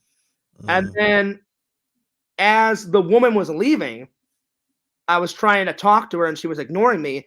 And then when she got to the edge of the graveyard, she got to walk out. And then all of a sudden, like a force field or some shit blocked me from leaving. And I was like, wait a minute. I'm like, what the hell's going on? And then in the dream, I found out that I was the ghost, actually. Kind of like, some Sixth Sense, type of thing. Yeah. Like at the end, he finds out that he's the ghost. And then I just kept adding to it. And I remember I woke up in the middle of the night and I grabbed a scratch piece of paper and I quickly wrote the title, Lonely Ghost, so I wouldn't forget. And remember at the end of the dream, you ripped open your coat and you had the Punisher shirt on. And then you later rose down at the Punisher's grave. Then you walked off and you ran off and you said, I'm going to go fucking kill the Kingpin. Yeah. Randall, you're thinking of another short film. Actually, I miss making short films with Keegan. Me and Keegan are still friends, but he said, hey, Fears, you're moving to Florida. Who was the woman in that? Ethereal? No, Ethereal wasn't in The Punisher. Ethereal was in The Lonely Ghost. She plays the wife. Okay. And I play her husband, and I think that I'm not a ghost. And Ethereal's a cool chick. Whatever happened to her? We're still friends. She ended up she was with the guy Joe, and then they decided not to go out anymore. And they were just friends for a little while. And then before I moved to Florida, I asked her and said, do you think we would ever get together? I'm like, I do love our friendship. And I said, I think you're beautiful. Absolutely. And Ethereal is cool. She's nice. And she was honest with me, which I appreciate her honesty. She said, I just see you as a friend, John. She goes, maybe if we wouldn't have became friends first, we could have dated. But she's like, to be honest, she goes, it's not just that. She goes, I've decided to get back with Joe. We've been talking, and they ended up getting back together, and now they're engaged. And I said, I appreciate your honesty, Ethereal. I said, I would rather you be honest with me. And I said, I love our friendship too. And if you just want to be friends, that's absolutely fine with me. And I said, hey, congrats, to you and Joe. And that's great. Didn't she also tell you she was a part of an elite female fighting force called Fox Force 5? I mean, that her specialty was knives. That's true. No, wait, no. I'm thinking of Uma Thurman. Never mind. You son of a bitch, man. The joke. But like, oh yeah, Fox Force 5. Listen, Ethereal's into all that secret. Fox, because we're a bunch of foxy chicks. Right? 5, because there's 1, 2, 3, 4, 5 of us. He should have rolled with it. And like, oh yeah, Ethereal's a super spy woman. Force, because we're a force to be reckoned with. Roll with that shit. Picture Ethereal being a sexy spy. You know what I'm saying? Yeah. No, she's still a wonderful friend. I actually hung out with her the last time I was in Missouri. Not this past one. The one in 2021. We had lunch, and that's when I found out that she had gotten back together with Joe. And she said, I'm so sorry it didn't work out with you and Casey. She goes, I know you really loved her. And I told the truth. I said, well, even though we're not dating, I still kind of love her. But I said the love is kind of turning into a friendship. And I said, because the longer you're not with someone and the longer you're away from someone, it kind of drifts away. You know what I'm saying? Pixel Protocol says, I will bury all the books in the desert like they did with the unsold ET Atari cartridges. Wow. And then they'll find them again, and they'll be worth millions of dollars. Cool. That's kind of fucked up. So you don't believe that my book will be good? No, he said he's going to bury him in the desert. But do you know why, Randall? Like, you don't know. Have you ever played? Yeah, I know why. I know why. Like, the ET Atari is the most shittiest video game ever. So he's basically saying that my book's going to be the shittiest thing ever. No, Pixel. We said he's going to be taking a shit in the graveyard. Taking a shit. I'm kind of in Fears' universe. Yes, but Pixel, ghosts can shit. Randall, anything can shit. I got you. I'm not mad at Pixel, but me as a friend, you don't think my book could be successful? Is that what? All right, Pixel, you're blocked. No, I'm not gonna block him. I'm just saying I would think a friend would think, hey man, like I hope he gets that book out. I mean, I kind of think Fears that Pixel is joking. I'm pretty sure he's joking, but I just wanted to make sure. So yeah. Hang on, let me get the movies, Randall. Hang on. Nobody is ready for the book yet. So Randall, these are the two that I got on Blu-ray. Do you want any of these? The first one is this, and then the second one is this. Do you want any of those? Yeah. Do you want them or not? No, I'm good. Okay, so I'll take in a couple of days. I am a big David Chappelle fan, but I'm not yeah, I'm well, good. What about The Wizard? That's a classic video game movie that you enjoy. Do you want that one? Nah. Okay. Well, I always, before I take them to Goodwill for other people to enjoy, I want to make sure if you. Here are the two DVDs I want. I'll ask Sam before I take them to Goodwill. I'll ask if Sam wants them. Here are the two DVDs I want. Bat Babe, The Dark Knighty, starring Darian Kane. Wow.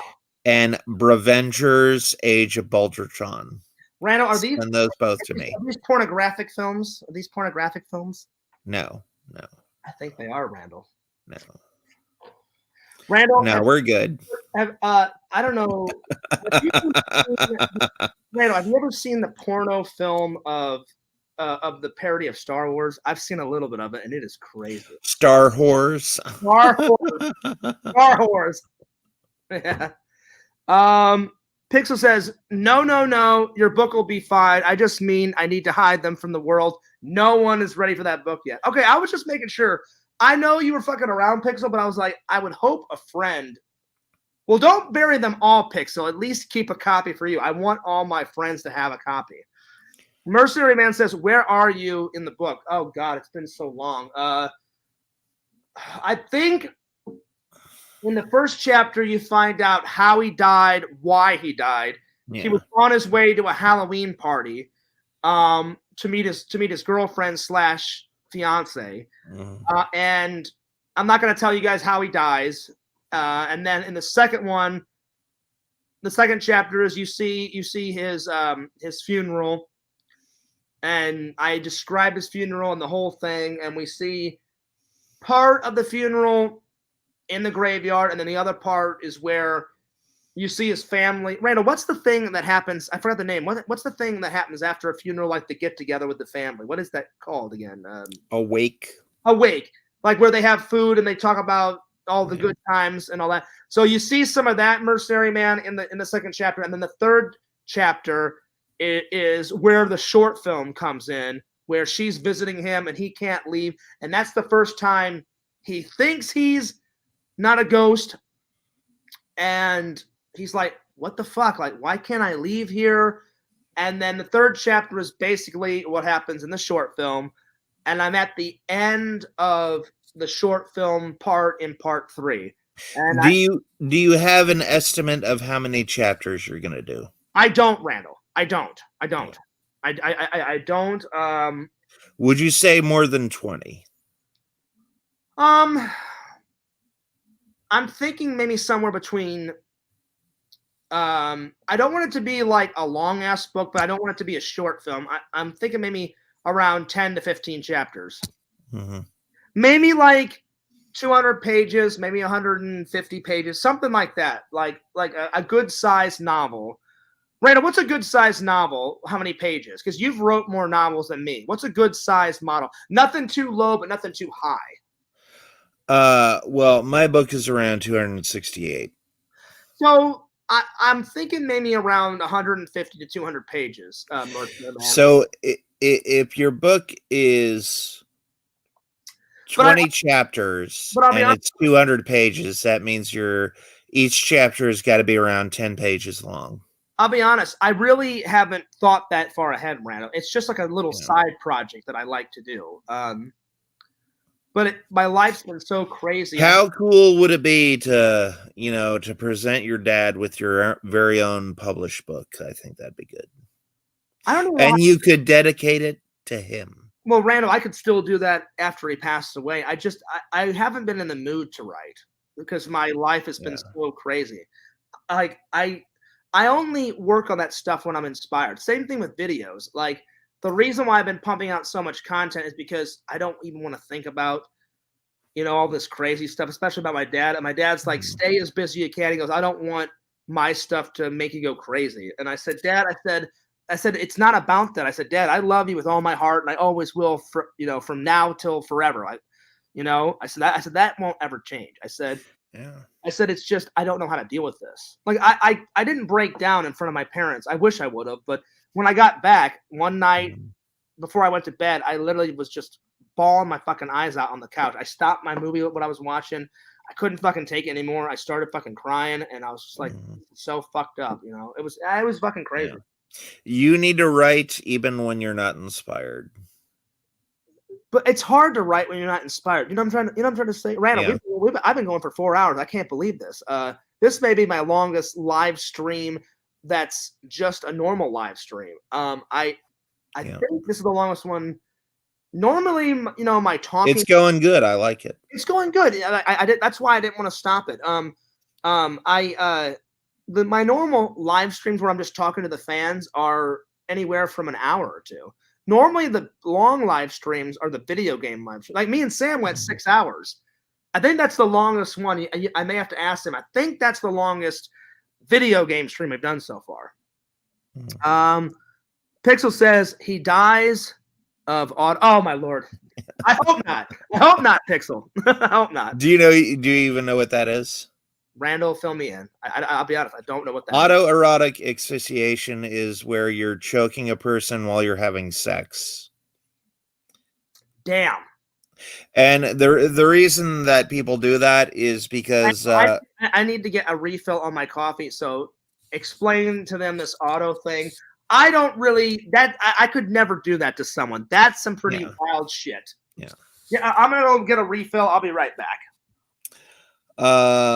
Autoerotic asphyxiation, for those of you who don't know, it's where you choke a person during sex, and the lack of oxygen to the brain makes the orgasm Randall, I'll be honest, 2 or 3 times more powerful. Randall, I'll be honest. How in the hell do we get on these hilarious topics? I don't know. Ask Pixel. He's the one who brought it up. No, Pixel. I love the guy. He's a hilarious guy. I'm talking about my dad, and all of a sudden we're talking about autoerotica. Well, he's talking. Well, he's answering the question how your character died in your novel. I hope my character does not die of that. And that Pixel, you're way off. Actually, his character died of crack. Oh yes, now we're talking. Yeah. Right. He buys it from Mr. Crack. Yeah. Oh yeah, now we're talking, buddy. Yeah. Hang on, Randall. Give me a second. I need to get a refill. All right, I'll keep you updated on what Mercenary Man says.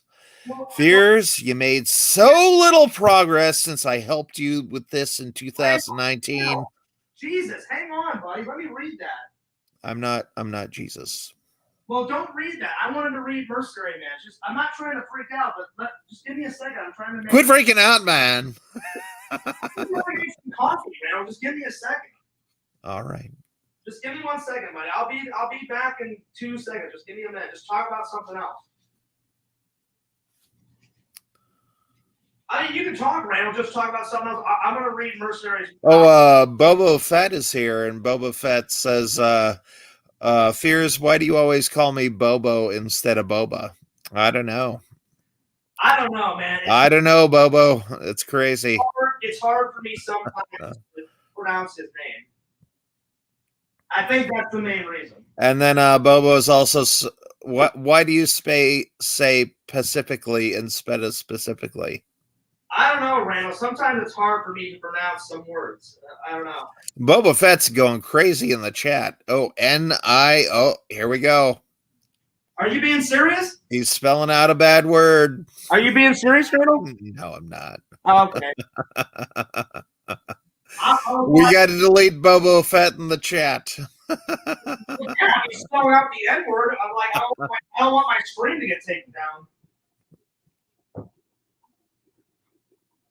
Oh no, he was spelling out Nightman.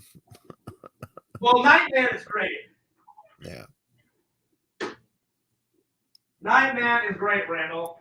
David Carradine died this way for real. What an embarrassing way to be found dead. LMAO, Randy. Was that guy from what's that show called? Kill Bill Volume 1 and 2. Yeah. No. What was that epic? What was that amazing show he was in? Kung Fu. Kung Pao, Enter the Fist. Dude, I really is Pixel Beef really died of that? Yeah, and he is correct. Yeah, he did die of that. Wait, so someone did that to him? Yeah. Wow, I never knew. Wow, I never knew he was into that crazy shit. I mean, he seems so nice. Like, well, I'm sure he is a nice guy, but that's the. Well, I heard Barbara Hershey and him actually had sex in a sex scene during a movie. Wow. Yeah. Well, him and Barbara Hershey. I never knew he was into that crazy shit because in his movies and in his television interviews, he's such a nice guy. I'm sure he is a nice guy, but wow, who would have thought he had such a wild side? Yeah. You know who Barbara Hershey is? She was Superman's mom in Man of Steel. Oh, that's Think cool. of that. Kane from Kung Fu having sex with Superman's mom. That's awesome. I'll give him props for that. Yeah. But I just can't like fathom that he had such a crazy wild side because he whenever he talked in his interviews, Randall, he was like so soft spoken and he was such a nice guy, but snatched the condom from my hand, Mrs. Kent. Oh my God. Yeah, Randall, I get it. Snatch the pebble from my hand. You know what's even better than a pebble? Snatch the condom from my hand. Yeah, him and Mrs. Kent going at it like rabbits. Yeah. On screen, too. Yeah. Wow, man, oh man, oh man, oh man. Well, you know what, Randall? You learn something every day, buddy. Yeah. Randall, I wasn't trying to scream at you. I just want to read. Yeah, you were. You were trying to scream at me. You're I'll give Randy some shit. No, I wasn't. No, Randall, I just wanted to read Mercenary Man's comments because it seems like it's a real serious, and I was like, just talk about something else because, I can't focus on two things right now. So I just want to get my coffee. So I wasn't trying to, yell at you, buddy. So I apologize. You're not mad, are you? Randall? No. Okay. All right, I'm back. All right, Mercenary Man says, excuse me. Fears, you've made so little progress since I helped you with this in 2019. Honestly, you should either shelf the project or you should start seriously writing before work or over the weekend. You're right. He's saying you should play The Weekend, Blinding Lights. Well, Randall, we still have to do that project. I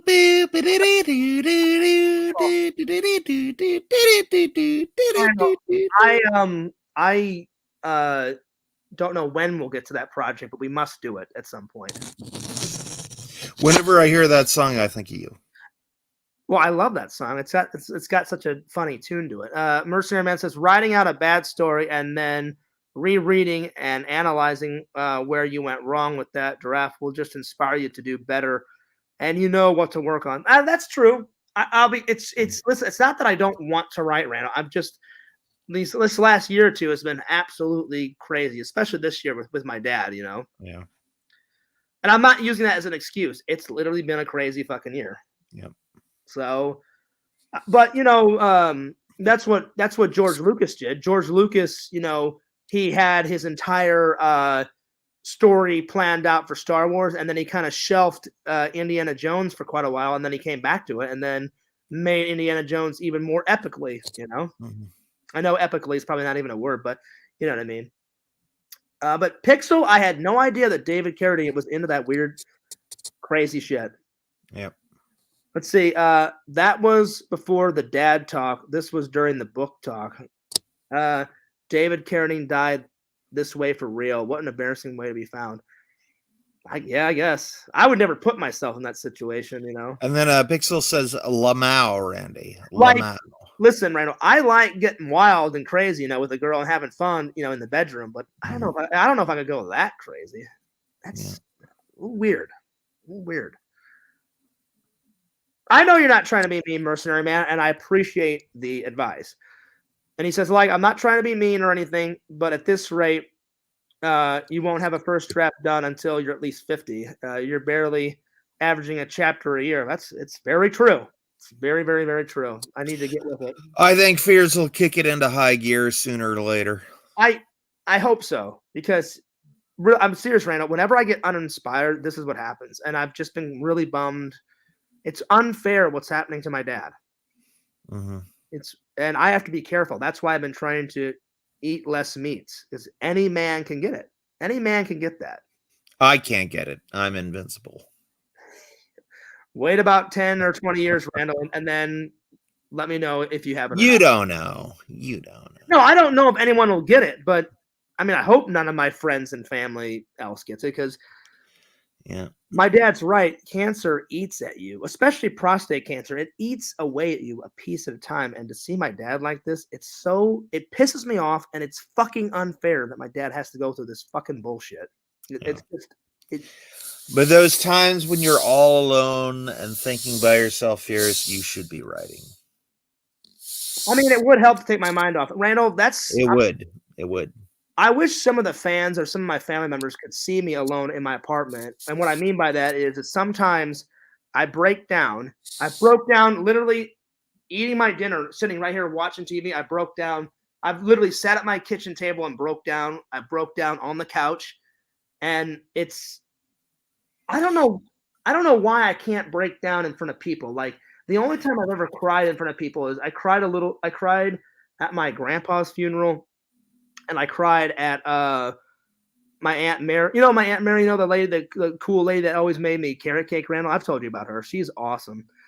And I broke down there, and I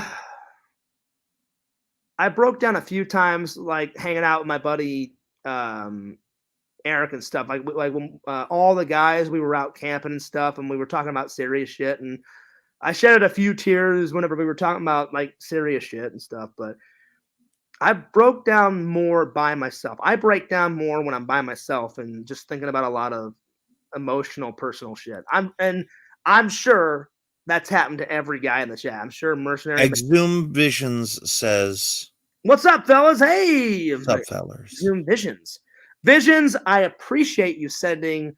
I think you wrote me yesterday or earlier. Wait, today it's technically Sunday because it's 2:38. I appreciate you. I can't remember when you sent me the message, but you said you sent out my merch that I bought, and I appreciate that, buddy. Cannot wait to get it in the mail. Do a mini Exhumed Visions unboxing. Maybe I'll do the unboxing before I put out Sleepaway Camp, or maybe I'll put it out after Sleepaway Camp is uploaded. So there it is. But I appreciate you getting that out, buddy. But no, Randall, what I was trying to say is I break down mainly when I'm alone, thinking about all that shit. And I said, I'm sure every man at one time, especially in the chat, Mercenary Man, Visions, Pixel, I'm sure they broke down and cried. It happens when you live alone. Yeah, but I'm sure, I don't know if any of my buddies in the chat will admit it. But I used to cry all the time when I was living by myself. Sure, Pixel, Mercenary Man, Visions, they know what I'm talking about. I'm sure at one time they just couldn't handle the emotions anymore and fucking broke down, Yeah. I used to cry all the time when I lived by myself. But I don't think crying is a weakness. I mean, like everybody, whenever they get sad and the emotions are high and it's bubbling up, it's a human reaction. You're like, I fucking can't take it anymore, and you just break down. Vision says, hang on, let me. He says, thanks for grabbing stuff. I put that trick deck for Randy in there. So Randy, not only am I going to get some extra goodies, but way to go, Visions, for looking out for my best buddy, Randall. Visions, let's put it this way, dude. When we hang out, that is going to be the most epic hangout. Booze and galore. You're going to have to tell Mrs. Visions you're on your own. You're on your own for a night. Me and Visions are hitting up the clubs. Well, not clubs. We're hitting up the bars. We're going nuts. Visions is going to be my wingman, and we're going to find Fears a chick, and it's going to be great. Boozing away, vodka galore, boozing galore. It's going to be amazing. Same thing with Pixel. We are going to be going ballistic. I'm going to order me and Pixel, not one, but 2 pizzas. We're going to go nuts. We're going to be drinking. We're going to be fucking gaming, finally, on fucking Pixel's channel. Pixel, I don't care what you say. We are adding content to your fucking channel, buddy, and we are going to be so ballistic on whatever fucking game. I don't care what we play. It'll be your choice, Pixel. Fucking Friday the 13th. By the time I come over, maybe fucking some Resident Evil 9, buddy. Something. We'll figure it out. Well, dude, that's pretty cool that Visions put that shit in there for you, Randall. Nice. Thank you, Vision. Listen, Randall, you've been an experience. You've been a witness to this. Remember when you and me did the Visions unboxing together? How fun and great was that? Well, that was great. You used my Kano knife to open it up. I did, and it's on the wall. And you know what? Whenever we do another Exhumed Visions unboxing, I will either use the Kano knife again or Randall. Remember, I told you at one point. We're going to be using the Shang Tsung knife next. Ooh. Did he have a knife? No. Oh, I was like, well, I don't have that prop yet. Fears, I'm lying my ass off. You're definitely you have been a lion today. No, I'm just joking. No, so either whenever we do the next Exhumed Vision box, Randall, I'm either going to use the Kano knife again to open up the box, or remember I told you when I was a kid for a Christmas present, my dad got me the ultimate Swiss Army MacGyver knife. I need to get you the Rambo knife, Fears. The Rambo knife. But which one? I fucking love Rambo. He's got many knives. The one with the compass and the hilt. Then is that number 2 or number 1? Because he's made a knife every single Rambo movie, and they're all different. You know what I'm saying? Yeah. So which is it? Is it from number 2 or from You know who made those knives? A little guy called Gil Hibben. If you don't know who Gil Hibben is, any cool knife that you have seen in a movie was probably made by Gil Hibben. Well, Gil Hibben was the guy who made the Klingon knife. Randall, hang on. Gil Hibben, I don't know who the hell you are, but God bless you, because the fucking Rambo knife is one of the most legendary knives of all time in a fucking movie. And you said he made the Klingon knife. Did he make what's the Klingon? No, the batleth was plastic. The batleth wasn't real. Oh, they didn't make a real one for that? It looks fucking real. No, it's plastic. Well, that fucking sucks. But the Klingon blade knife. The Klingon knife, and it's the one with the blade that splits out like a V. Yeah, it goes like that. Now that one was. That is an actual knife, and he made that knife. See that. I'm puzzled by that, Randall. If Gil Hibben is like the badass of all knives. But see, Randall, I'm baffled by that. If he made the real Klingon knife, why wouldn't they go the extra mile and make the batleth real? I don't know. It looks like a real blade, I don't know. Anyway, Vision says, thanks for grabbing that stuff. I put the trick deck in there for Randy. But Randy, what I was saying is you've been a witness. Every time you and me have done an Exhumed Visions unboxing, and I did a mini one by myself. Visions is a cool motherfucker, a cool friend. He always throws in some extra, doodads for people, and I appreciate that. He's a good fucking dude, a good friend. He's got a great business. Visions, I know you hate when I plug your stuff, but dude, you're such a cool fucking guy, man. I feel like I have to. You're a great friend. Everyone that watches, exhumedvisions.com. Buy some cool shit make Vision some more money so then him and his girlfriend can go on some epic vacations, going nuts, going ballistic. Dude, this guy has made some cool fucking knives. I gotta say. So name off so we already know he already did the fucking Klingon knife. Now has he made every single version of Rambo's knives? Because there's 5 movies. Yeah, I think so. So he's made all the fucking Rambo knives. What else has this guy got? Is he like the Hollywood guy making knives for all movies?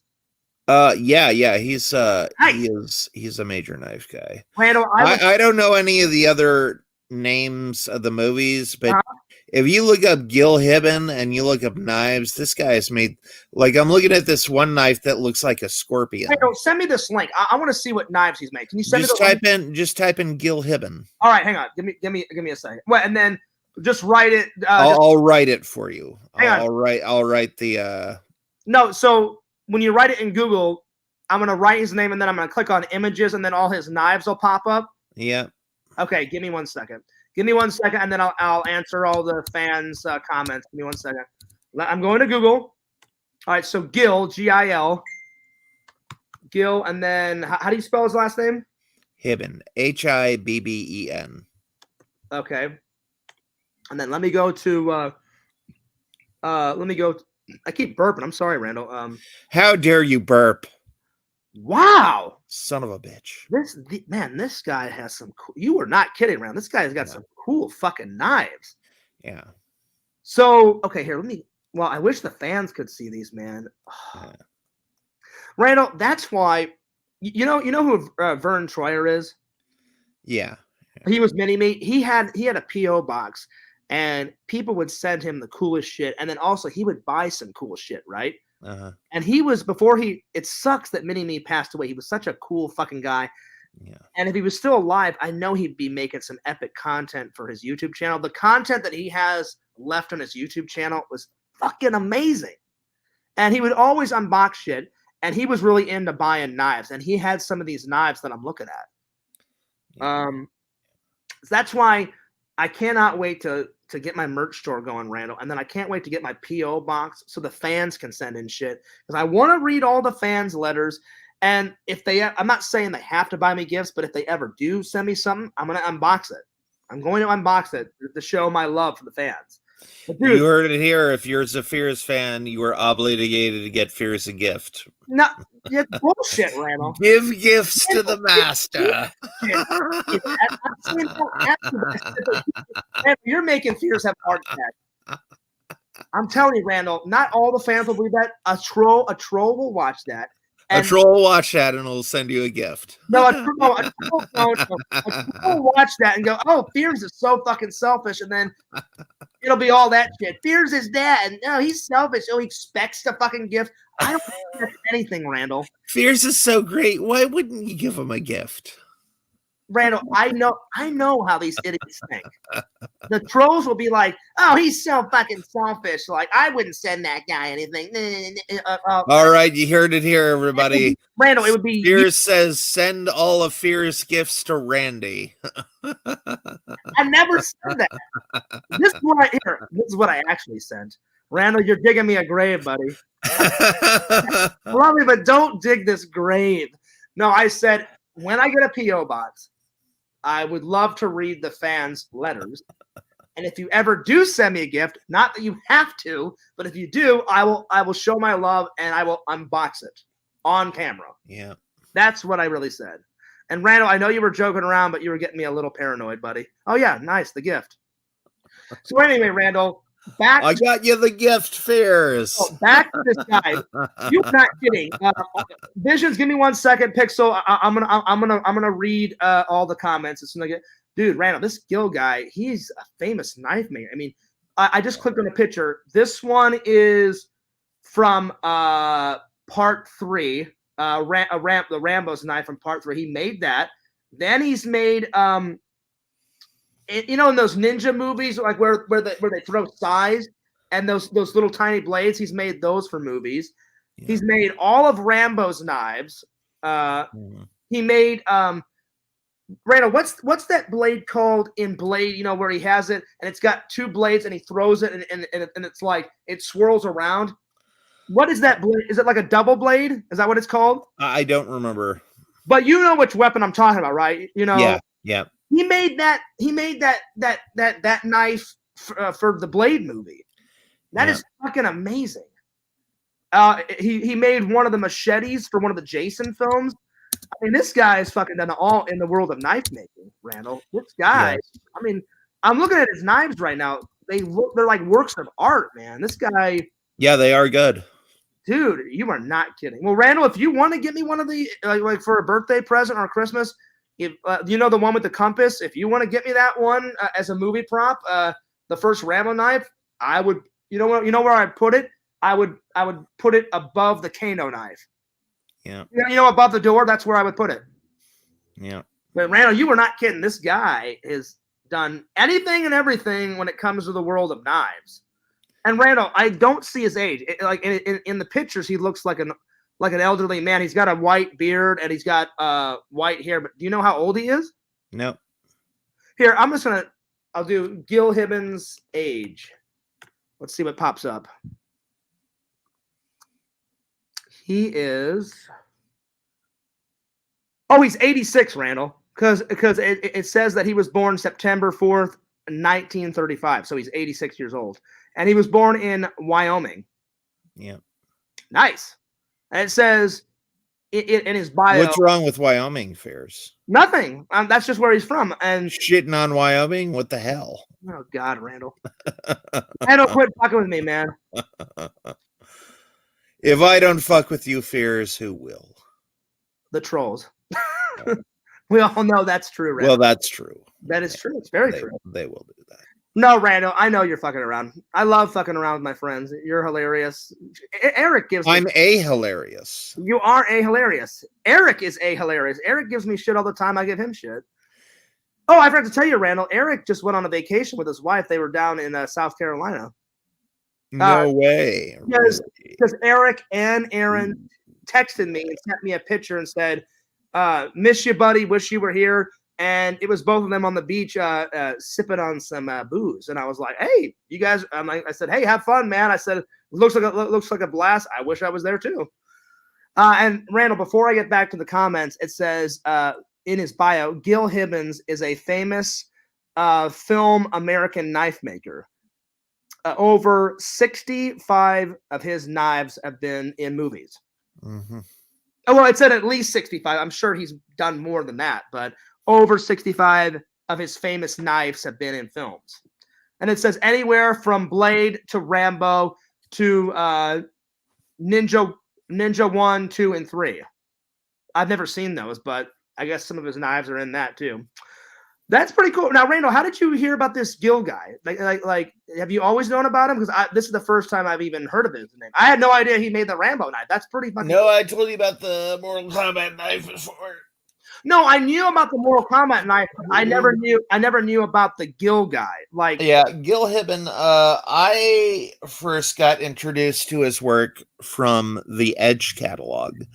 The Edge catalog was a catalog that I've never heard of that either. What's the Edge catalog? What's that all about? Well, they don't make the Edge catalog anymore, but the Edge catalog was for like really, really super rich dudes. I used to go on a lot of plane trips, and the Edge catalog would always be in that little back flap of the seat in front of you. Okay. Yeah, and the Edge catalog they had knives in it, but they had tons of other cool shit, like like shiatsu foot massagers and like velvet robes and shit. Just like things that a really rich, like Bruce Wayne type person would buy. Like they had like back massagers, and yeah, it was a pretty cool catalog. And and there was even this scope, and it was featured in the Fair Games starring Cindy Crawford.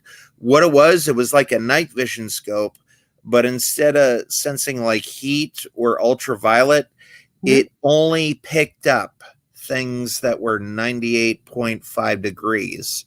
And I don't know if you know, but 98.5 degrees is the natural human body temperature. So you could point it at a wall and it could see somebody behind the wall. That's pretty dope. Hang on, let me catch up with some comments. Pixel says, Mercenary Man gives... No, we're going to do whatever I want to do. You fucking with me, Randall. Just joking. Pixel says, Mercenary Man gives level-headed advice. Mercenary Man says, I do my best. Shout out to Exhumed Visions. Hi, Mercenary Man. Your name is in my how do you say that, Randall? Predictive. My predictive text now. Oh, yeah, buddy.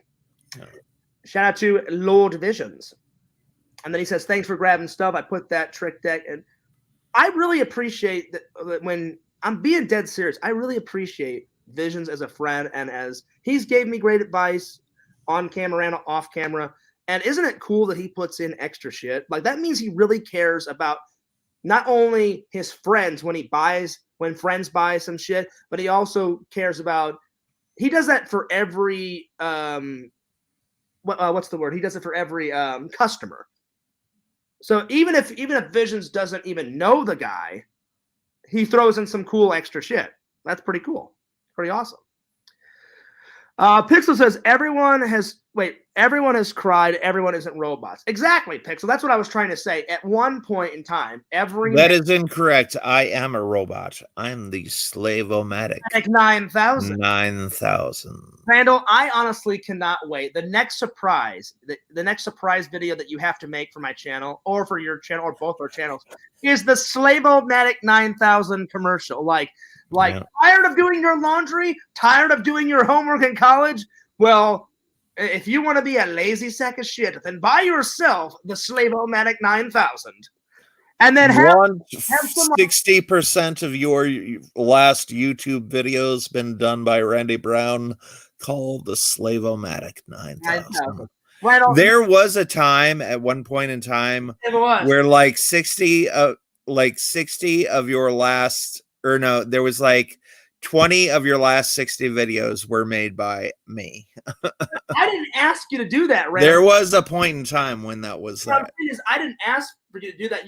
You were just a good friend and did it. Like, I was pumping out the content for Fears Vlogs. You mean I was pumping out the content for Fears Vlogs? No. Fears Vlogs, all the videos that you're talking about were on Fears Man 26. So let me tell the story. So I was pumping out the content for Fears Vlogs. Yeah. I wasn't at this point in time, I wasn't making much on Fears Man 26. All of a sudden, Randy's like, Fears, I want to help you. And how many videos was it, Randall? Like 10, 20 in a row? Something like that. It wasn't 10 or 20 in the row, but yeah, I looked at your last 60 videos and I go, Fears, do you know how many of your videos that I've done? I've done like, it was a lot. 33% of your videos. 33% of your content was done by me. Now, was that last year or was that in 2020? Because I think that was 2020, but yeah. So it was pretty much like the last 30 or 40 videos in 2020 that I posted at the end of the year. Yeah. I didn't tell Brandon to do that. He's just a good friend, and that's how much he cares about me and my channel. And Randall, I greatly appreciate that, buddy. You are a good friend, and I appreciate that. Oh, welcome. That's really nice of you, man. Yeah. But yeah, I mean, Pixel's completely right. I mean, at one time, whether you're a guy or a girl, you just can't take. You can't take it anymore, and you just break down and cry. I mean, it happens to the best of everybody, you know. Vision says Wyoming. I say, why not Oming? That's true. It's very, very true. Let's see. Triple says Brandel is such a good mystic. He predicts his phone predictions. Randall, what do you got to say about that? Is that it? Randall's like, that's what I'm talking about. All right, Randall, let's do some more epic random questions, and then I'm getting tired. I have not ate anything in hours. You're not getting tired. You want to go on for another hour? Yeah, another hour. Good Lord. One more hour. Actually, Randall, why don't you ask me some random questions? You look up some random questions and you ask me, and then we'll both answer together. I've already looked up the last 9 or 10 questions. Go for it, buddy. Look up some random questions, and we will end with this. Let's do 10 more random questions for each of us, and then we'll end the night. Okay. And I appreciate everybody still watching. We've got 2 people watching. I don't know who the two people is. So maybe it's Pixel and Visions, or maybe it's Pixel and Triple. I don't know who else. Whoever is still watching, put who's watching in the chat. I'm just curious. Yeah. Let me know. Triple right. Triple says Brando can communicate more words with a wag of a finger than Shakespeare can with a career of writing. That is too true. So who's the other person watching? Is it Visions or is it Pixel? Let us know. Let us know. Let me knows. Oh, it's Vision. So it's Triple and Visions that are watching. He says, "Hey Fears, can you do a Mickey Rooney impression from Breakfast at Tiffany's?" Oh, you know what? Vision, do you know what you're talking about? I think so. Like it's been a while. I have watched. It's probably because he's referencing your glasses. Well, I've watched Breakfast at Tiffany's, but it's been a minute, so I don't know what scene he's actually talking about. I have seen Breakfast at Tiffany's. It's an old movie from the 30s and 40s, and isn't it like she starts off like from a girl on the street, and they turn her into like a classy lady? Is that what it is, Randall? No, that's Pygmalion. I thought like Breakfast at Tiffany's that she starts off. I thought she starts off like some like girl. She's poor from the streets or whatever, and then some rich guy like feels sorry for her and invites her into his house, and he turns her into like a classy lady. I thought that's what it was. No. Vision says that's it, Randy. Yeah. Well, I do remember Mickey Rooney played the landlord in that movie. And the reason, well, a lot of people trash that movie because Mickey Rooney is playing an Oriental person in that movie. And it's a very racist depiction of an Oriental person. And also, Mickey Rooney is white, not Oriental. I don't remember that part from the film. Are you? Oh, it was really super racist. Really racist. Breakfast at Tiffany's was racist? Oh, no, that scene. That scene, yeah. I don't remember that scene, if I'm being honest. Oh, it was nuts. Like, what does he do? He just talks out like a this. You know, what is he doing in the actual scene? Like, is he talking to the I don't remember. I didn't watch most of that movie. Pixel, I've watched Breakfast at Tiffany's, but it's been a long time. I think the last time I watched it was when I was in film school. So I honestly don't remember. I don't remember that racist scene, and I don't remember much about Breakfast at Tiffany's. But what I do remember, she's like a poor woman from the streets.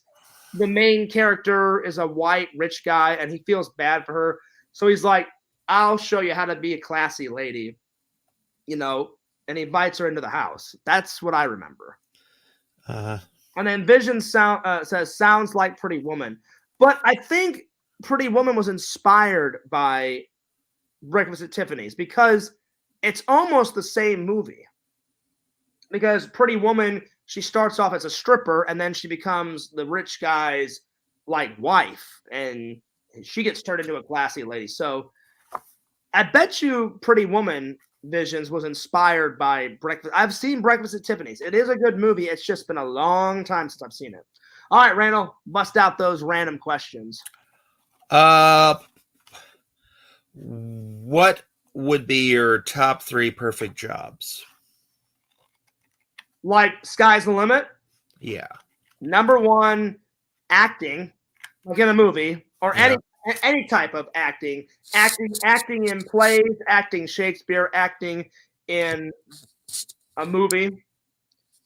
Number 2, anything to do with an airline, because I love travel. I love traveling. Mm-hmm. Number 3, let's see. I think being a teacher would be cool, Randall. Like teaching people something. I don't know what I would teach. Maybe a film school teacher would be cool, like teaching film. And because whenever I taught film and how to make a video at church camp, all the kids had a fucking amazing time. So I told him at some point, I said, I don't know if I'll come back next year or the year after, but I said, at some time I'll be back and I'll definitely teach another class because I don't know how busy I'll be next year. But it was a great experience, I'll tell you that much. So I'd say those 3. What about you? 3 epic jobs that you would want to do. Adult film star, life coach. Are you being for real, Randall? I'm asking you. I'm just kidding. No, life coach would be one. Okay. I was like, that may be a little risque for Randall. I'm like, hey, man, you want to do it? Go for it. Life coach, psychologist, or school counselor. That'd be cool. I could see you doing all 3 of those, Randall.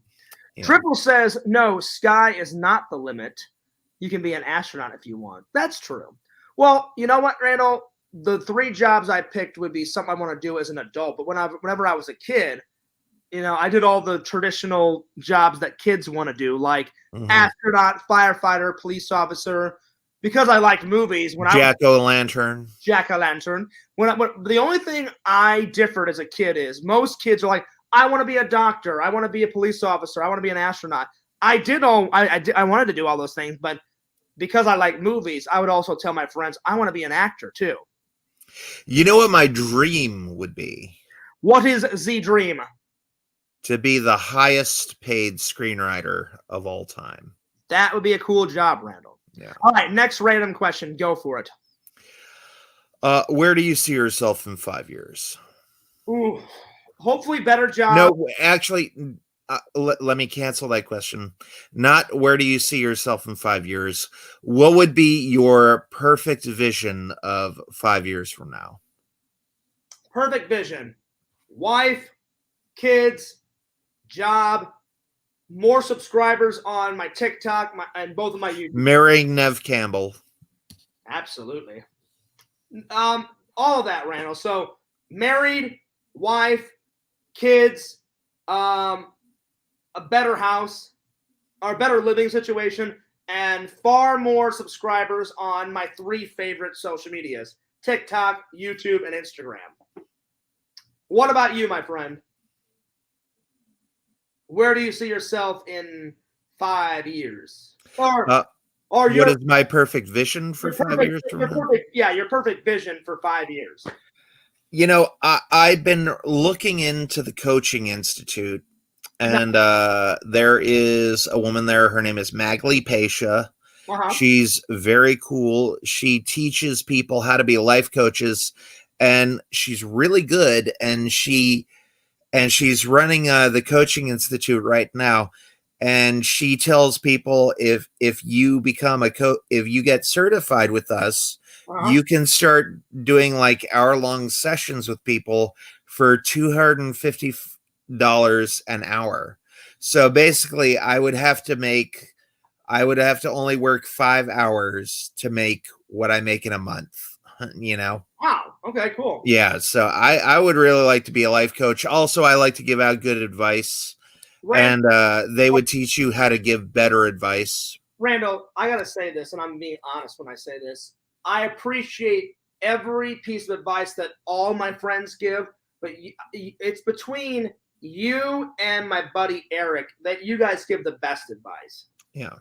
So, Randall, I'm getting tired, so I think let's just do 2 more random questions, and let's call it a night, because I never expected to keep going this long. It's 3:08 right now. We need to go for 14 more minutes to hit the 5-hour mark. 14 more minutes? 14 more minutes. Okay, we'll go for 14 more minutes because I'm getting so tired, Randall. And Randall, I gotta say, this is the longest normal chat Fears podcast I've ever done. What is the longest stream you ever did? Ever? Yeah. I don't know who I did it with. I think I had to take it off my channel because I got into a Fears rage mode. Like, it's long ago. I think the longest I've ever went was like 7 hours. But it wasn't on my channel. I was a guest and I was on someone else's channel. So that's the longest one that I've done. Oh wait, Pixel says, hang on. I'm getting. Hang on, don't go yet, Pixel. Pixel says I'm getting sleepy, so I will turn in. You guys have a good night, as well as everyone else. Pixel, I appreciate you showing up. I may do a stream tomorrow after church, so be sure to tune into that. That's why I'm getting tired too, Randall, because I got to get some sleep because I got church early in the morning. No, you don't. But I'll go 14 minutes so we hit that 5 hours. Well, it's only 12 minutes now, Fears. Okay, good, because I'm getting tired. All right, so we'll see how many random questions we can do in 2 minutes. But Pixel, thanks for your support. Thanks for your friendship, buddy. Thanks for tuning in. I appreciate it. So looks like we're down to Triple and Exhume Visions.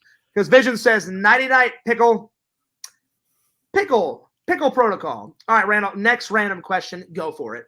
What are your goals for this week? This week, talk more to that Ellie girl from the dating app. Yeah. Because I haven't heard from her in about a day or two. So talk to her more, get to know her more, have all of that reassignment for my job. Hopefully I have all that done by Monday or Tuesday. So those are 2 goals. Do a longer workout session and go more days. Because how long a workout session do you want to go for? At least an hour, because this week I only did 3 workouts and they were only a half an hour long. I'd like to get back.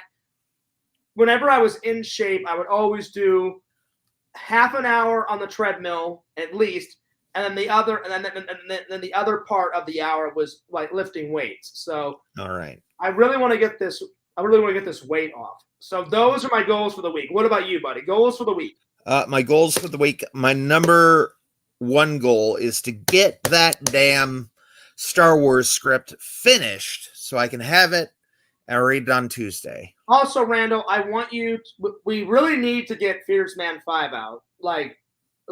No, we don't. I feel like we've been taking forever. I feel like it should have already been done by now. Don't you think? Yeah. Why have we not been able to get it out yet? Because it's a lot of fucking work, and I'm the one doing all the work. I know it is, Randall. Yeah. But I think when we do Fierce Man 6, I think I'm gonna try to. That fight scene is gonna be super fucking difficult. Yeah. I know that's why it's taking so long. I think whenever I do Fierce Man 6, I think it should be a quick, 5-minute episode, because I really want to try and get up more episodes of Fierce Man quicker for the fans. Because they've been waiting at least, 6 or 7 months for Fierce Man 5. Yeah. So I can't wait to have it up. And I always have Randall do all the cartoons first before we do the voice acting, because Randall, is that girl that's going to be the new Leah Ramsey and Giselle Marie? Yeah, they'll be in it. Is she still down to do the voiceover for the interviewer? Okay. Yes. Because you're voice acting in it, I'm voice acting in it. We've used that girl off of Fiverr to do the interviewer before. Who are the characters in The Lonely Ghost, and who would you have play them if it went into a live action movie? In live action? Yeah. I would want to play the Lonely Ghost. If I got too old, I don't know who would play it. I'd find some young, strapping, lad that Chris Pratt. Chris Pratt would be cool. I basically, if I got too old to play it, I would find a young version of me. I would look at all the actors and say, all right, who looked like me when I was 25 or 26, and I would find that actor. Yeah. So there's that character. The wife is in The Lonely Ghost. I would find someone to play the wife, and then. Yeah, I know you would find someone. Who would that be? I don't know, Randall. I really don't. I think I would want to have one of my friends in real life, like one of my friends that's a girl, play them, because I have a lot of hot friends that are from high school and college. Like, Randall, do you remember my hot friend from college? We're just friends, but she is so hot. Remember Carissa? No. Did you ever? I guess you never met her. I don't think Carissa is the most nicest, sweetest, friend, or one of the most nicest, sweetest girls that is my friend. And I always wanted to get together with her, but you know, it just sucks when you become their friend, because then they put you in the friend zone and then you can never get out of it. But I'm honored to be her friend. She's so nice, and now she's a mother. She's got 2 kids, and I honestly can't remember. I don't know if she got divorced or if she's still married. I can't remember, but she is the most loving, sweetest girl ever. She's so I think she would make a really cool part of the Lonely Ghost. She could play a good wife. And then the other characters, I don't want to say, because I don't want to spoil the chapters that I have wrote of the Lonely Ghost. So, but for the bully, you would get the guy who played Biff Tannen in Back to the Future. Well, there's no bully in the Lonely Ghost, Randall.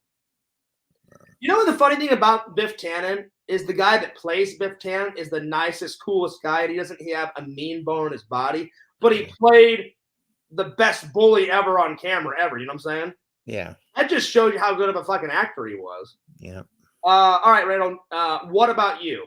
If Cameo Man ever saw the light of day on a film, who would you want to play all the characters?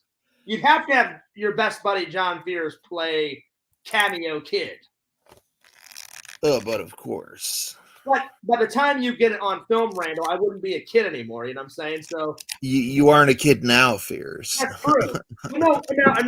If Cameo Man, like Cody, when he starts out, is supposed to be 16 years old. Well, now he's up to 18. I play the 18-year-old Cameo Kid. Yeah. Randall, if you ever did make the film, would it be a live action or would it be a cartoon film? Definitely live action. Okay, so who do you see in all the roles of Cameo Man? I will tell you the roles and the crew I would have fill. Number 1, the director would be Michael Bay. It would be Michael Bay ended up. Okay. And then the director of photography would be Mauro Fiore. He was the guy who did Bad Boys 2 for Michael Bay, and he also did the Transformer films.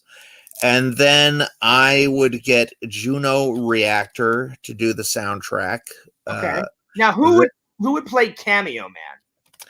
I don't know, but I'll tell you a rule that I would have. He could not have been played a superhero before, you know, because there's a lot of actors out there that have played superheroes. I want somebody who has never played a superhero before. So, I would go with Justin Whalen. So you would rather want an unknown person that has not played in a movie or a superhero movie?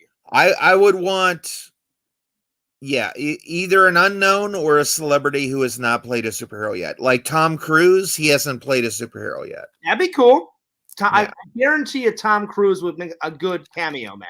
Oh yeah, he'd fucking nail it. What about Cameo Kid? Who would play Cameo Kid? Again, Cameo Kid, it would have to be somebody who never played a superhero before, so it'd be kind of tough. Maybe Harry Potter. Oh, the guy that played Harry Potter? Yeah. That'd be cool. Although he's too old now, too, so.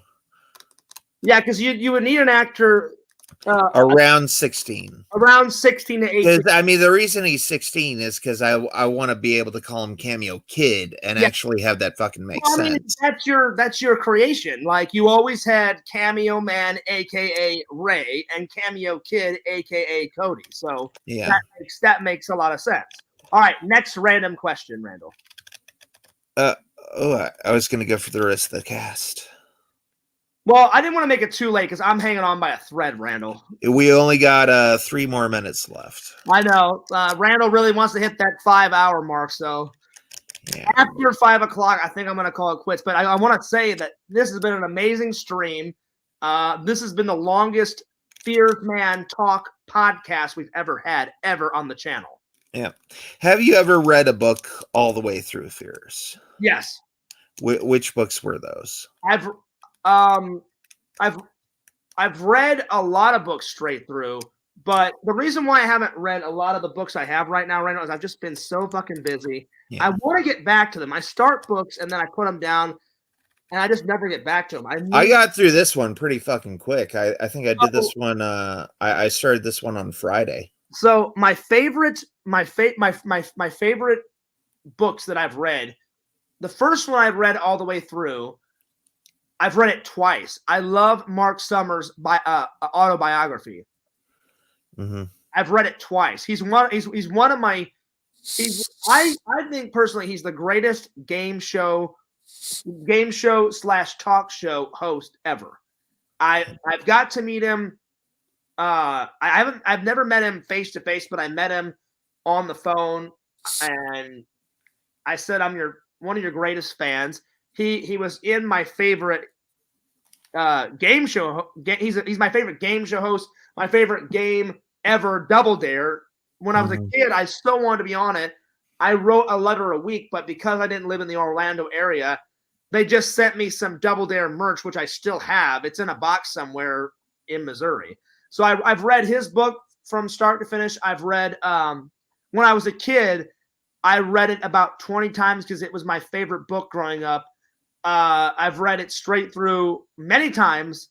Cloudy with a Chance of Meatballs. That was my favorite book growing up. I still have my original copy that my mom bought for me. I've read Willy Wonka and the Chocolate Factory all the way through because I read that in school. I've read 10 Little Indian Boys. And I've read what's the one where they kill Piggy? Little Dragon. Lord of the Flies. I've read that. That's the only part of that book that I hated is that they killed Piggy.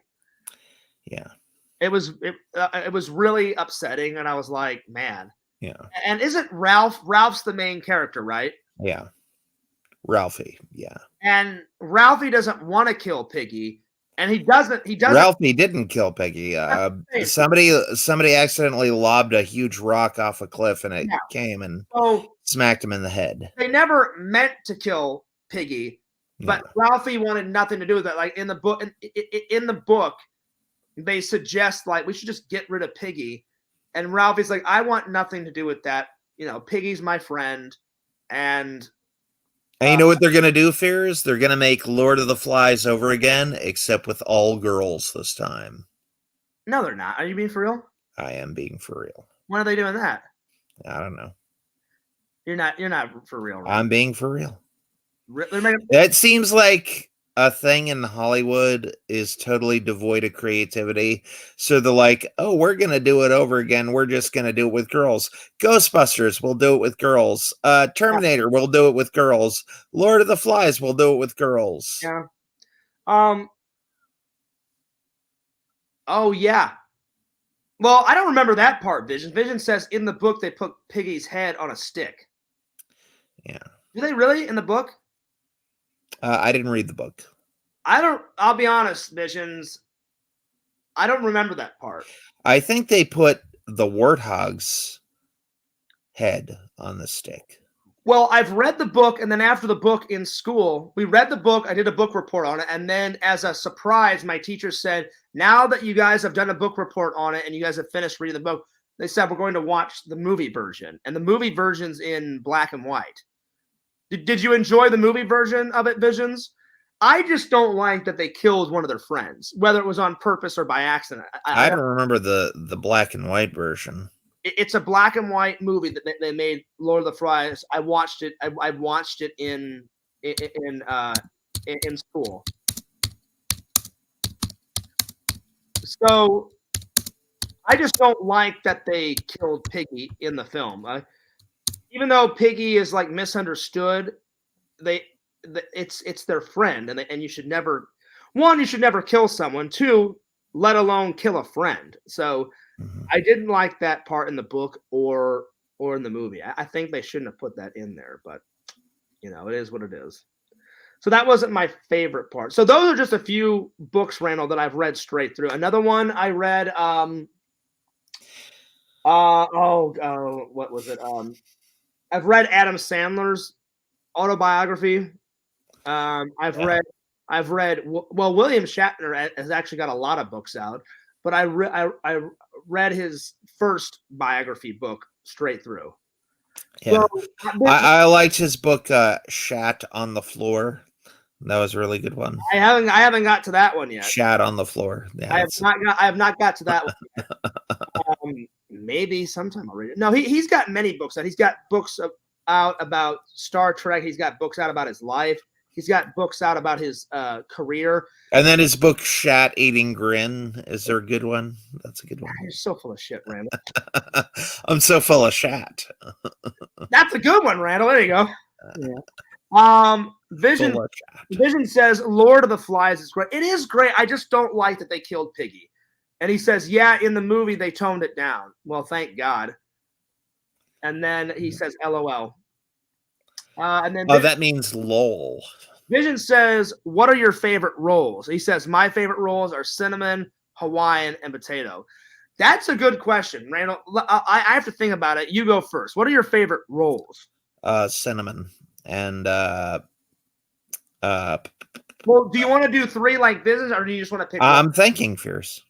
Well, no, I was asking cinnamon, Randall, I was just saying you don't have to do 3 if you don't want to. I'm like, you can just do 1, or if you want cinnamon, pumpkin, and chocolate. Okay. One of them, Visions, is definitely, I love cinnamon rolls. And you put the white stuff on it, Randall, the icing. So yeah, cinnamon roll, I agree with Visions and you, is definitely in there. I'm gonna get to the bathroom. Hold on. Okay, so cinnamon rolls would be the first one, and then I don't know what you call them, Visions. I don't know what you call the rolls, but not Hawaiian rolls. But I love just those white rolls that people make, like at Thanksgiving. You know, you put butter and jelly on them. Just a normal white biscuit roll. So that would be my second favorite. And then I don't even know if I have a third one. Let's see here. I mean, jelly rolls are pretty good because you said, dang, I forgot jelly rolls. But I don't know if they're my favorite. Let's see. A normal white bread roll for Thanksgiving. Cinnamon rolls are definitely some of my favorite. I'm trying to think of a third one. I do like Hawaiian rolls because sometimes my mom has made Hawaiian rolls around Thanksgiving too. I'm going to go with Hawaiian rolls too. Those are pretty good. I couldn't think of a third one. Randall, I couldn't think of a third one, so I agreed with Vision. So my 3 favorites are number 1, cinnamon roll, and then I don't know what the rolls are called. You know, when people, just a normal white bread roll that people make, for Thanksgiving. Just a normal white bread roll. You know what I'm saying? Yeah.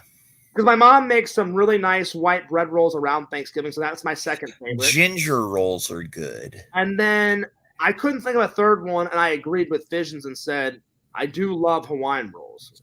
I do love those. And Visions said that he forgot, but he also loves jelly rolls. And I was like, that's good. All right, Randall, I like Rolls Royce. All right, Randall, we've hit the 5-hour limit, so I think we should do one more epic question, and then Fears needs to get some sleepy time. One more epic question. Well, because I'm tired and I got to go to church, and I'm serious. I'm starving. I need to eat some. I have not ate anything since I woke up. I rested a lot. I have not ate anything since. I've had some coffee and I had some water and some juice. But I have not had food since 8 o'clock. The Real Fierce Man says, have you ever shat in the tub? Many, many times, The Real Fierce Man. I have never shat in the tub. Right. I'm just kidding. I'll be honest. Or actually, I don't even want to tell this story. It's gross. Yeah, you do. No, I don't. It was when I first got Crohn's. I had Crohn's in it up. Just as a big Crohn's it up. I'll just give a 10-second sugar-coated version. When I first had Crohn's, I didn't make it to the toilet, and something very bad happened, and I crapped in my pants. Yeah. I'm sure it's happened to everybody, but I don't want to go in depth with the story. Have you ever laughed so hard at a movie that you crapped your pants? Never. Not even a little diarrhea squirt. Never. All right, Randall. One more big epic question. Go for it. If you were going to write a movie for Neve Campbell, what would it be about? Ooh, that's a good one. I mean, I always love her in the Scream movies, so I would either write another Scream movie, especially for her, or I would write some type of love story. Because anytime she's been in a romantic love comedy, like one of my favorite romantic love comedies that she was in is, have you ever seen the movie It Takes Two to Tango? Yeah. Have you ever seen that movie, Randall? Yeah. It's got that. I'm being serious. Have you ever seen it? I think it's about that movie. The guy that plays in Friends, I don't know his name, Matthew Lillard. Yeah, Matthew Lillard's in it, and he plays a normal straight guy, and he's an architect, and his partner is his best friend, but he's a gay architect, and they're competing against these other two architects for this epic job, and they said this job they would get paid so much money it would launch their career, into the stratosphere, and they're battling it out. And so their boss that's in charge of this job, he does have a wife, but he also has a mistress, and Neve Campbell plays the mistress. And the guy that's in charge of the job, I don't think I did see this. It's a really funny movie. The guy that is hanging out with Neve Campbell's character, Neve Campbell plays his mistress, and he's so jealous, and so he likes the Matthew Lillard character. He plays a kind of a nerdy guy, and says, "Look, I'll help you get the job, and I'll help you further your career if you..." Wait, not Matthew Lillard. Matt LeBlanc is the guy from Friends. Whatever his name is. He's I think it's I'm being serious. I think it's Matthew Lillard's the guy who played Shaggy in Scooby-Doo. Oh no, not him. The other Matthew. Matt LeBlanc. Yeah, I think it's him. Whatever. So he says, "I'll help you get this job and further your architect career if you become friends with my mistress friend." He meets her and he instantly falls in love, like head over heels. And then I forgot how, but somehow, some way, while he's hanging out with this girl, she finds out and she thinks that he's gay, and the architect boss thinks he's gay too. And then his actual gay friend says, "Well, now you have to keep up this gay persona for us to get the job." And he goes, "But I'm not gay." And he goes, "If you want the job, you have to act like you're gay." So he gets to hang out with her more because the girl thinks he's gay, and he sees her naked and all this other stuff. And it's a funny romantic comedy. Did he see her vagina? No, he doesn't see the vagina, but he sees her boobs and he sees her butt. That doesn't count. Because she gets out of the tub. Randall, when it comes to Neve Campbell, it does count. He has seen her boobs. That's the luckiest actor ever. And remember, you have some important Neve Campbell research after this. Yes, I do, Randall. Yes, I never thought in a million years she would do nudes. Yeah, she did. Did she pose for Playboy? Is that why she did it? Or what? I didn't say Playboy. No, I'm asking, how does she have nudes? What did she do to get... It's some film that she was in. Oh, and she was nude in the film? Yeah. Okay, I didn't know that she had nudes out there, because I've never seen Neve Campbell naked. But yeah. I will by tonight, because I'm going to go check it out after I get done with this stream. You don't say. Oh, I do say. So I would love to write a romantic comedy for her, and I would love to be in the romantic comedy with her if I could write her something. So yeah. Vision says, I saw they finished up filming Scream 6. But Visions, that's cool that they filmed it, and I can't wait to watch it, but it's gonna suck, I think, because Neve Campbell's not in it. You know what I'm saying? Yeah. Vision says, who does he need to unblock? HB. Wait, explain Visions. I don't know, what does that question mean? And I don't even know who is Big HB. I don't know who that is. did I accidentally unblock him? Or did I accidentally block him? Or I don't know. I'm being honest. I don't know what Visions is on about. I don't get it. Randall, I don't think that Saw. I mean, I almost said Saw. I don't think that Scream 6 is going to be any good because I don't think because Nev Campbell's not going to be in it, and they killed the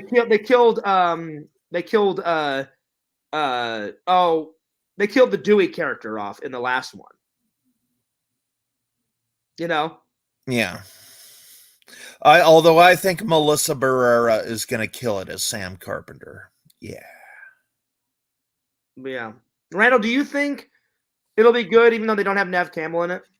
I don't know. I tuned out after Scream 3.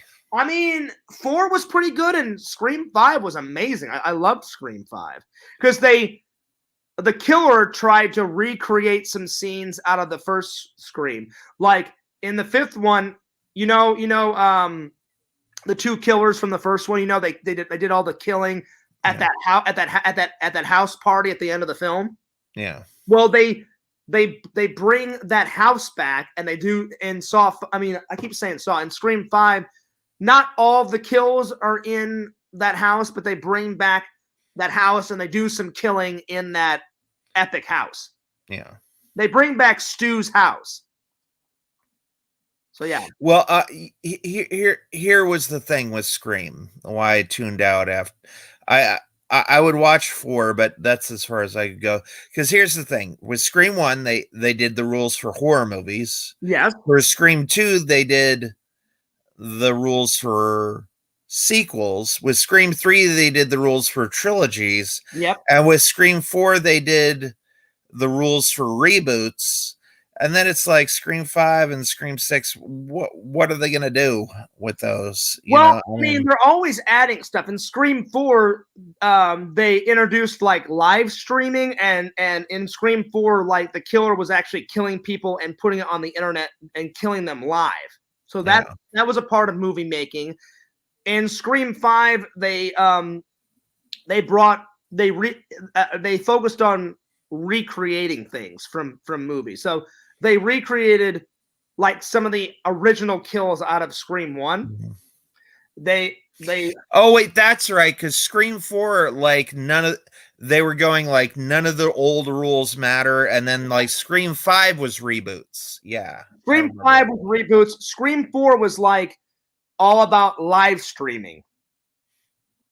Yeah, Scream 6 should be all woke shit. Like we're gonna do Scream, except we're gonna do it with women. Yeah. Well, what was really cool in Scream 5 is a lot of the kills in all the Scream movies happen like indoors or at nighttime. In Scream 5, I don't think we've ever seen a kill. It was in the middle of the daytime, like with the sun out. Mm-hmm. So that was kind of a cool element. Because in Scream 3, a lot of the kills were like on the movie set and then at night. Scream 2, they had some kills, but like the only kill like during the day, I think, was when they killed Randy off and the door opens up with that van and they pull him into the van. So they killed me off? Yeah, they killed Randy. No, like with horror movies, you gotta like up the ante every horror movie, because like, horror movies nowadays are all about the creative kills. I think they did. You can't just stab people with a knife anymore. You can't do that. You can. You just have to think of a creative way how to do it. What I'm saying is, that's not just stabbing people with the knife. Thinking of a creative way to do it is, different. Well, I'm saying you can stab someone with a knife, but you have to like up the ante, like you said, and create a creative way on how to stab them with a knife. And I think you're totally right, Rand. I think with Scream, every single time they made a Scream movie, they have upped the ante. So I'm looking forward to Scream 6. It sucks that I don't, Nev Campbell's not going to be in it. Yeah. Or what if they're making all that up and she does make a surprise in the film? Yeah. They're always trying with Scream. They're always trying to break the rules, up the ante, do something new. So I'll watch it. We'll see how it is. They're gonna bring M. Night Shyamalan out, and he's gonna be like, "What a twist!" I mean, I always enjoy a Sidney Prescott cameo. Because that was the thing with Total Recall is Arnold Schwarzenegger had just come off the movie Commando, and like he went to the director and he said, "Look, Paul, here's the deal. In Commando, all I do is kill people with guns. That's all I do. So when I kill people in Total Recall, you've got to give me some like really cool, messed up ways to kill people." Oh yeah, and there's some epically kills in Total Recall. I love Total Recall. Not so much the remake. The original is bad. The remake sucked dick. I watched it, Randall, and I agree. And I love Colin Farrell as an actor, but the remake totally sucked donkey balls. Yeah. It was bad. And even though the technology was like 5 million light years beyond the original Total Recall, the original Total Recall is still better. And you know what? I genuinely believe that the original Total Recall, it does still stand up. It's a classic. It's a classic. And some of the technology we still don't have today. Yeah. Like, you know, when he's making his breakfast. Recall. Randall, you know when he's making his breakfast, we still don't have that thing that he was making his breakfast with, and we still don't have that window TV that his window can turn into a TV, and he's sitting there watching. You know what I'm saying? Actually, I used to have that thing he was making the breakfast with. No, you don't. Randall. I'm not joking. I actually did have that. No, you don't. I did. They don't have that technology in that. They do. They do? They do. Well, all right. Let's put it this way. They don't have the technology for that window TV that he was like. It goes from a window to a television. They don't have that yet. Yeah. I wish they would. That'd be cool to have your window turn into a TV. That was pretty cool. Yeah. Vision says. That was in Back to the Future 2 as well. Yes. Vision says big HB. Or a big JH comment a few minutes back, but you can't see it. I don't know. I'm being real, Visions. I don't know who he is. I don't know how he got blocked. What did he actually say? What was his comment a few minutes ago? Let me know. Vision says the killer is a guy that's really a girl but identifies as non-binary. That's what's going to be happening in Scream 6, Randall. What do you got to say about that? Yep. There you are. It's just like that movie that you've watched a long time ago, Fears. What? Sleep Camp. Sleepaway Camp. That's right. All right, Randall. So we'll do one more question, but you answer your own question. If you were writing a script for Nev Campbell, what would you write? I would be writing a script for Neva Campbell. I would be writing a script for Amy Jo Johnson. But I want you to answer your own question. So if you I mean, my crush is Amy Jo Johnson, so I would be writing a. Listen, if you wrote a script for Nev Campbell, what would you want to see her in? That's what I want to know. Oh, if I wrote a script for Nev Campbell, yeah. Right. What would you want to have her in? I would want to have her in a romantic comedy, and I would want to be either her love interest in it or at least a character in the movie. Something like It Takes Two to Tango, a funny romantic comedy like because she was amazing in that movie and it's so funny. And if you guys have never seen that film, I highly suggest it. It's fucking hilarious. Yeah. Anyway, what would you write, Randall? I would write Showgirls 3. And have her in it? I would have her in it. I would have Elizabeth Berkley come back. I would have Gina Gershon come back. And nice. Let me see. Yeah. You know what? So honest, I've never seen Showgirls 2. I thought there was only one Showgirls. I've watched Showgirls. Showgirls 2 was utter, complete, distasteful garbage. So it was bad. Yeah. Okay. You remember like Robert Davi? He's the guy with like the really bad acne. He was talking to this one girl. Her name was Penny. Yeah. She's like, my name's is like, your name is Hope. And she goes, no, but my name is Penny. He goes, nobody wants to fuck a Penny, dum-dum. They want to fuck a Hope.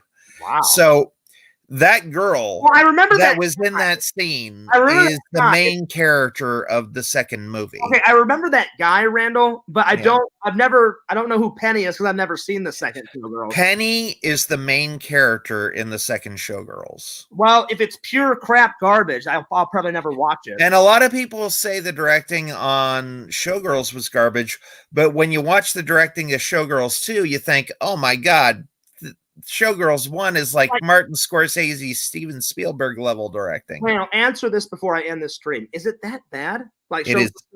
It's horrible. It's worse than something you would see on late night at Cinemax. Randall, worse than Trolls 2? Yeah. Really? Wow. Like there are some scenes where it's lit so terribly that I can't even tell what's going on. Oh, it's got that cringe factor. Yeah, it's bad. It's bad. Got it. And the actress that plays Penny, she is really showing her age in there. Showing her age. Before I leave, can you put what did Big JH say? I'm just curious. I mean, I don't know. I couldn't see it. Well, I'm asking Visions. Oh, you didn't see it either, Randall? No. Is it? Well, it could be so far back we don't know. Yeah, I'll look. But Randall, if you see it far back, can you read it? It's all Exhumed Visions for the last 40 things. I'm not seeing it. Well, it's not a big deal. I was just curious. Visions, I don't know who he is, and I don't know why he's blocked. Maybe he said something horrible about me or Randall or something in another stream, because I don't put up with people making fun of me or my friends or my family. So he probably said something that was over the line, and that's probably why he's blocked. So, all right, Randall. Yeah. One more epic question for both of us, and then I got to get out of here. I've got church at 10 o'clock today. So okay. If you were writing a movie for Amy Jo Johnson, what would you write? Ooh.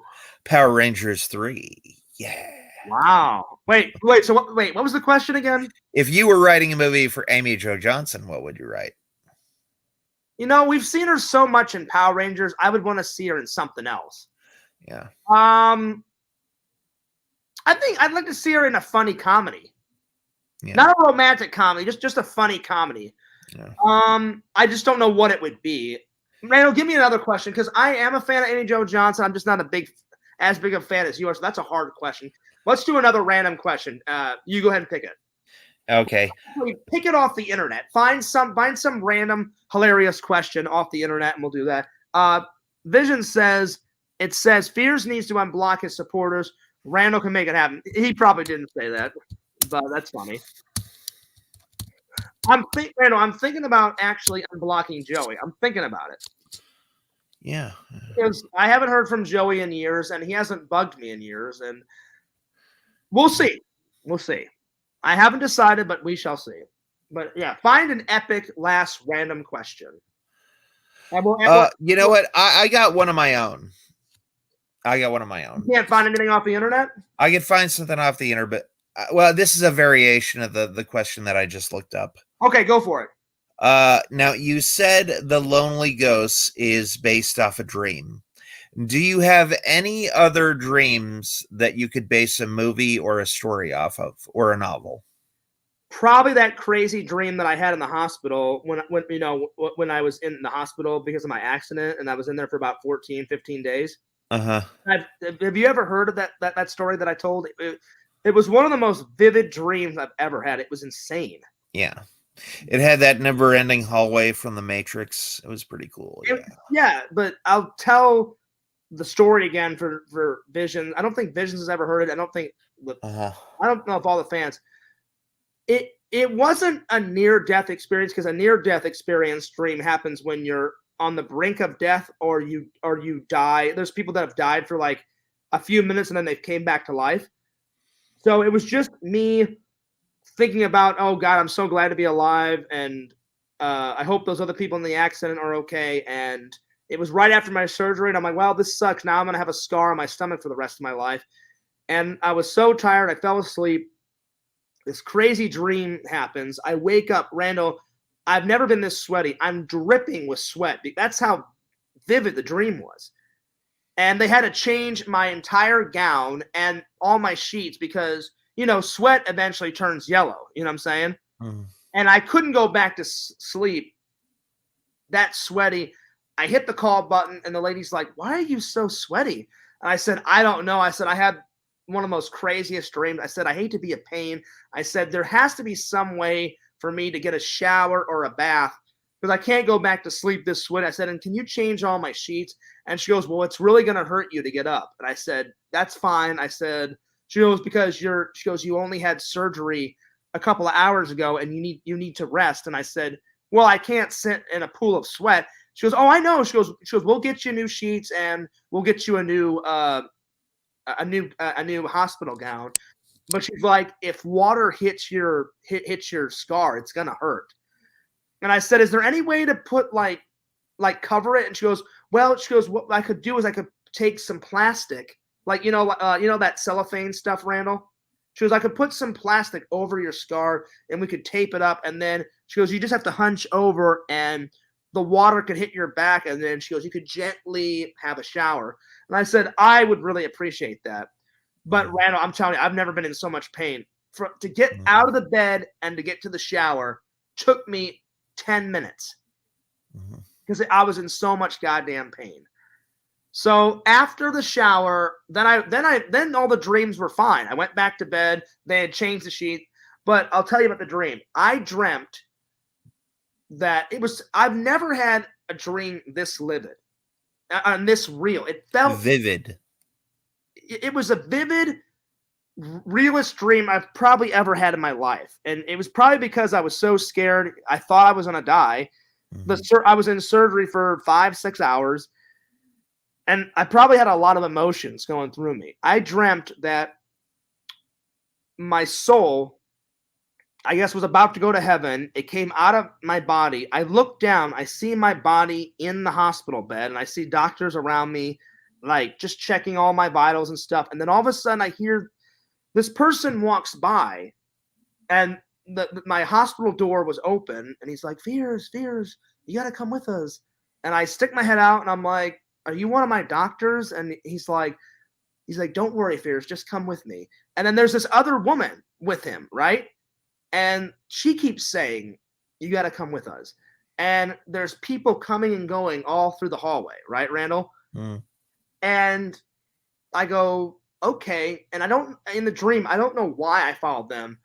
They just keep saying, "You got to come with us, Fears. Don't worry, everything will be fine. You got to come with us." And we're walking down this hallway, and I don't remember exactly what I say, but I say something to the effect to the guy or the girl. I just motion at one of them like, "Wow, this is a really long hallway." And they're like, "It's a never-ending hallway, Fears." And I said, "Everybody gets to meet Jesus and God. You just have to go through your doorway." And so we keep on walking, and then all of a sudden, she walks through a door, and I'm like, "Wait a minute, you can't leave us." And she's like, "You'll be fine, Fears." She goes through her doorway. Then the guys walk me and goes, "Fears, you're on your own. I've reached my door." And I said, "Well, what about me?" And he's like, "Just keep walking. You'll find your doorway." And I walk for hours and hours. And finally, at the end of this, I finally reached the end, or I reach my area, and my door is in the center of the hallway. So there's doors on this side, and then in the center, there's a door, and it says Fears, and it had a star on it, and it was glowing. And it had John Fears. And I opened the door, and as I open it, there's this big white light, and it just kind of like sucks me into the room. You know what I'm saying? And there's this, I don't know if it was Jesus or God, Randall, but it was a Jesus-like person, and he's sitting on this couch, and it's all white in this room. And he tells me to sit down, and I'm like, "Am I dead?" And he's like, "No, Fears, it's not your time. You must go back." And I said, "What do you mean?" He goes, "We're not ready for you in heaven. Everyone will miss you too much. Your friends, your family, your coworkers, all your loved ones. Go back and make your life even better than it already was." And I remember as soon as he said that, he literally like not punched me, Randall, but he pushed me as hard as he could. I go flying through the open door of my room, and then my body goes flying through the hallway, and my soul just goes right back into my body. And then I wake up, and I literally woke up, and I sat up, and I was dripping with sweat, and that's the end. And I've never had a dream like that ever in my life. It was so It felt so real. You know what I'm saying? Have you ever had a dream that you thought was so real, Randall? Oh yeah. Like I don't know if you want to tell that dream, but that was the realest dream. I could not believe it. I felt kind of disoriented. I woke up. I kind of looked around. I'm like, okay, shit, I'm still in the hospital. But then I looked down. I'm like, God damn, I'm sweating like crazy. Yeah. And I was like, and I guess I said, well, I guess I'm so sweaty because the dream was so. It was so fucking weird, man. But it was a good dream. It was just like it was a good dream, but it was a weird. You know what I'm trying to say? Like it was filled with tons of emotions, and that's all I remember. I know there was other parts of the dream, but that's the highlights of it. It was crazy. Yeah. Anyway, Randall, I'm sorry. What was the question again? I'm sorry. Did I answer it?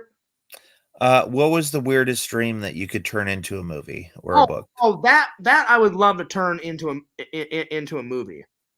How would you sustain that for 2 hours?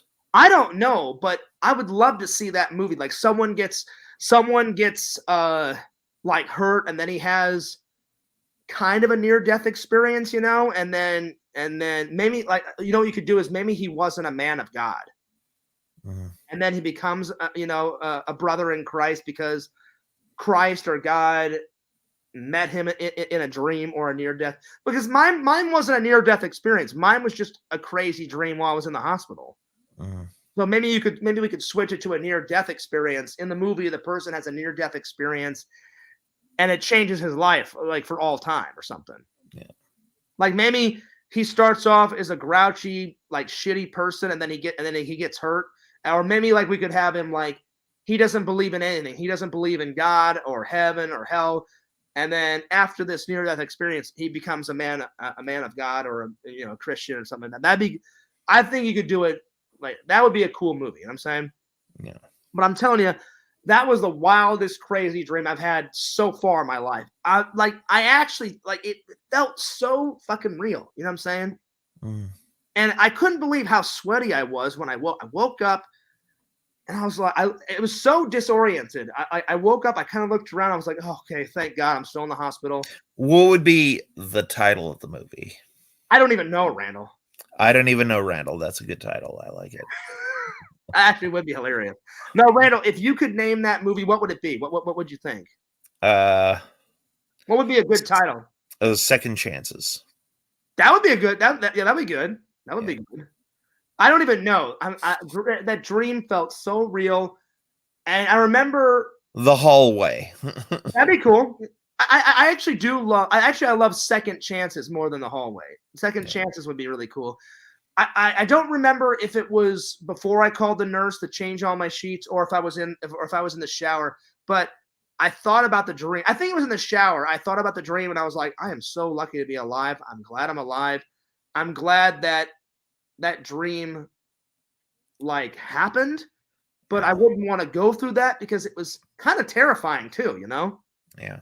I mean, well, TD Jakes, he's a major pastor on TBN, the Trinity Broadcasting Network. And he was talking about, how God closes one door, he opens another, but it's hell in the hallways.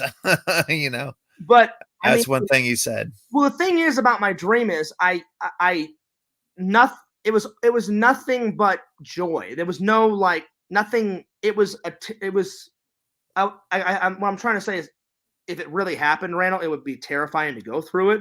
But because it was a dream, there was nothing hellish about it. It was all like all the people in the hallway and the people that I walked down the hallway with were just full of love and life. And then whoever it was, I don't remember who was in the room with me. I don't know if it was God or Jesus. Did he turn water into wine? No, that didn't happen in the dream. I'm trying to say I can't remember if it was. I don't remember if it was an angel talking to me or if it was God talking to me or Jesus, but it was something like that. Some spiritual person brought me into that room and said, "Fears, we love you. It's not your time yet to go to heaven. All your friends and your family would miss you too much. We're going to send you back. And when we send you back, be the best John Fears that you could possibly be." Yeah. And then he pushed me and I went flying back into my body. Yeah. and it really hurt. Like he just like he didn't punch me, but he went like that, and I just he kung fu face palmed you. I guess. And I just remember as soon as my soul went back in my body, I woke up and I was dripping with sweat. It was the most vivid dream I've ever had in my life. It felt so real. But I mean, it wasn't real. It was just a dream. But I was like, wow, what the hell was I dreaming about? And I think it was because Randall, they had me on, they had all the tubes and stuff hooked up to my nose, and they had me on pain medicine, because the pain was so bad, with my stomach and all that. Yeah. So maybe I did that dream because, they had me on so much stuff and I was in the hospital and it was kind of a scary moment. I don't know what happened, but anyway, before we go, what was the most realest dream you've ever had? That was mine. But what about you? Can you talk about it or no? It's going to sound like a joke. Okay. It's going to sound like a joke. Okay.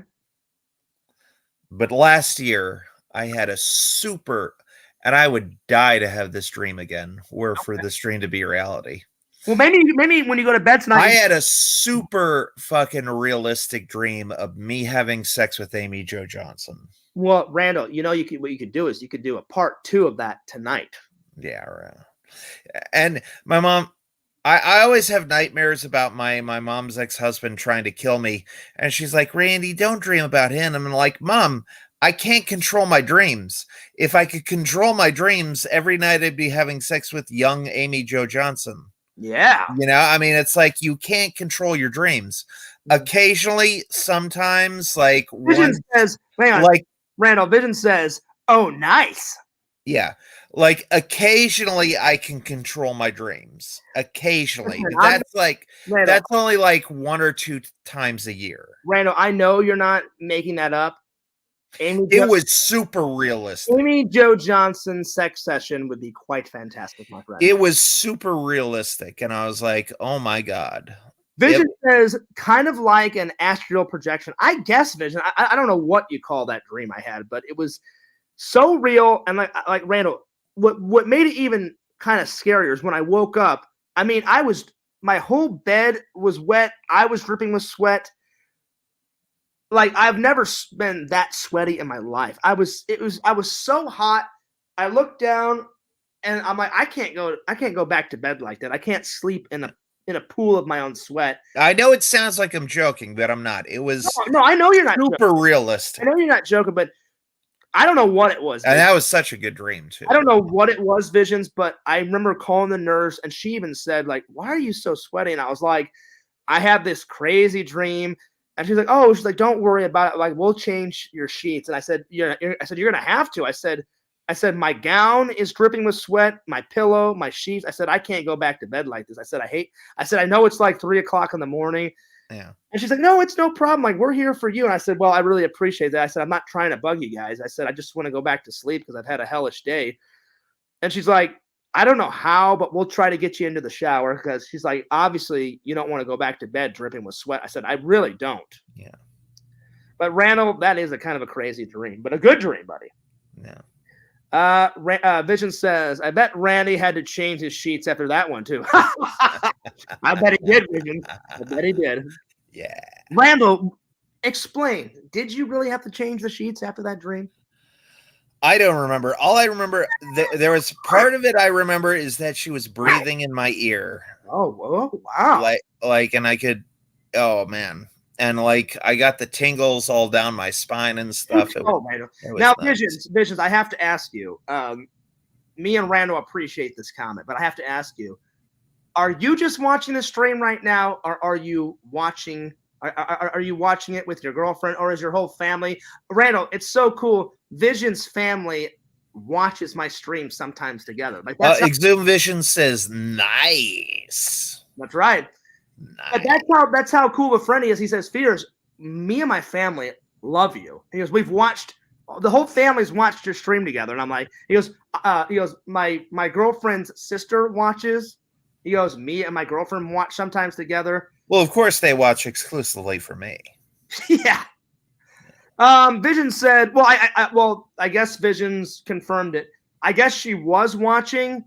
but she said she went to bed like an hour ago. Okay, so Visions, so her and you were watching together. Okay, I got it. That's cool. Yeah.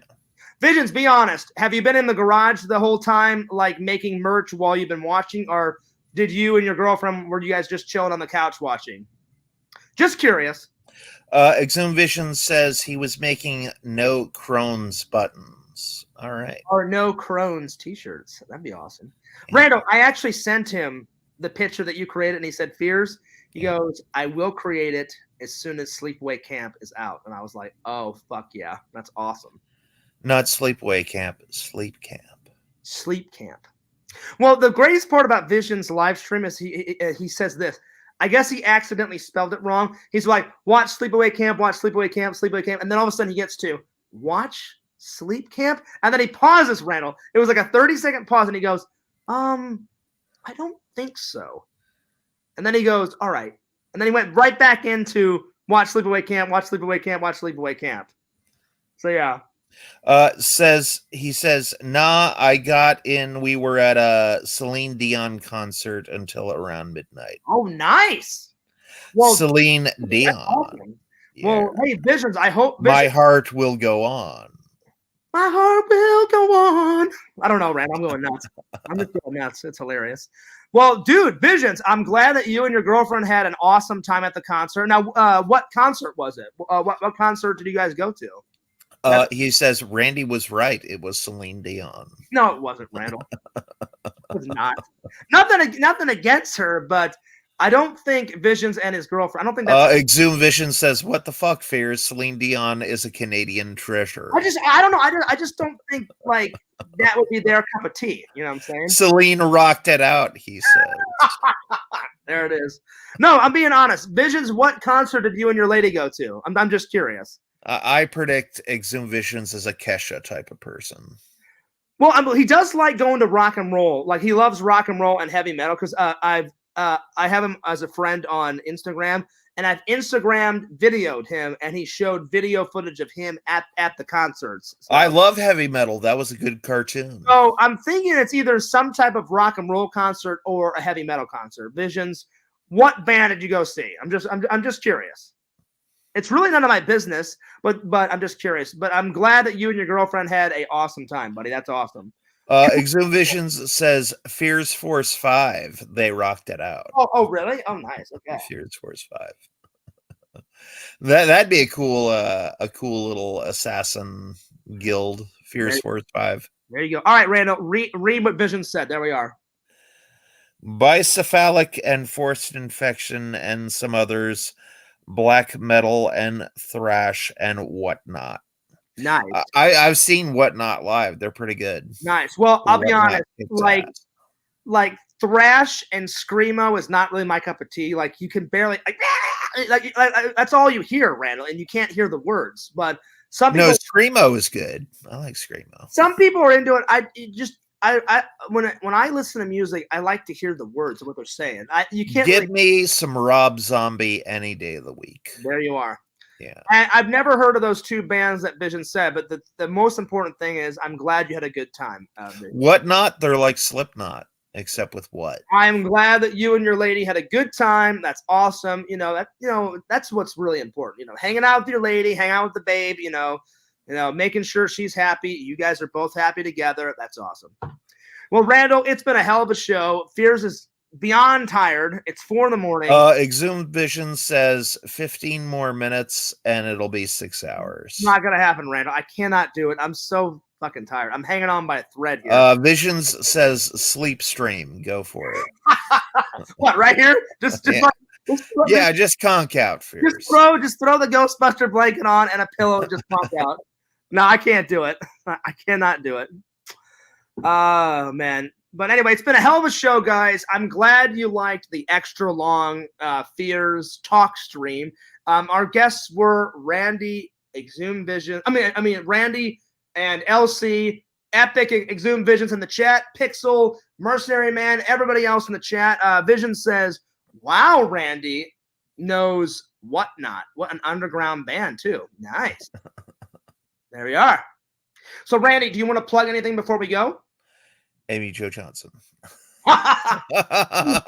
To plug Amy Jo Johnson. I'm just kidding. No, you're not, Randall. You are not. If you got the chance to plug Amy Jo Johnson, Randall would get in there like a champ in the night. Oh yeah. Yeah. Randall's like dreaming about it. Yeah, I really want it. Yeah. I need it. Give me some more of it. Yeah. I'll be honest, Randall. I have mixed. I have the same feelings for Nev Campbell. And to top it off, you've got some very important Nev Campbell research to attend to. No damn. I do, because that's happening before I go to sleep. Yeah. It's going to happen before he goes to sleep and while he goes to sleep. Yeah. He's going to be dreaming of Nev Campbell. Oh yeah. He's going to be dreaming of Nev Campbell's. I just don't picture her doing nudes, you know. She's done it, my friend. But I mean, it's different if she's doing it for the film, but I didn't know she posed nude. So it's not Playboy or anything. No. Okay. It's off a movie. I don't know what movie it's off of, but you know, she was nude in Wild Things. Did you see that? Yeah. I knew she. I've seen her in movies nude, but I thought you meant like actual nude. I don't know what movie it is, but she's standing there and she's got like a glass of wine, and I'm like, well, I remember she was nude with some girl in a swimming pool. Denise Crosby. No, Denise Richards. She was in some movie, and she Wild Things. Is Wild Things where she plays a lesbian and she's making out with that girl in the pool? In the pool, yeah. But she was nude in a pool, and I've seen that in a film. Yeah. Yeah. All right, Randall. Go ahead and plug all your stuff, buddy. Cameo Man 2021 and the Mayor of Magic. And Randall, before I go, I know you've been busy on the script, but can you get some more drawings done this week? Absolutely not. No, I can't do that. Are you too busy? Yeah. Come on, Randall. Can you get some more? We need to get Fears Man 5 done. All right. Soon. Can you get to some more drawings, buddy? All right. I appreciate that. Thank you so much. Give my friend Randall a like, a comment, a sub. Don't forget to check out Visions. Lord Visions. Visions says 11 more minutes and it'll be 6 hours. Not happening. Check out Lord Visions at www.exhumvisions.com. Check him out on the old YouTube. He's got some funny stuff. Not much on his YouTube, but the stuff he has on his YouTube is hilarious. It's great. Check out Watch Sleepaway Camp, the live stream that lasts 5 to 6 hours. Oh, yeah.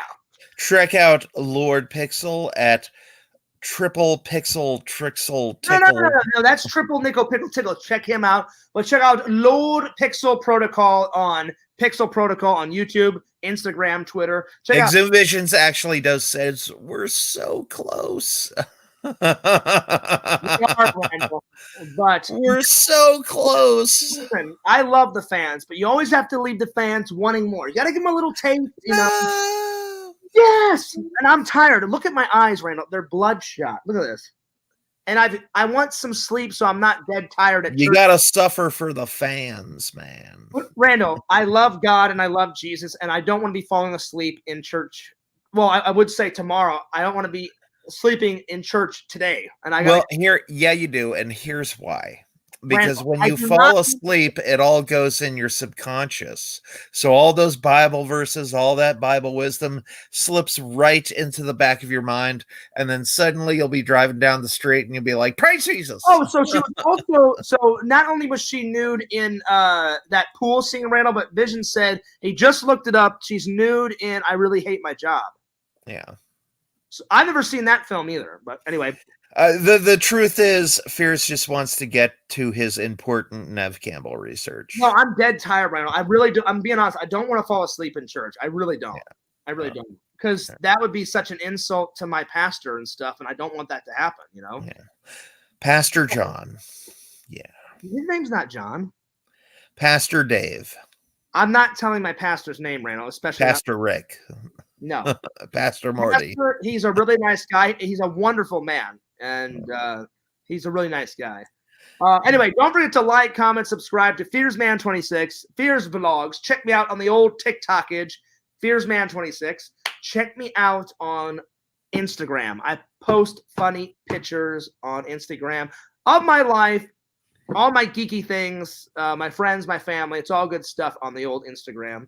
Anyway, this is Fears, and this is Randall. And this is, without a doubt, the longest live stream of just a normal Fears podcast that we've ever had. Anyway, this is Fears. This is Randall, and we will see you later, alligator. All right, bye. Randall, I like your interpretation of you being a zombie right now. I think we'll end on that. Randall, Randall, get back into your zombie pose and tell everybody goodbye as a zombie. Go. 7 more minutes. Say goodbye in your best zombie impersonation, Randall. Goodbye.